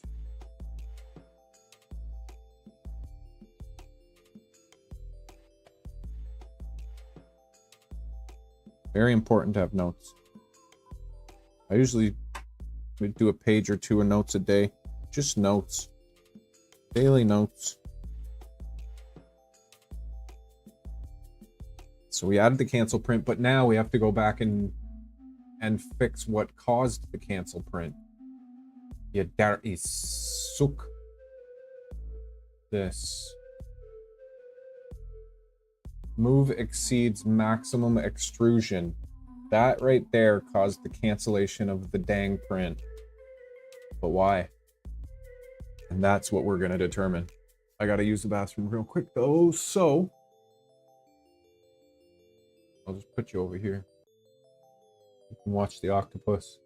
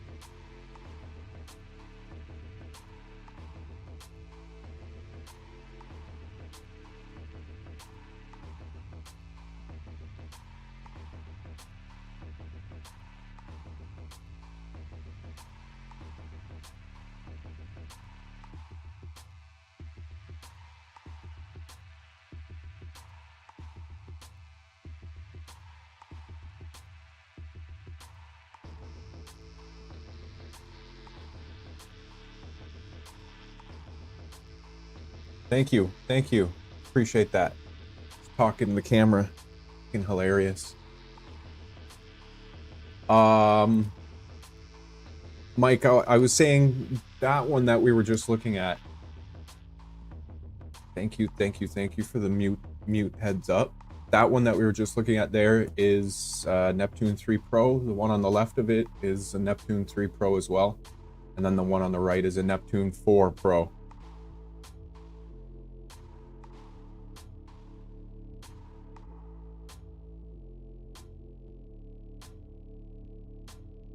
Some young guy.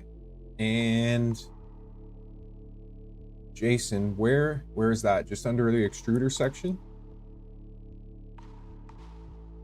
How do you like the 4 Pro? I've had nothing but great success with it. I love that thing. It's just a workhorse.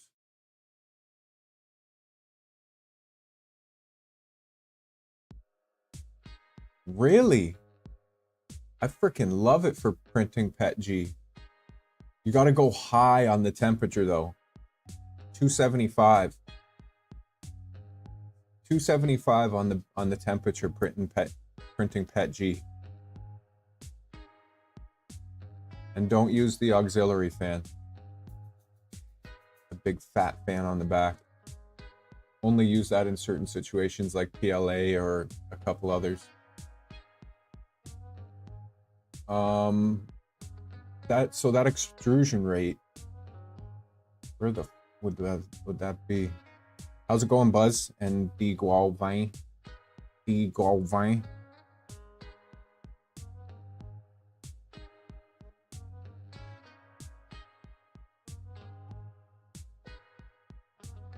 Because of curving up, like it'll get to the layers, and as the layers go, the corners will come up.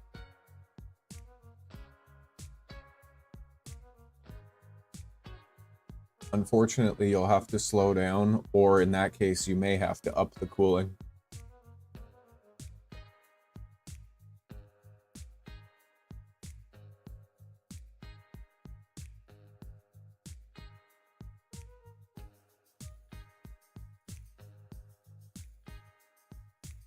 Round circle.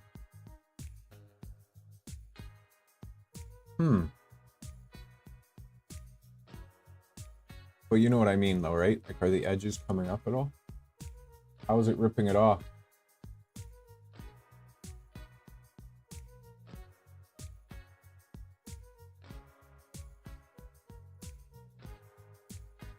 Oh, that I've got set high.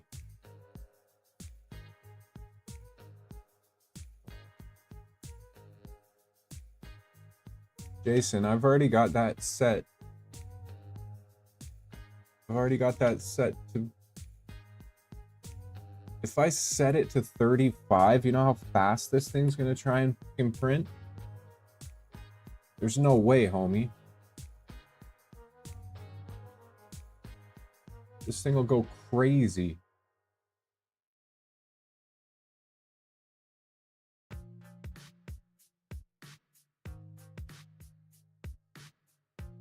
I guess at this point I'll control it by the speed, or try to.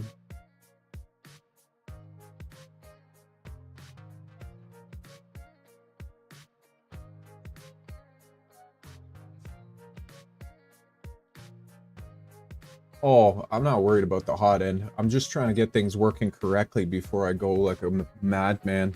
We've got the, what is it? This, and I'm...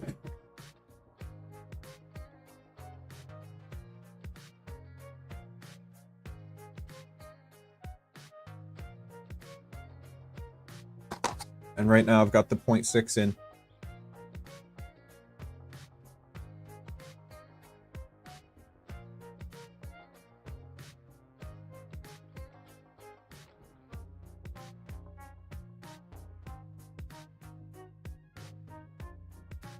What is the thing? Revo high flow? Oh, I'm not trying to go over 24.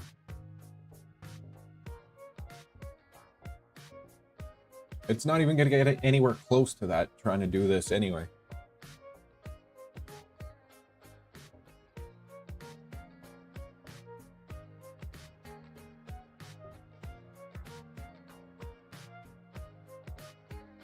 Okay, so we've got the cancel print defined.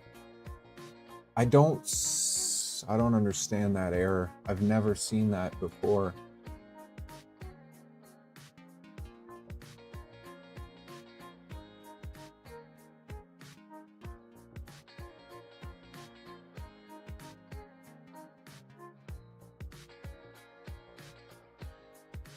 You're gonna swap it? Yeah. That's probably a good call. That's hilarious. My cousin comes in, yells at me, "You're muted, you idiot," and then leaves. I'd expect nothing less.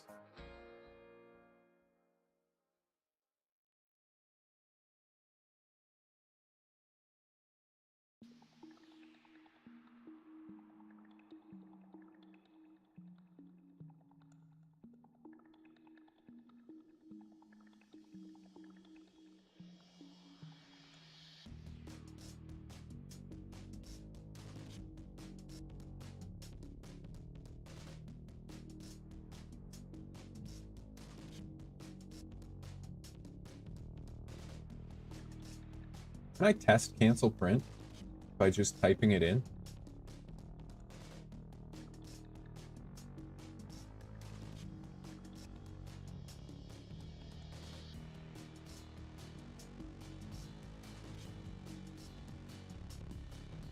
Well, that worked flawlessly.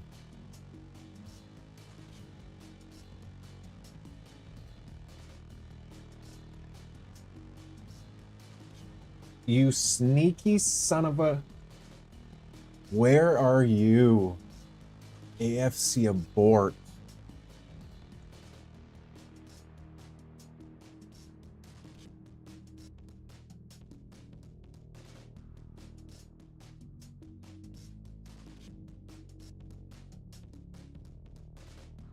AFC abort, where are you?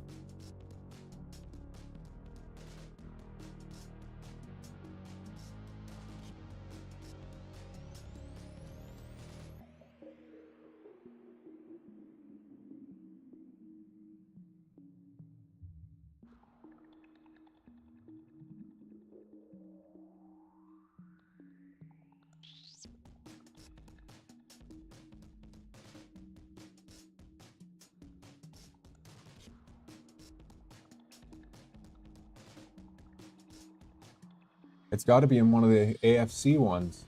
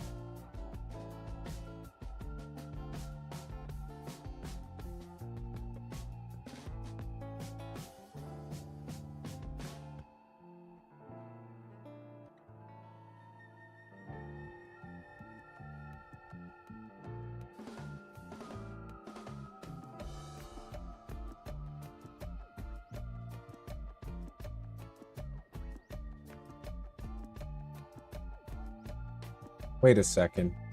You can hear the N20. You can hear the N20?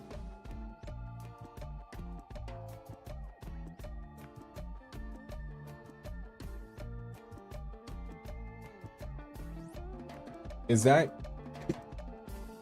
that gear super tight on the shaft?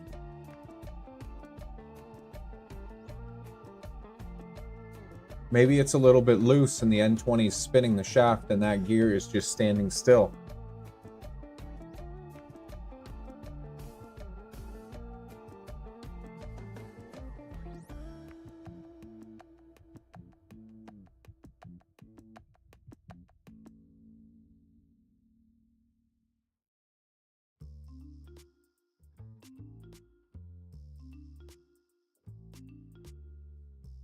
Hmm.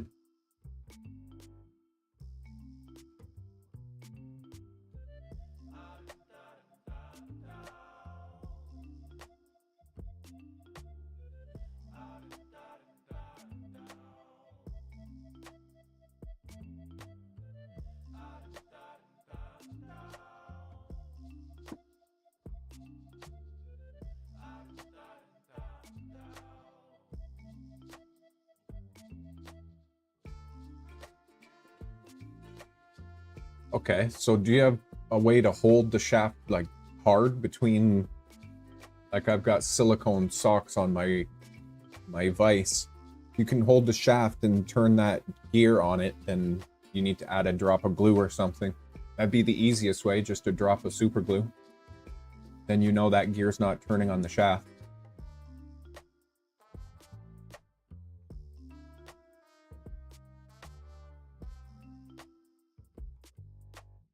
You probably don't even really need a vise. That N20 shouldn't be that strong of a motor. Mind you, that gearbox probably adds some torque, but if you can hold the shaft and turn that gear,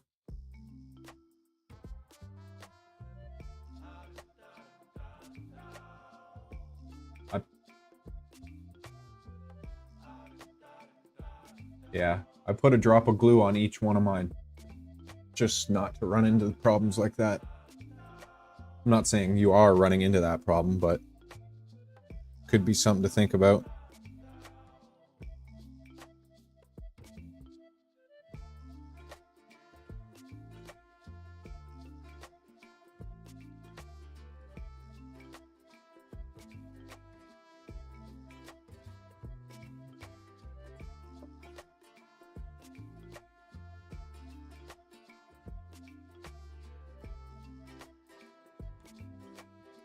The spacer spinning is okay. Just the gear itself, if you can turn it.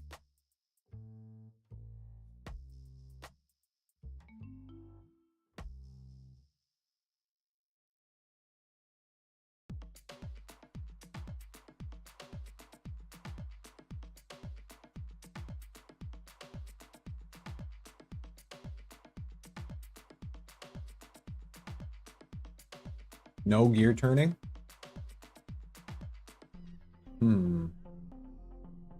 That's a good thing, I mean.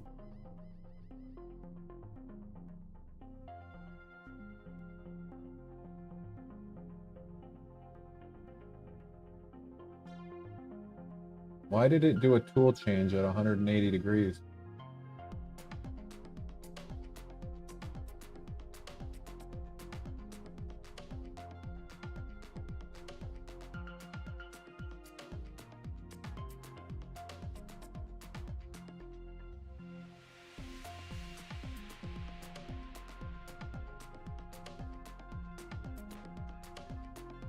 I mean, it's fine, but that's kind of weird.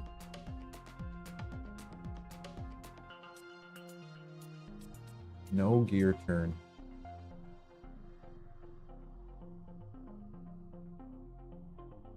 Now it's gonna heat up, right? Yeah.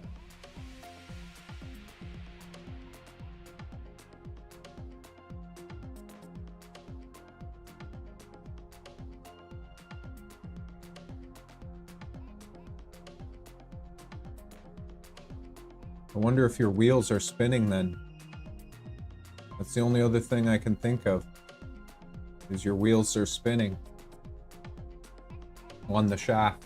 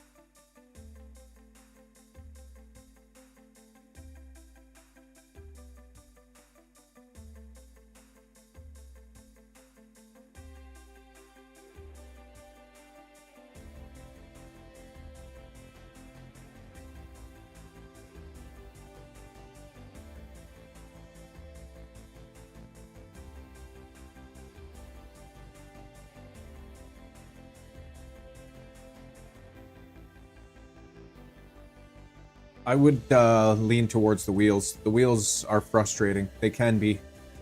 That's why I ended up just putting a flat spot on the shaft for the wheels. I would lean towards the wheels. All right, 1 second here.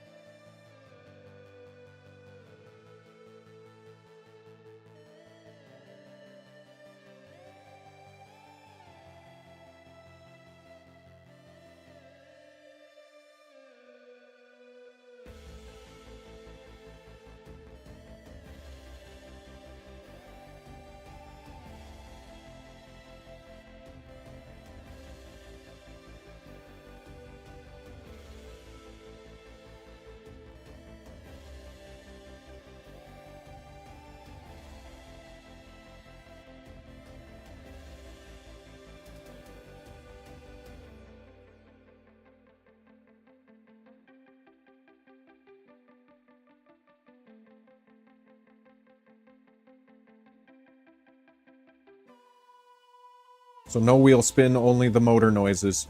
It's 100% your wheels on the shaft. The motor's probably completely fine. I would say the motor's probably fine, and your wheels are spinning on that shaft, my friend. Which is a little bit frustrating, but you can deal with it. Thank you. We're getting there. One step at a time. It's been a journey, but we're definitely getting there.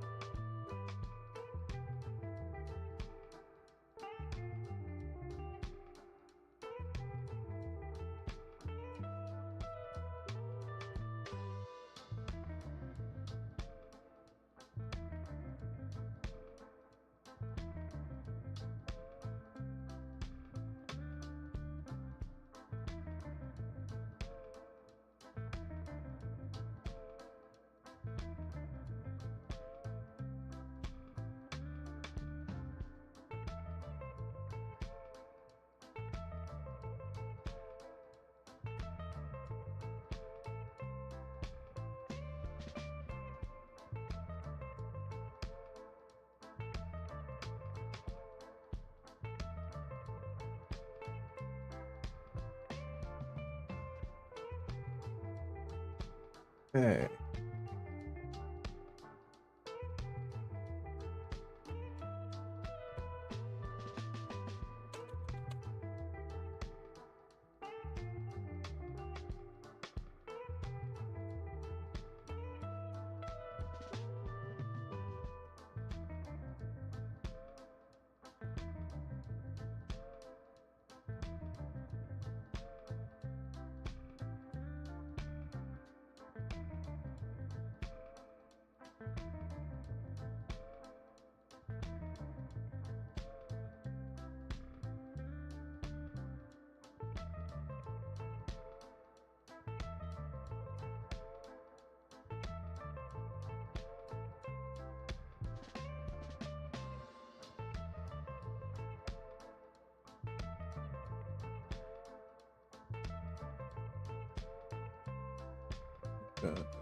Uh,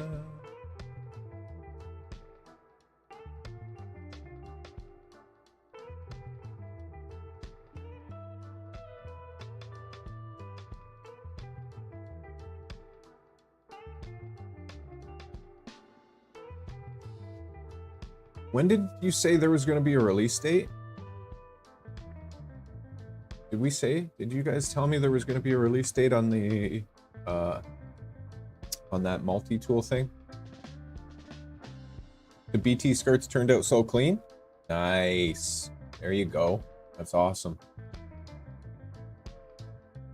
What colors? That index. It's called Bondtech Index.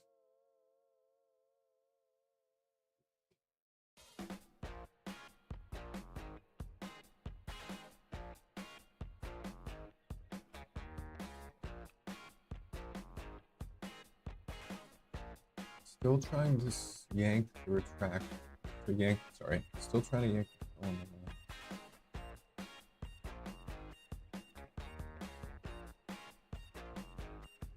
What was that noise?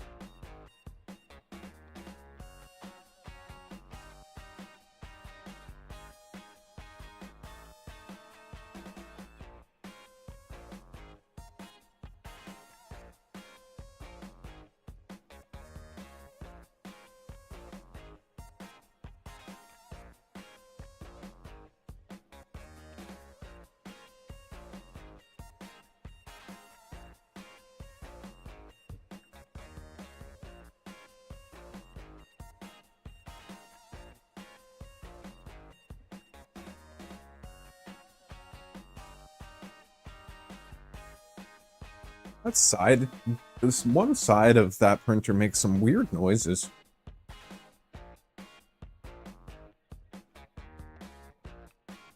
Oh, that'll be nice. Still trying to yank the filament out. And that number is set to 0.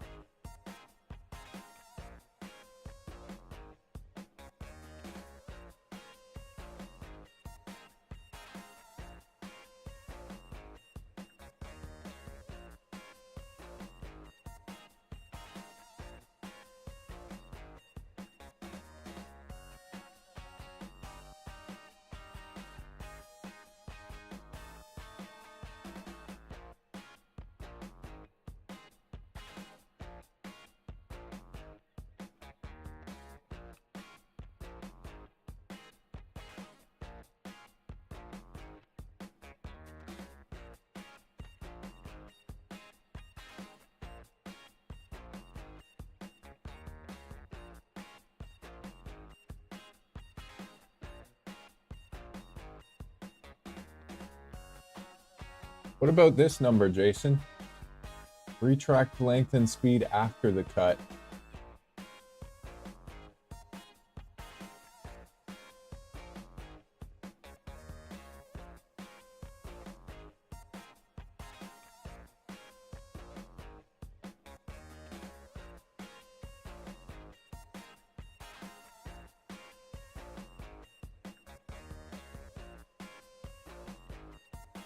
So weird. Well, it's not weird, but feel like it's something that should be figured out.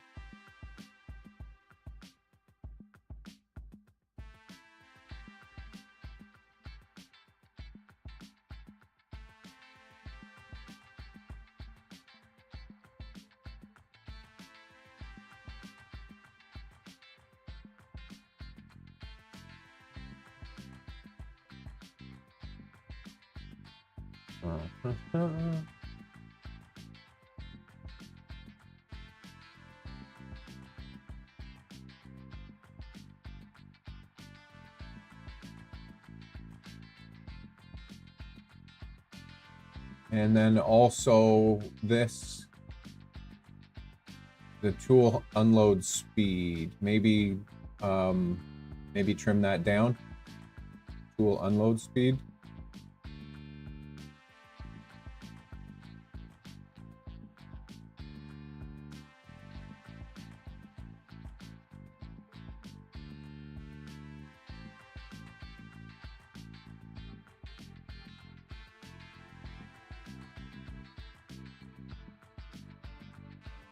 Oh, this is the one that I was telling you when you were only using the one sensor.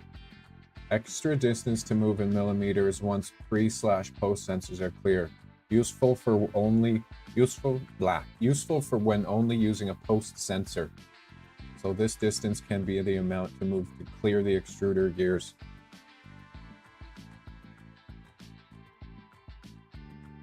Ow, elbow. What number was I talking about right now? This tool unload speed.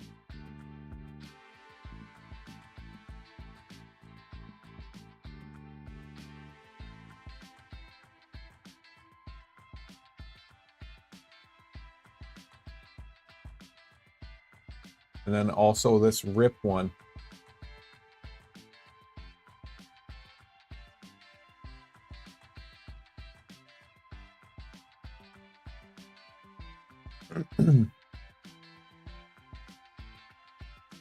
Maybe.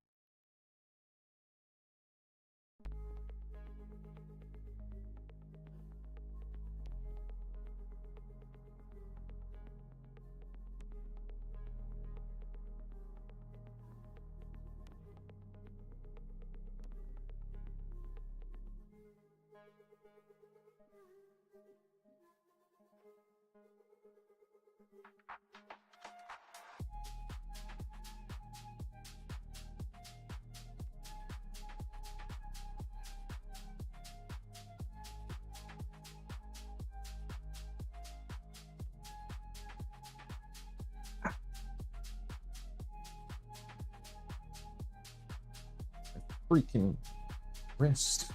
Stretch.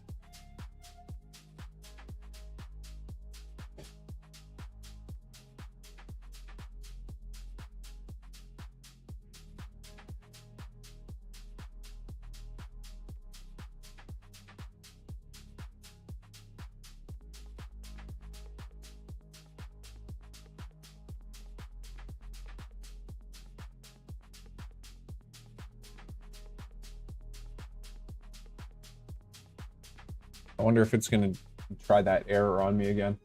Or if we're going to be A-OK.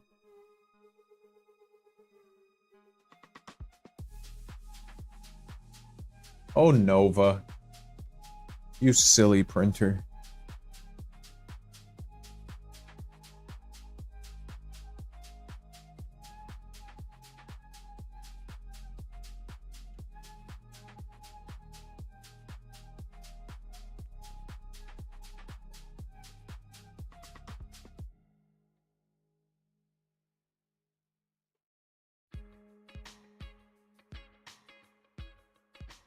Okay, chill.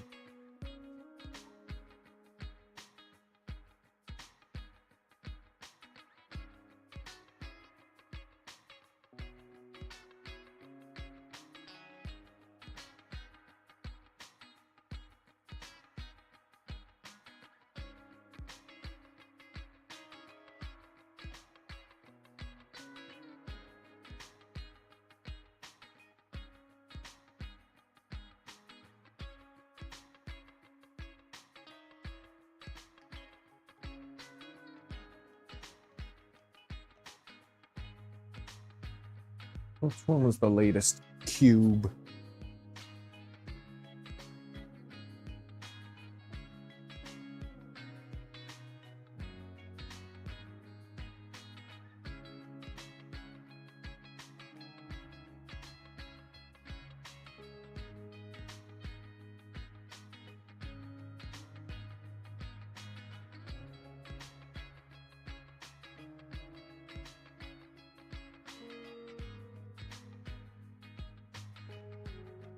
Right.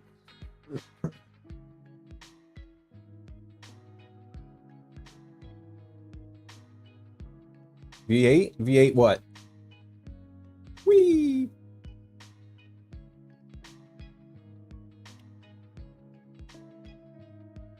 This cube?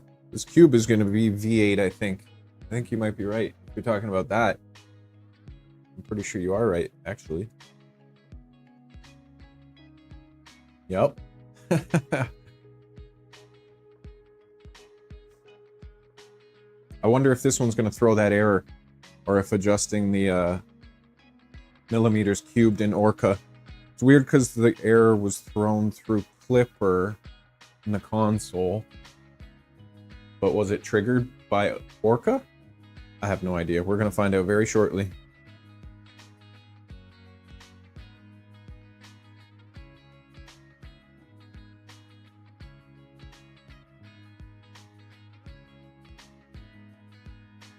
Must be coming up to the change soon.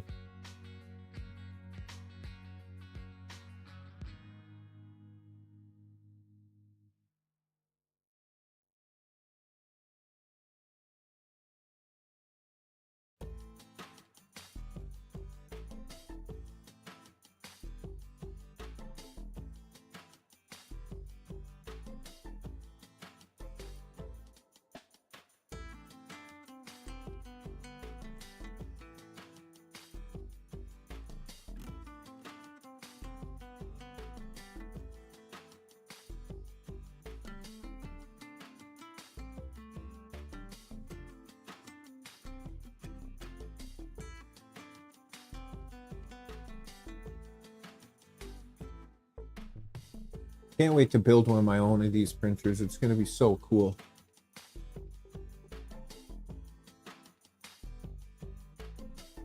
I'm sure it's going to be interesting. Don't get me wrong as far as that goes, but it's going to be awesome. Yeah, your memory is spot on.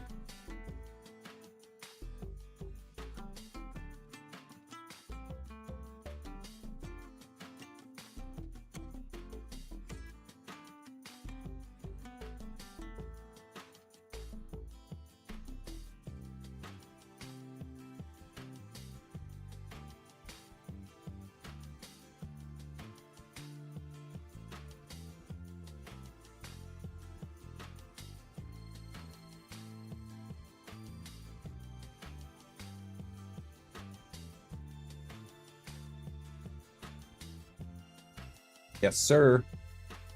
That's the one. Definitely looking forward to that. And then I really do think I'm going to do the turn the two Neptune 3s into a crazy contraption like the other guy, that other guy made that I had up earlier. That is something just out of this world. I mean, it's not out of this world because a lot of people have done pretty neat things like it, but oh, okay, let's see. Is it gonna work or is it gonna spit at me?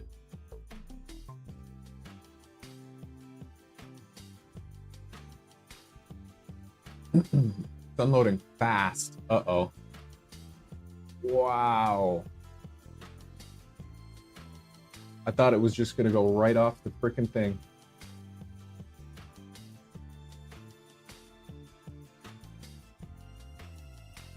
Yeah, I saw that. And there will be rails involved.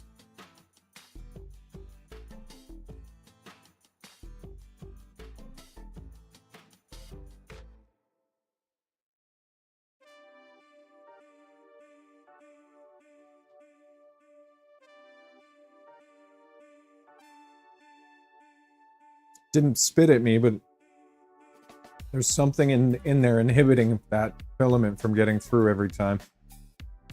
That path is not absolutely perfect.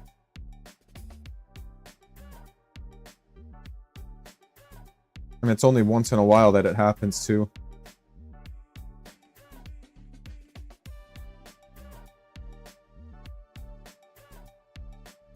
And keep an eye on that.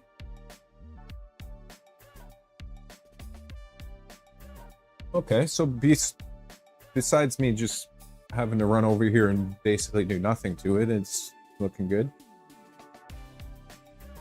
Whatever the default is.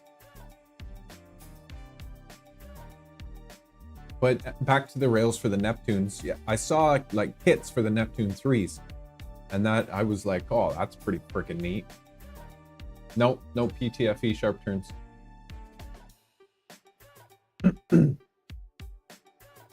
And then I came across that guy that built the big ones. Let me come back over here. And that made me think about the actual printers. Like this guy here. And he put all the stuff up on printables. So I can literally use everything from here.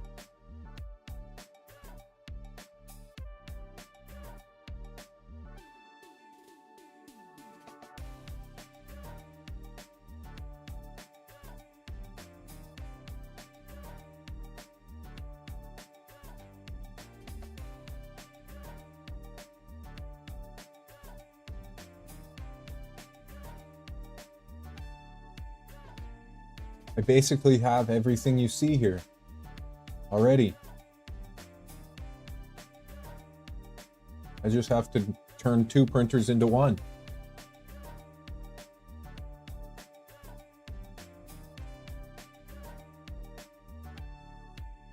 Would I have to get those? I mean, I'm sure there's ways to get around it. It is, right? I think it would be awesome to build one. And I'm going to be working on Triumph, so I'm going to be able to see some cool ideas. I didn't even think about that. actually didn't even think about that. Because this is a mini, well, not a mini, it's a different size version.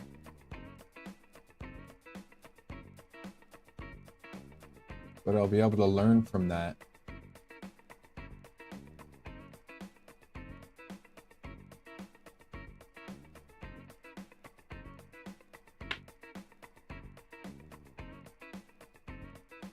Okay. So you've done that. You've done a bunch of it, of the conversion stuff.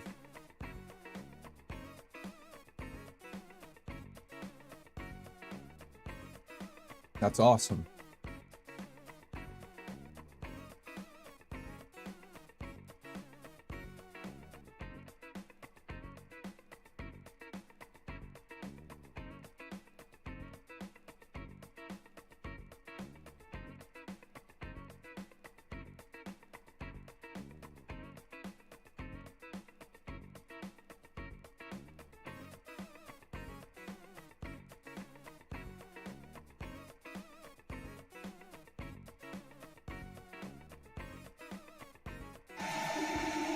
It lives! And it prints!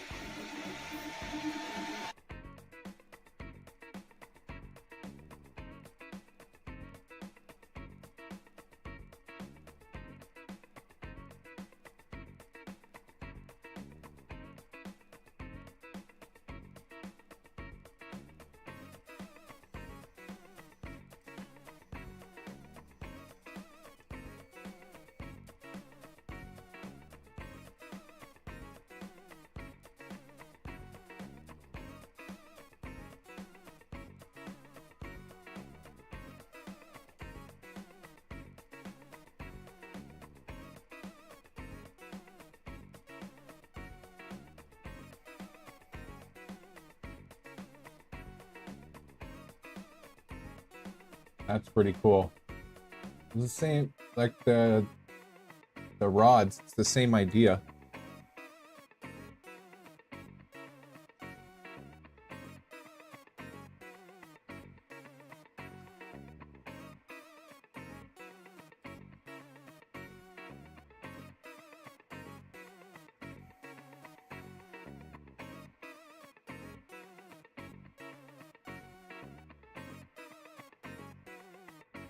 Huh.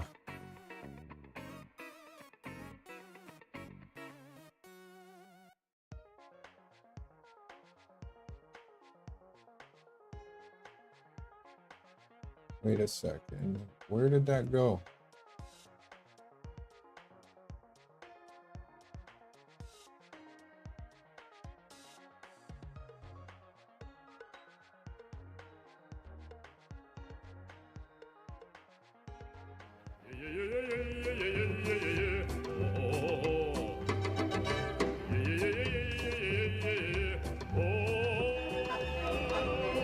Oh, that's pretty neat.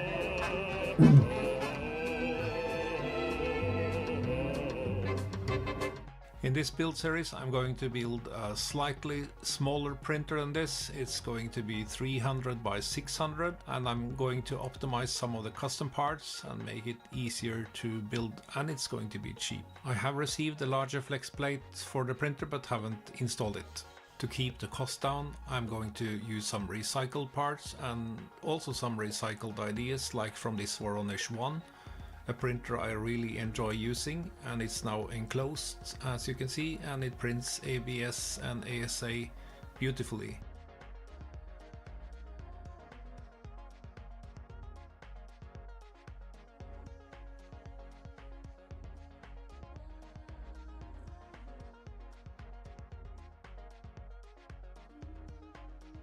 So cool, he's got everything on there.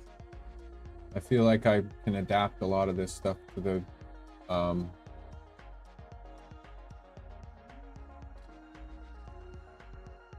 dual LDO.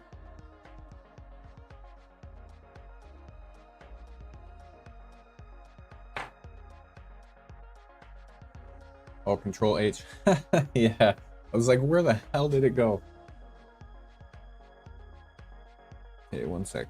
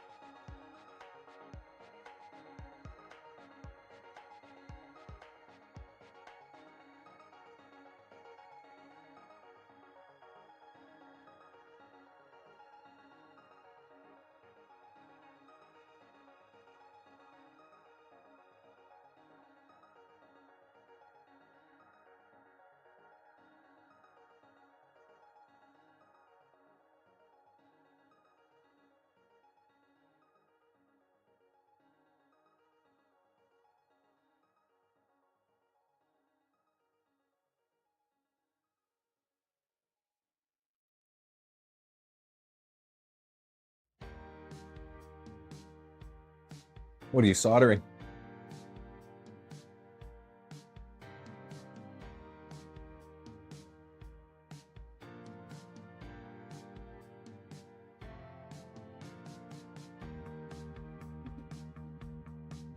A new motor?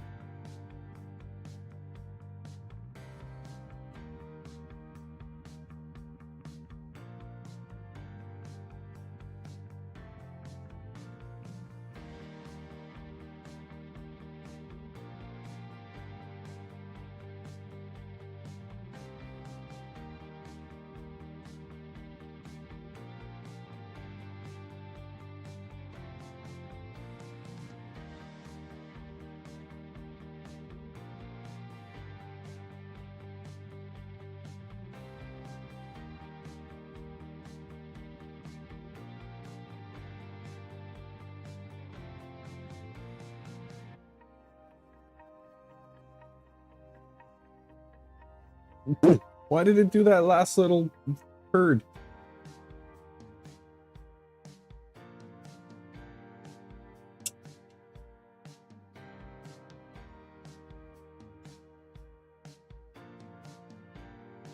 Oh, would you look at that?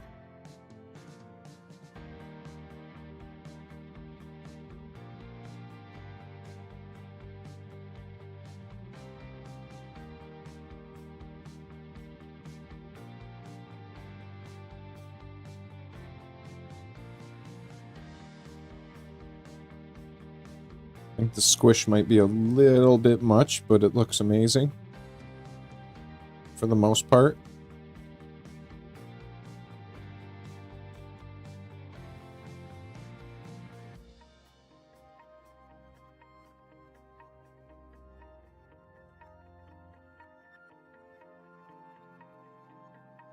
For the most part, there's still some issues.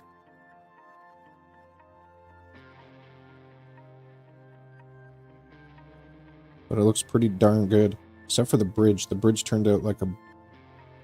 not a bridge.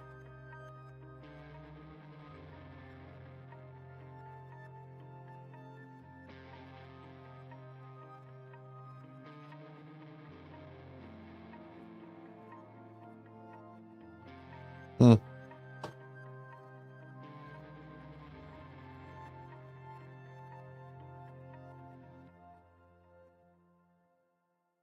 There's like a slight layer shift.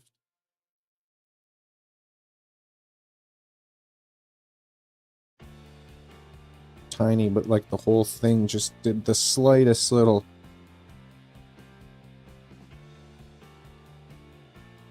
It's kind of neat, but I don't think it was intentional.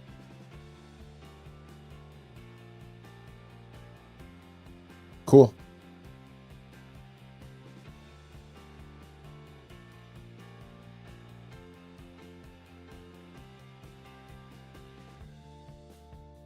Yeah, they do. Yeah, Orca does.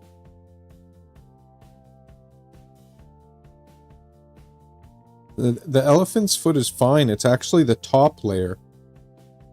The top layer is kind of crappy, and I don't know if that's because of the squish or another setting.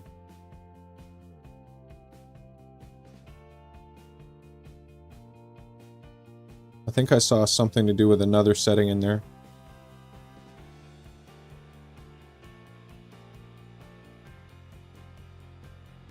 Turned out pretty darn good, though. It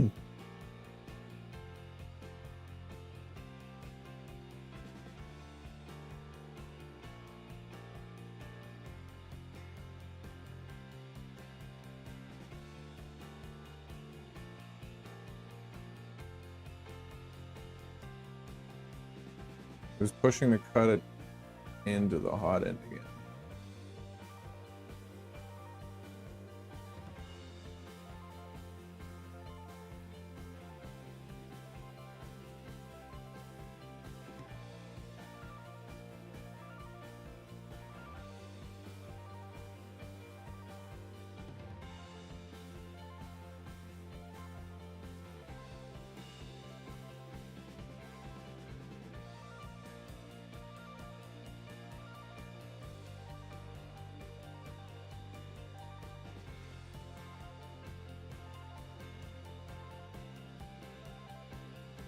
4 walls.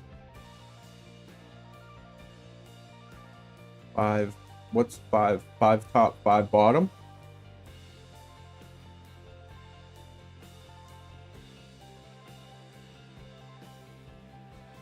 %40 infill. Really?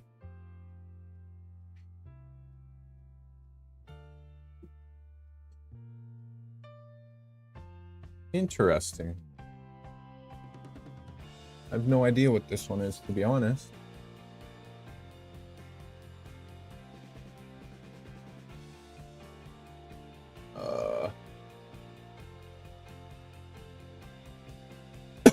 Excuse me.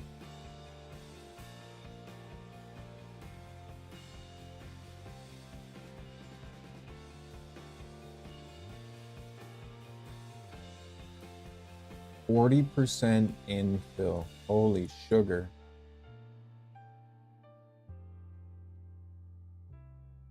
Gyroid.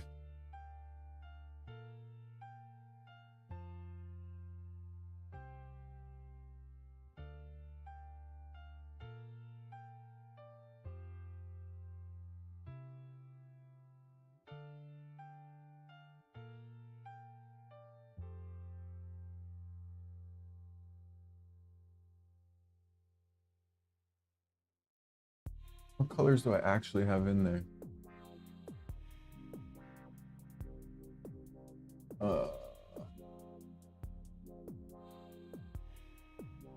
Right now I have orange, yellow, orange, white. Super exciting palette.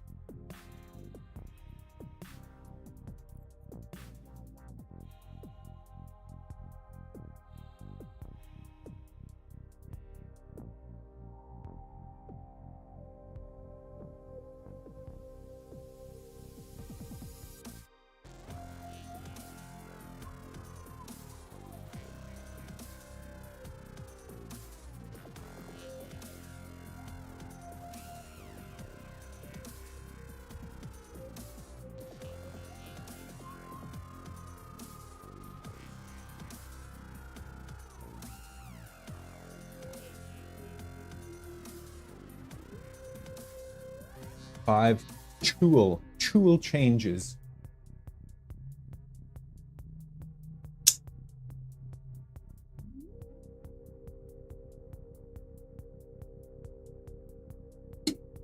Oh, I wanted to. How did this turn out as far as the filament goes? Too bad. What I want to do though.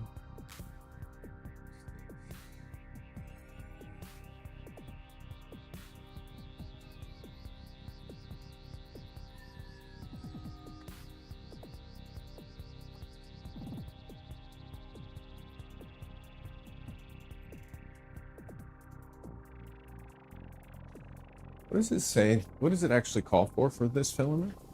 Less than that. Actually, no. Let's give it a shot right there.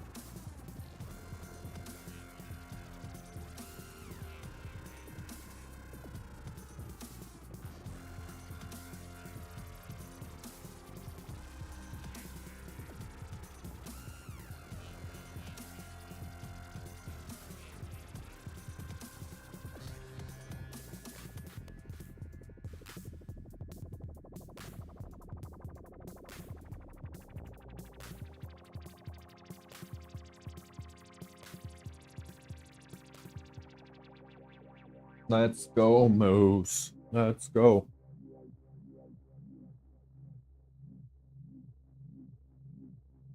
Oh.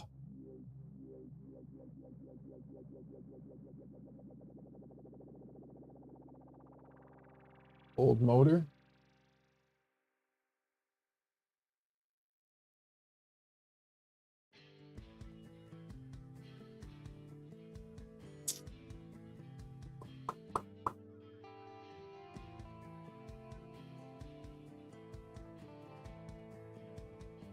Yo thing, printer.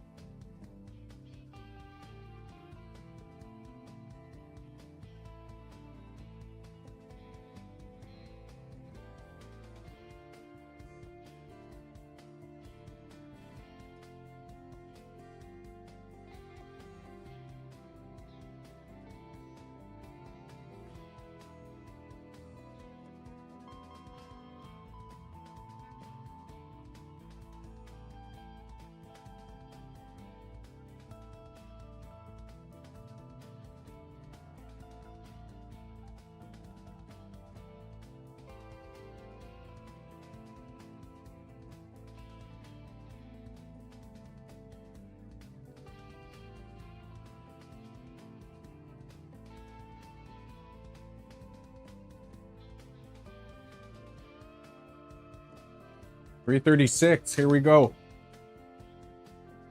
Do it.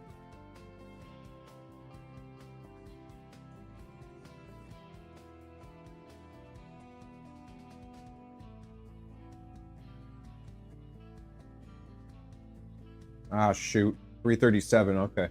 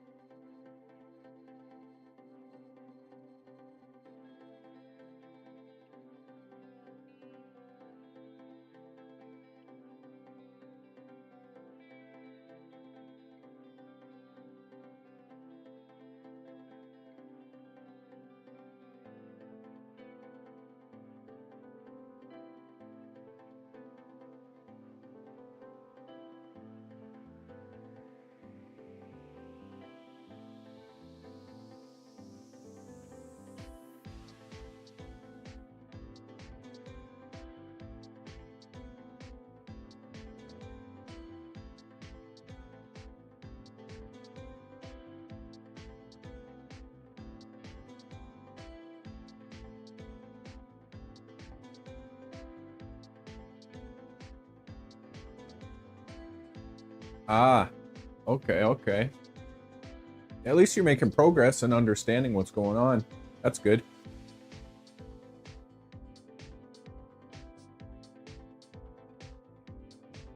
Excuse me.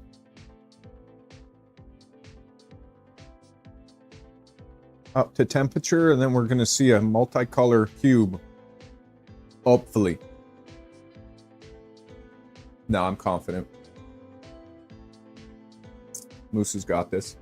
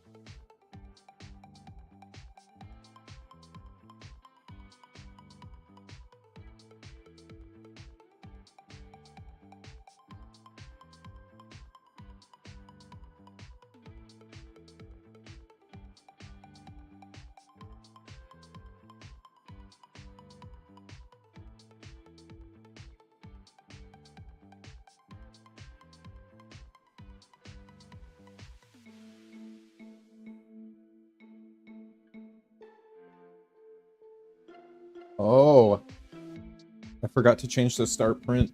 That's so... it's not so frustrating. A little frustrating. Because it'll go there after the first layer, but that's kind of part of the main point of upping the first layer temperatures so that the first layer temperature actually prints up.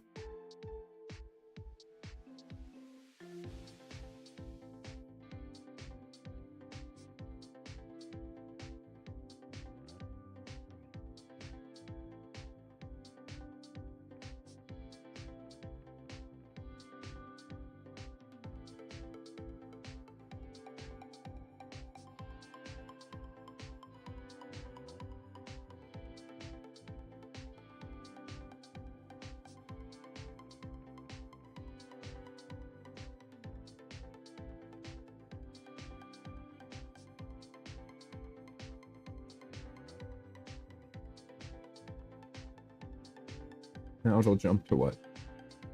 What did I say, 250?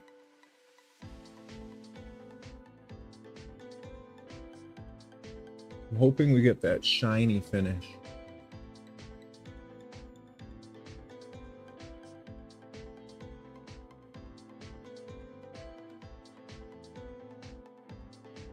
I could still come up a little bit, eh?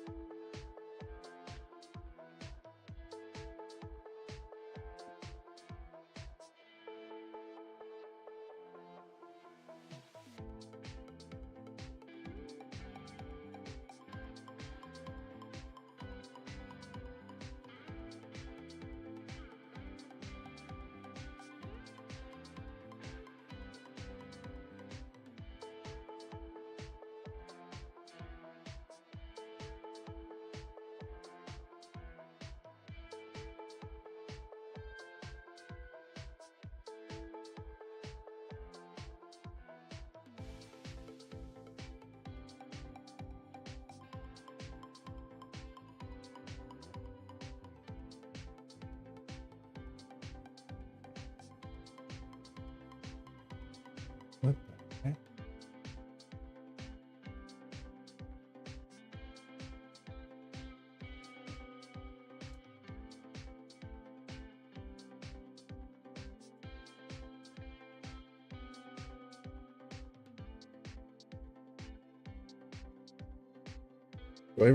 Gyro is so crazy to watch.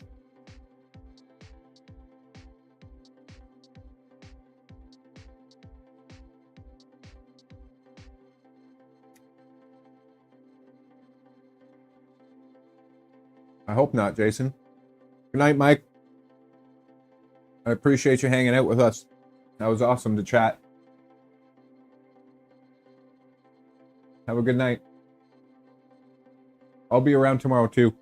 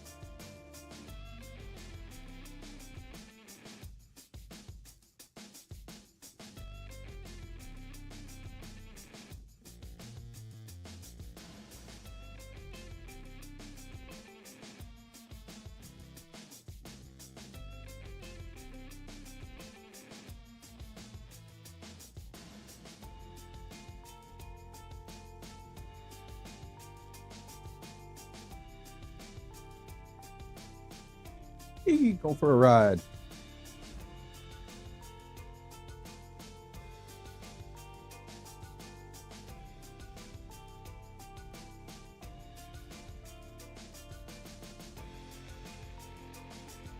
Corners are curling a little bit on this one, which none of the other ones have done. Like at all. That's kind of weird. Wonder why that's happening.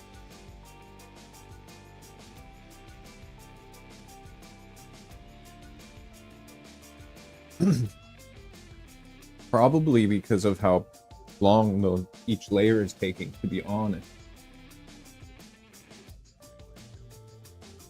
And the infill change.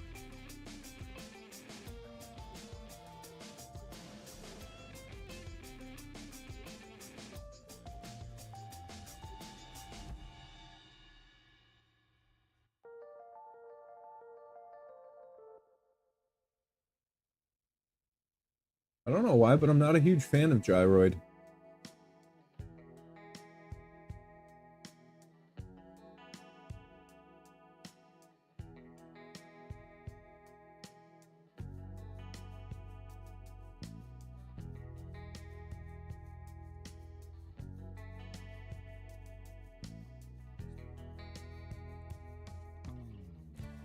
Adaptive cubic has always been my jam.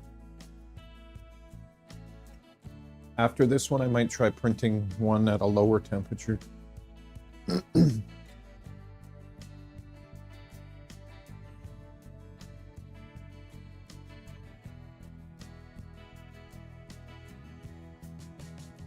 Any luck?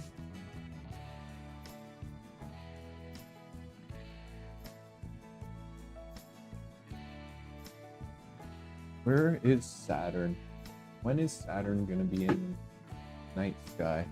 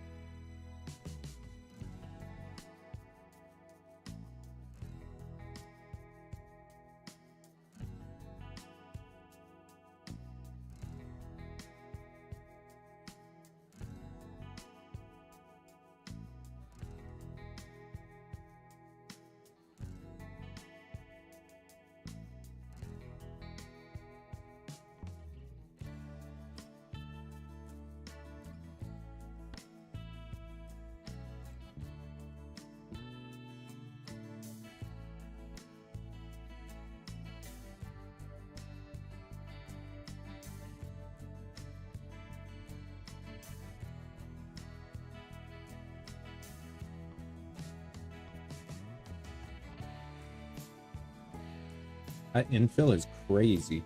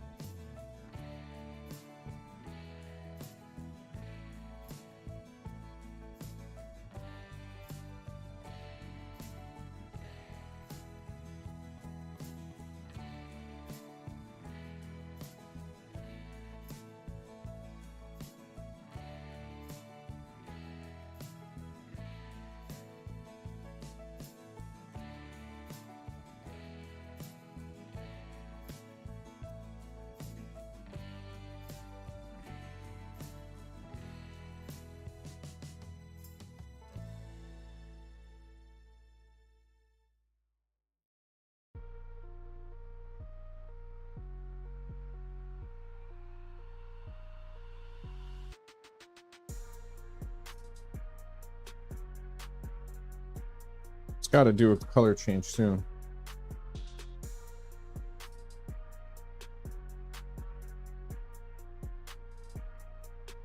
I think probably this time.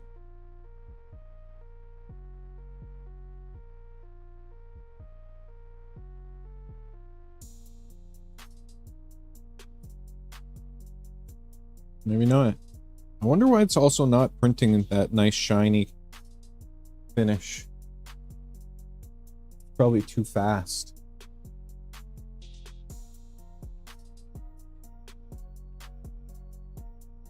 Like I said, I had to go all the way up to 275 on my Neptunes to get that finish.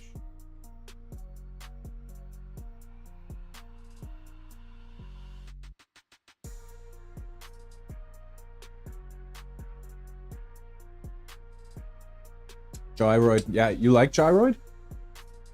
There's the cut.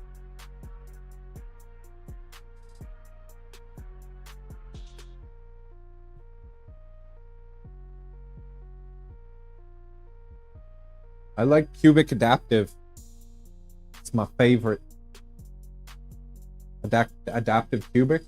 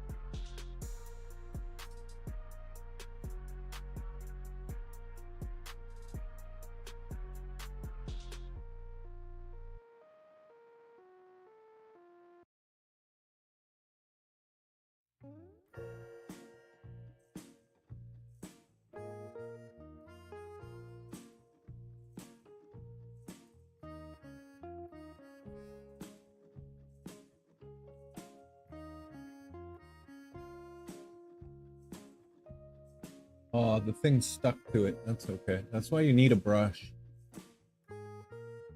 Come on, get off of there.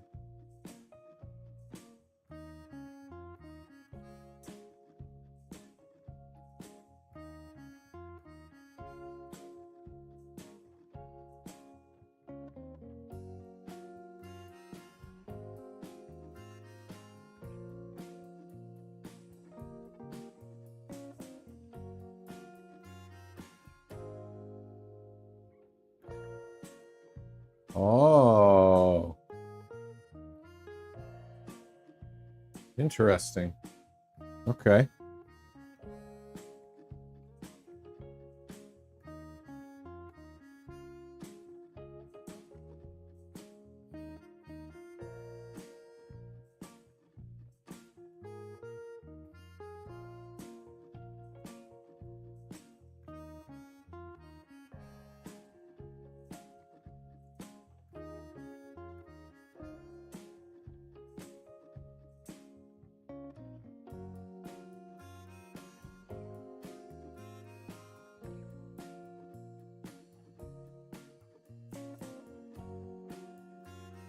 Oh, crap. Did he say 4 walls? I don't think I changed the walls.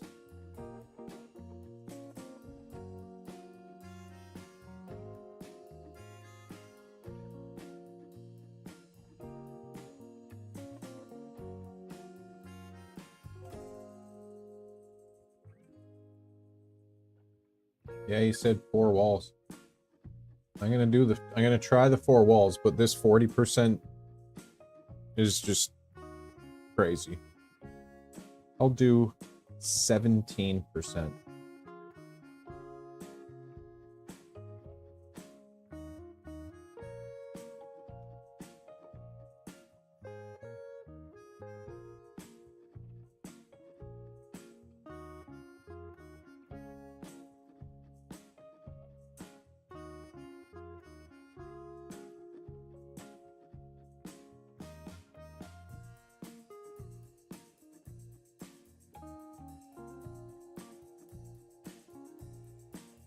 Okay, let's finish off the night by putting something fun on to print. Let's find something that we can do in 2 parts. I'll put one on this I want to download. Files. I want to download them all. Give me them all. All files. Thank you.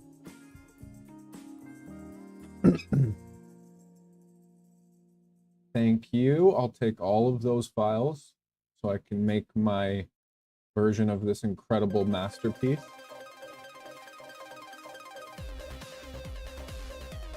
Error, yes, I know.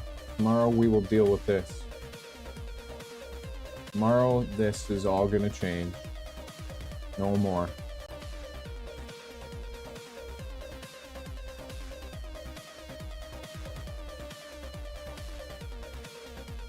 We've made some great strides with Moose today.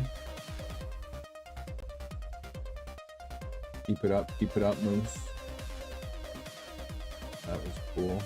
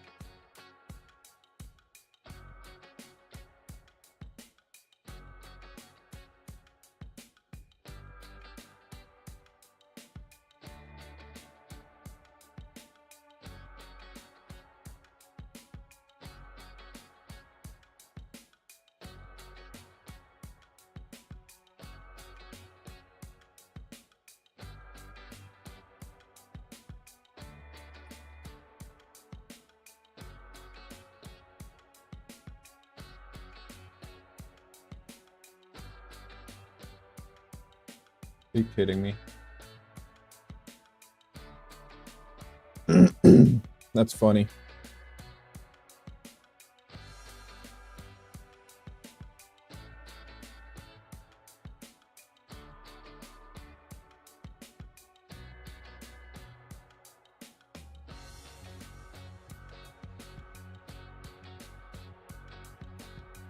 I want to put something on print.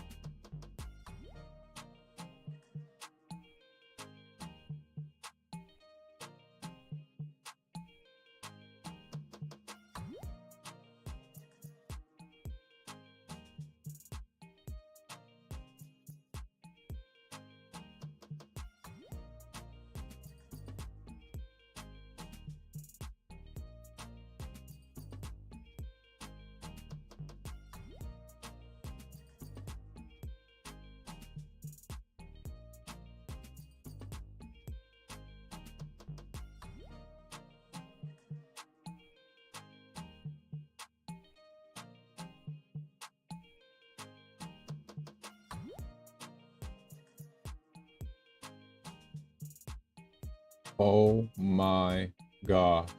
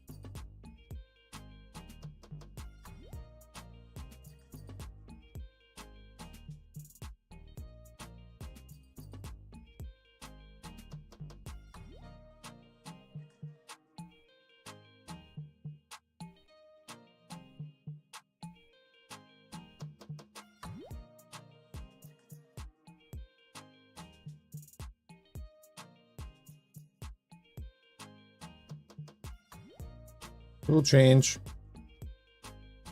That is incredible. This purge thing, this is incredible. I mean, it would compromise the heated chamber, I think, though. Little bit, actually. It would only be a tiny space.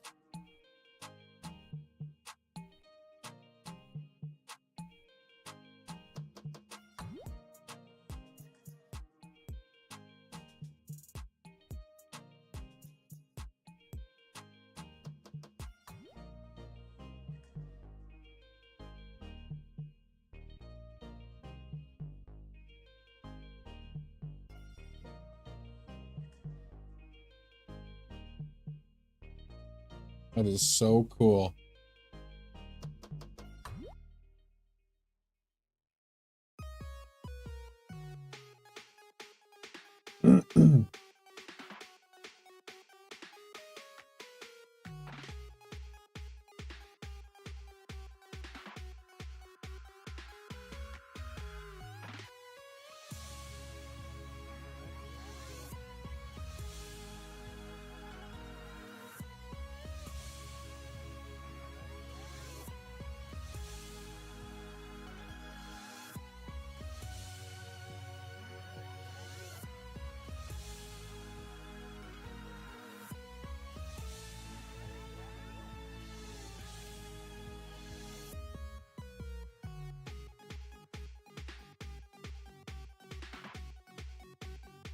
Anyways.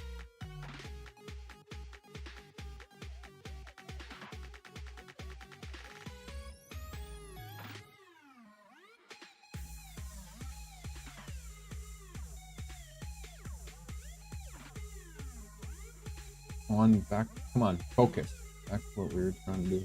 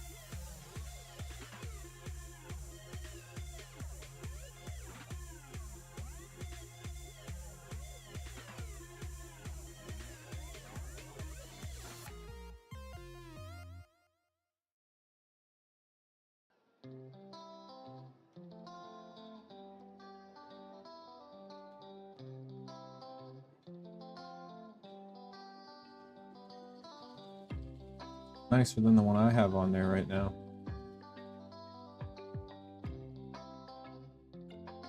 A lot nicer, and I have those fans already.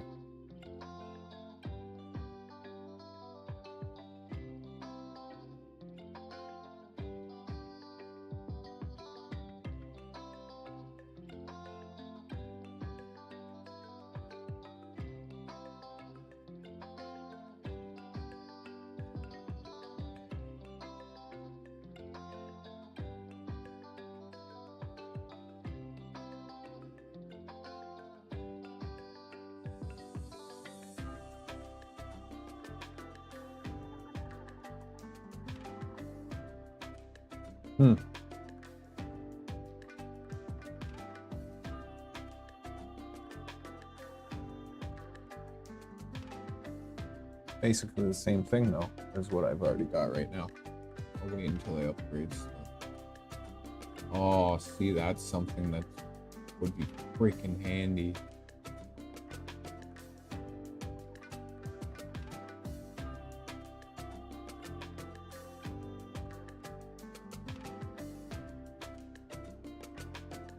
A lot of printing for that though.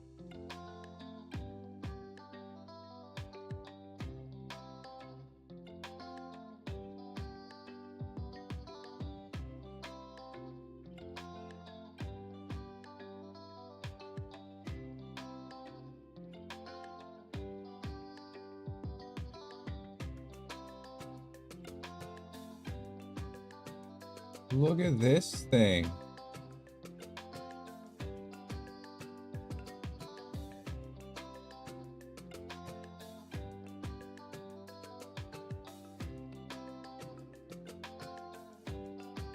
It's hilarious.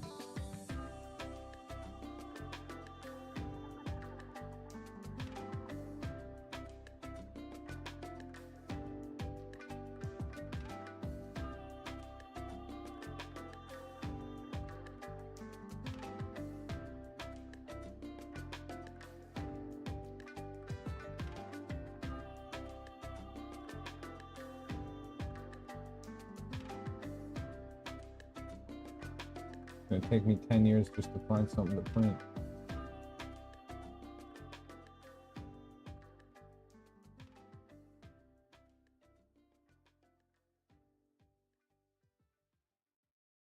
Excuse me?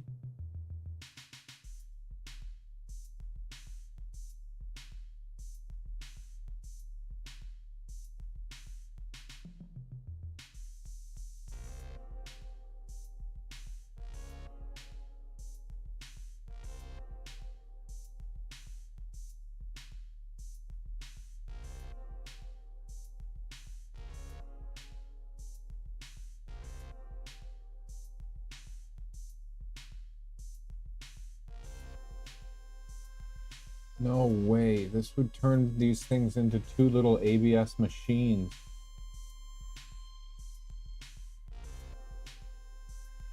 What is a lac? I think that's from IKEA, isn't it?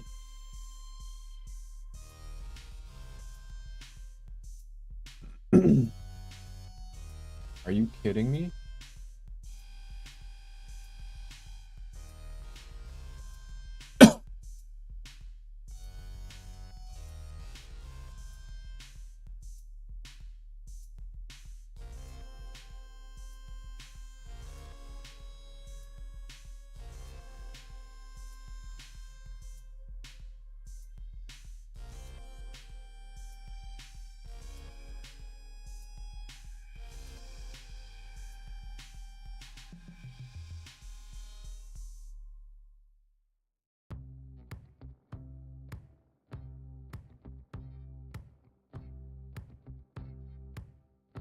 Really?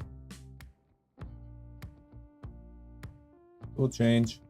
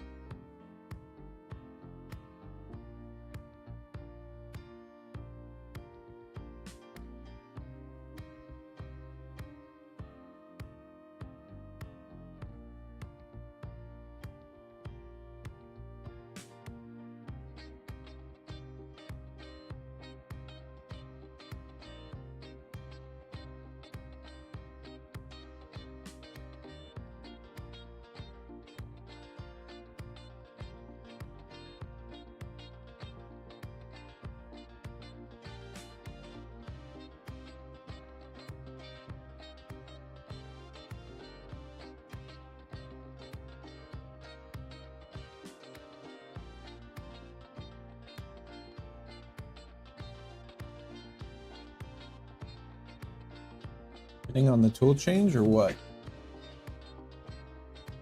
Looks like it.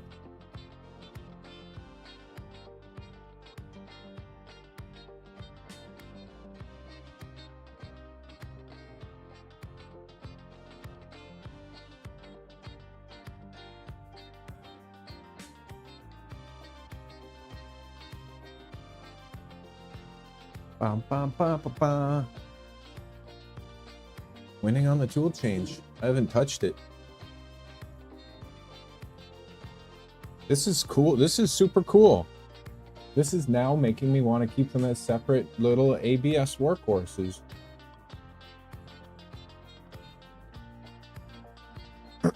Or actually one of them, or none of them. Actually, what I would do is I would make one for my Neptune 4 Pro and then continue with my idea on the other ones.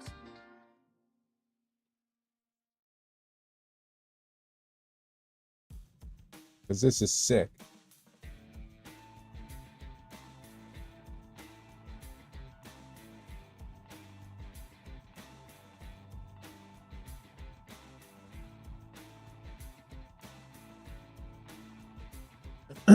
Excuse me.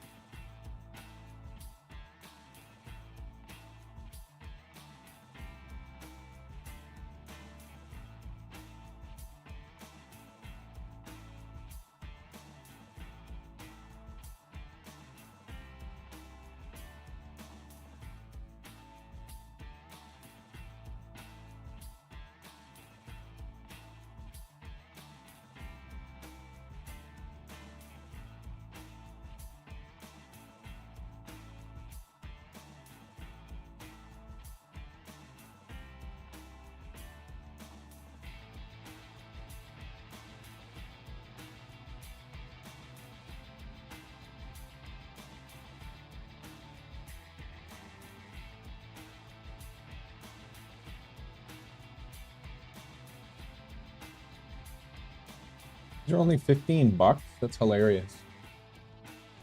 How many do you actually need? 2? It looks like.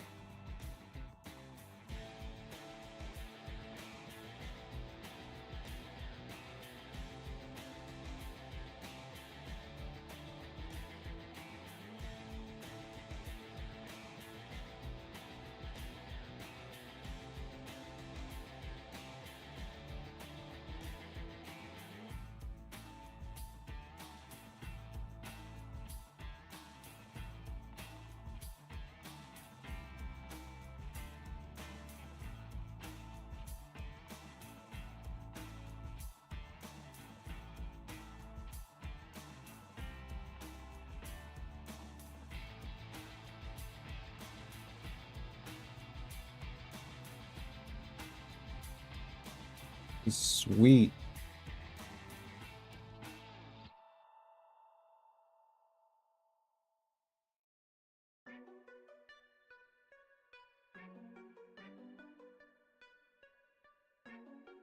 This is freaking sweet.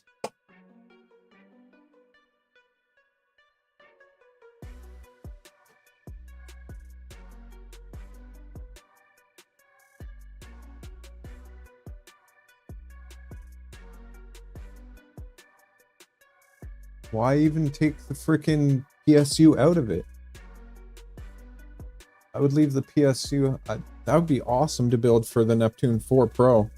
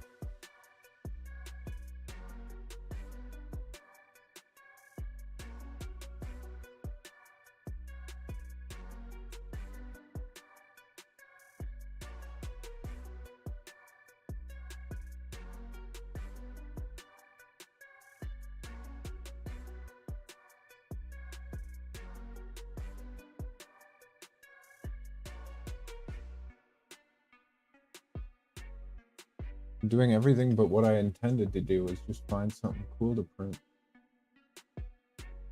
Okay, back to the thing. I just want to find something cool.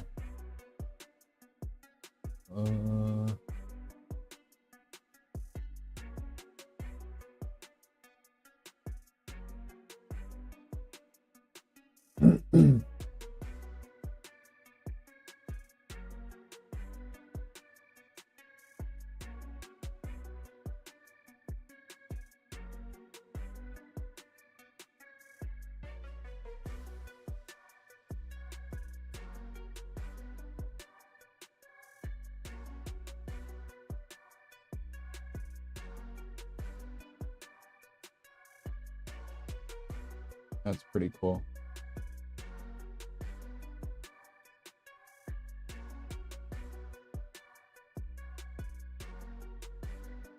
Not gonna find anything really functional in there, will I?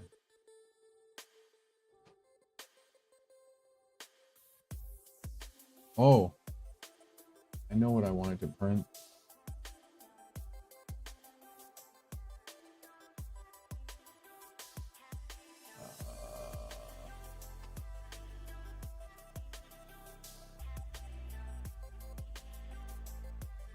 No, where was it?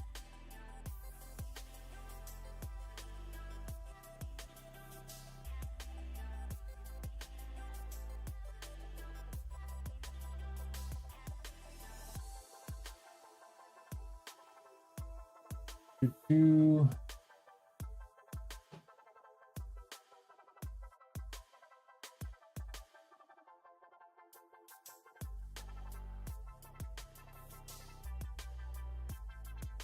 These. This is exactly what I wanted.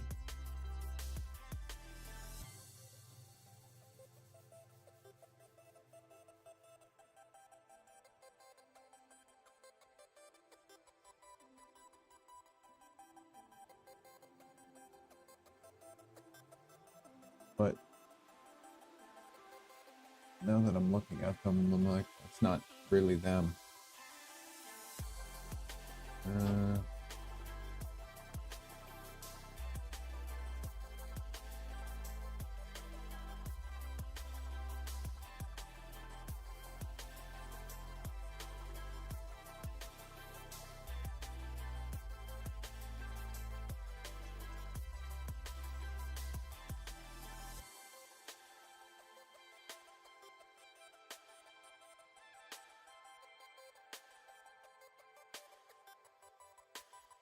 Cool change.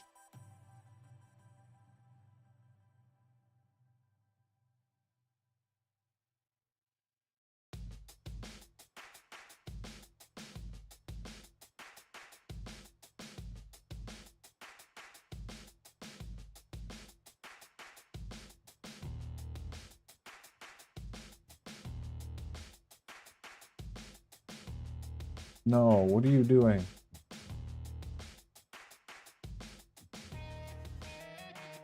What was the error right now?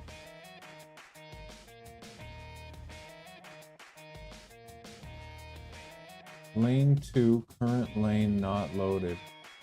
Load trigger not triggered. Did it get pulled out too far last time? See, how is that supposed to be? No.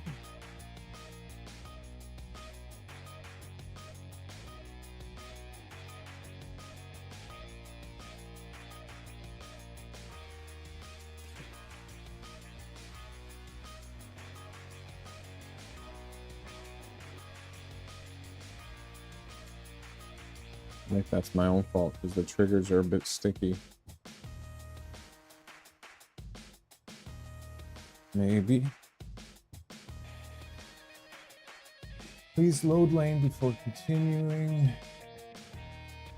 Manually load lane 2 with P1 macro.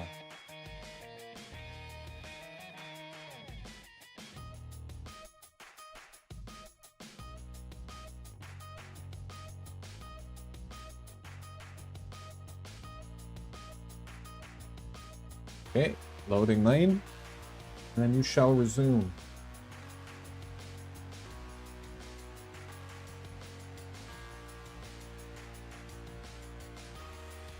You'll get there.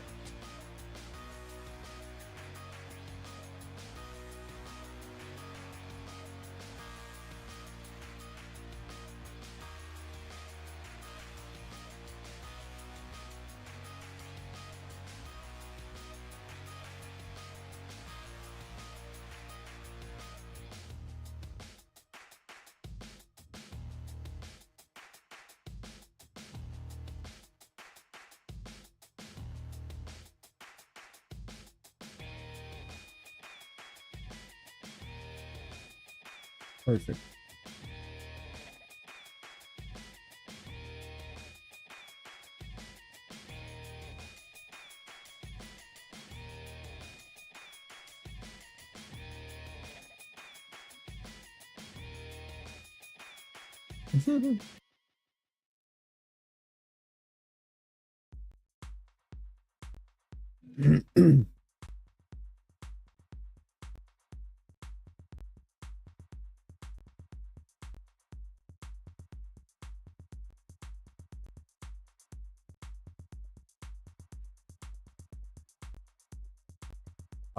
It's curling because I'm printing too hot.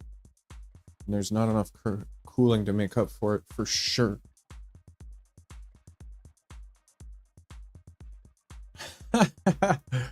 You saw that, eh? That's why you need the freaking brush bad, man. I need to redesign. The brush I made works really well, but it needs to be redesigned to work even better. Yeah, had to clean that off.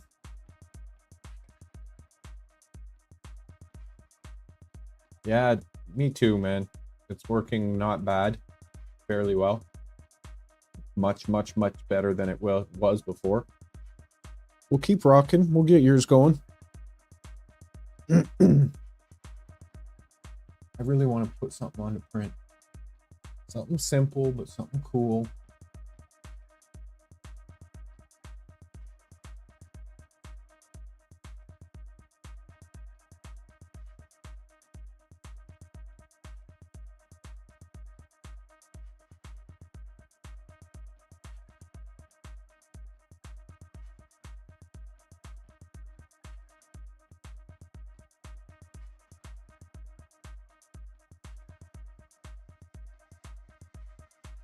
That's the exact heat press thing I have. Yeah, we're making this.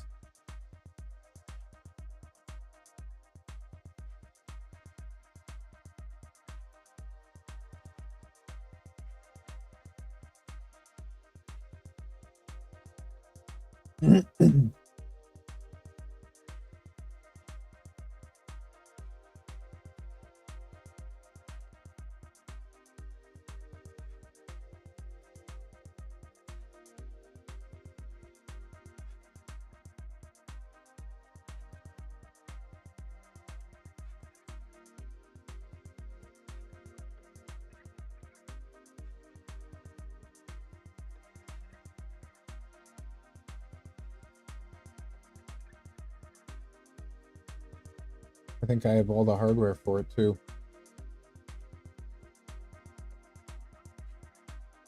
When I get projects like this, I just start printing and then I figure it out. How much can I fit on one plate?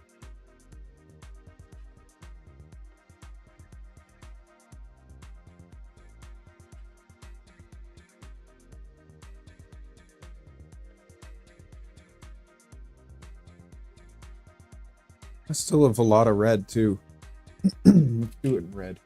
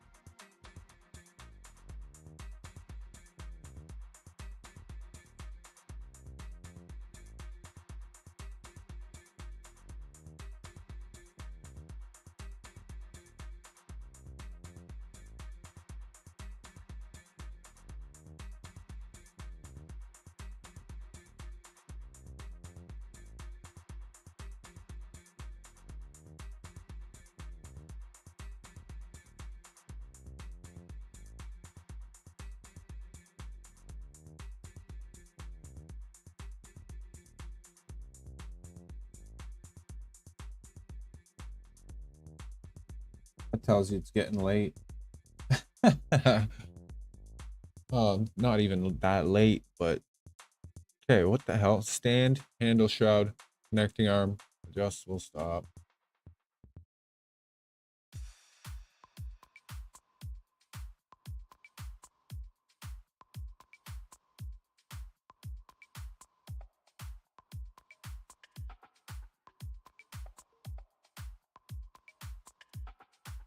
Oh my goodness.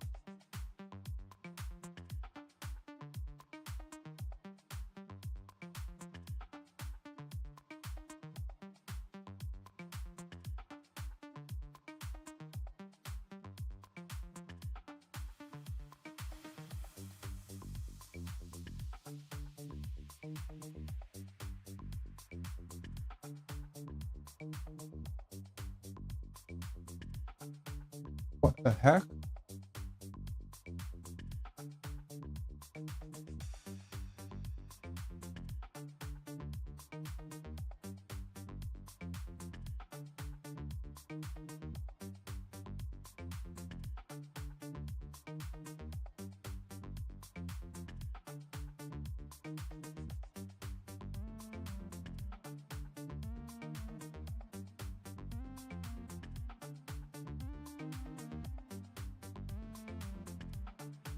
R.I.P. Cube.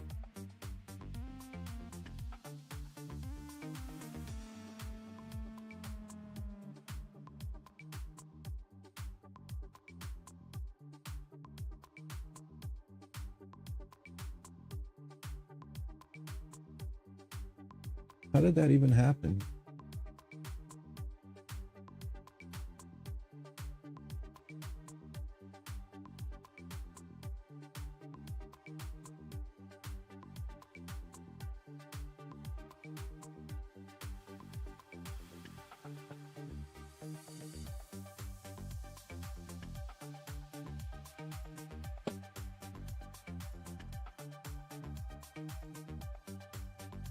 Nice.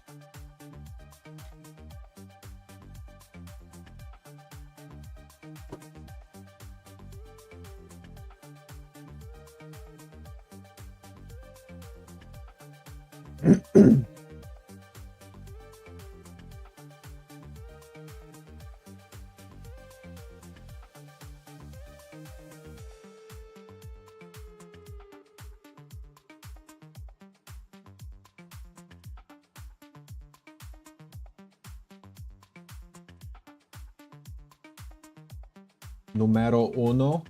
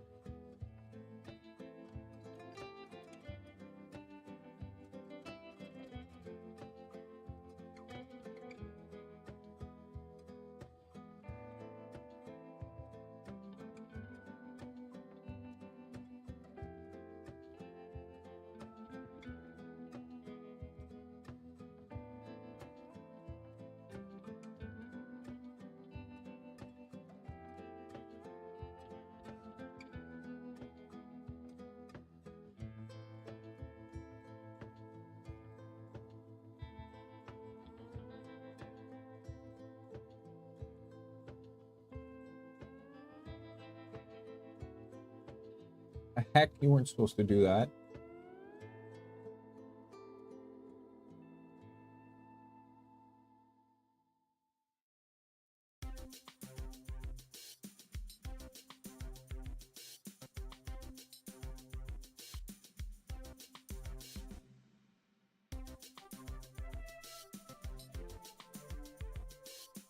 There's gotta be a way. Easy.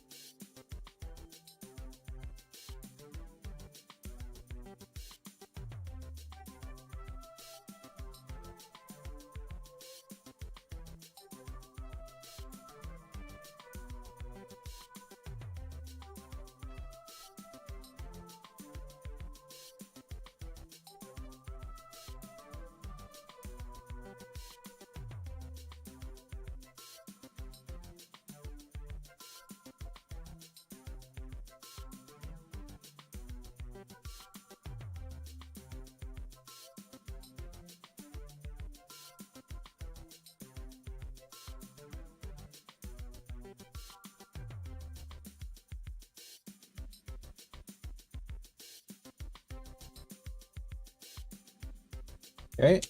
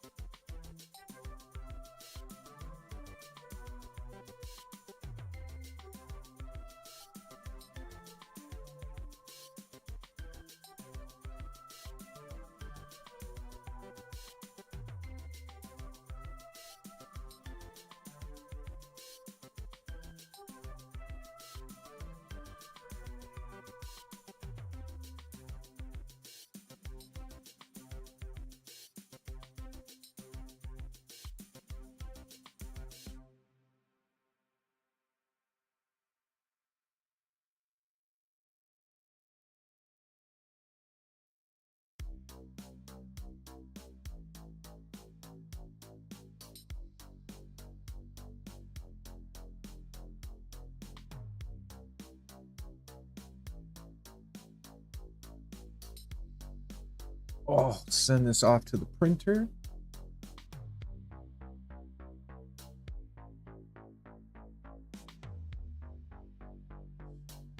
Okay.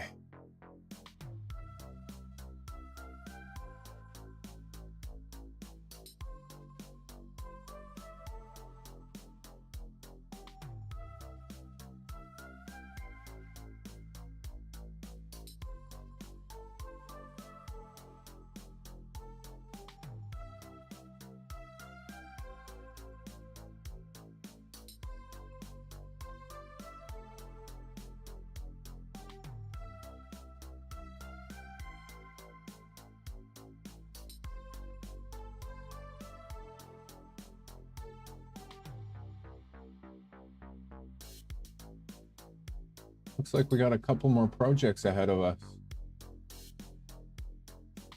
Dingo and Bingo. I'm gonna build one of these for the Neptune 4. One of the lack enclosures for the Neptune 4 for sure. So it can become a little ABS monster and have its own cool little $30 enclosure. It looks pretty badass. How do I... Isn't there usually links?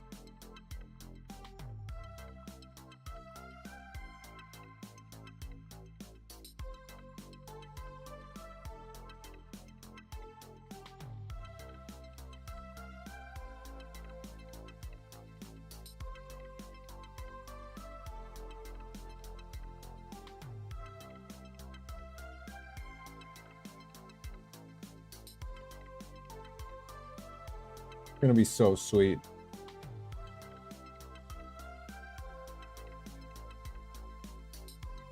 Put some LED strips in there, probably on the inside of the legs as well, somehow.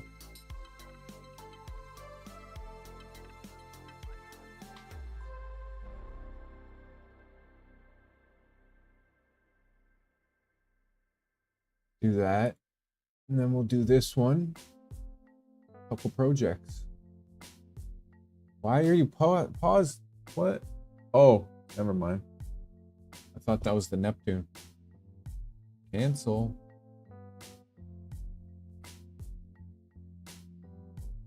Oh, it did the cancel. Yes. It just proves that it works. That's amazing.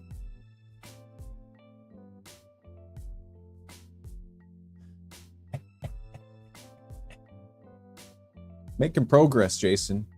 Making progress. Even though this cube failed, it didn't fail. It knocked it off the edge because that's crazy amounts of infill and it paused one time. But look at that.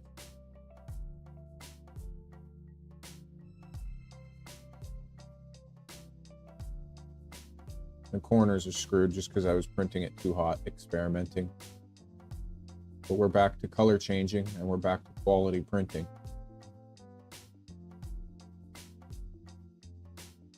Got to get yours rocking and rolling.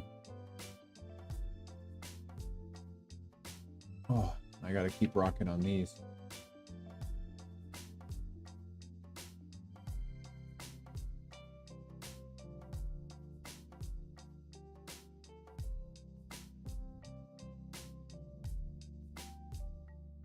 Did I send this yet? I got to change the filament, that's why. Julio.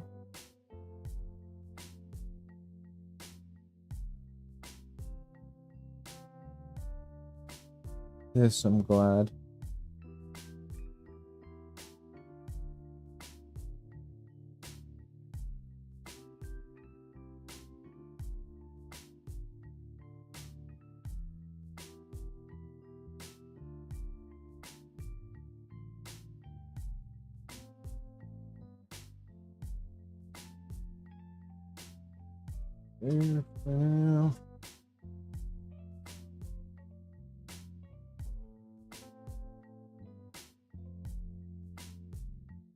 I don't know why this LED takes a while. Oh, never mind.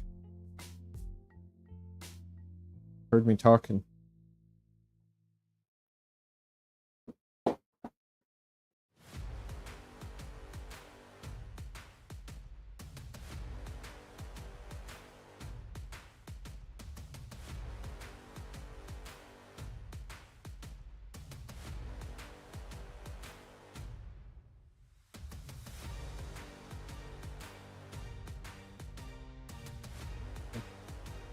Come on.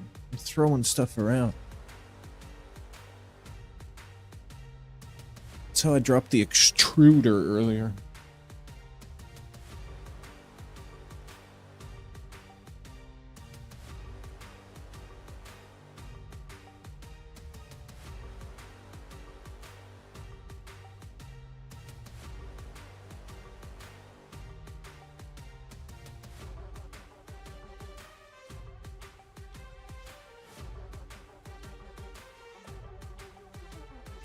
Mo honey, mo heat presses.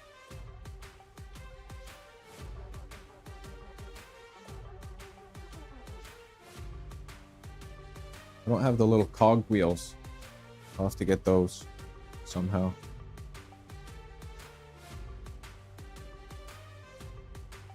Wata. I forget they're palm wheels. POM? Palm wheels?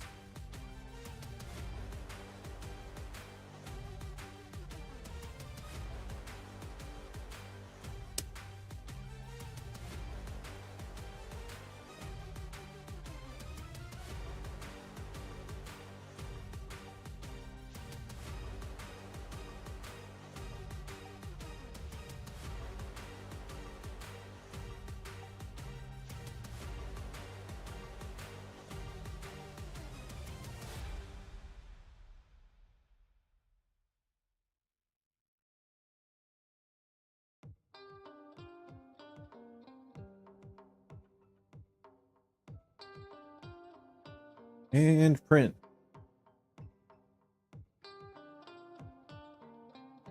Okay, we got that printing. And that's that. That being said, I appreciate everyone for coming out today. 6 hour plus whatever I did just before that, before the thing crashed. I'm not sure how long that was. Anyways, appreciate everyone for coming out. I am going to be back tomorrow. Not sure what time. Depends what time I finally get to bed. I've got some reading I want to do. Gonna do that. Head to bed, but I will be back tomorrow probably around lunchtime, and then we'll get rocking once again. Tomorrow I want to get Nova upgraded because I need that printer printing. I need to get a baseline print out of it so then I can start ripping into it and do the other box turtle. I want to get a baseline out of it, and then I really want to take the stealth burner off and just have a look how everything's adjusted to compare after it's done a test print. That being said, thank you for coming out. I appreciate it. Everyone for stopping by, the comments. The community's getting a little bit bigger at a time. It's awesome. It's fun to see, and it's fun to be a part of. I will talk to you guys later. Have a great night. See ya.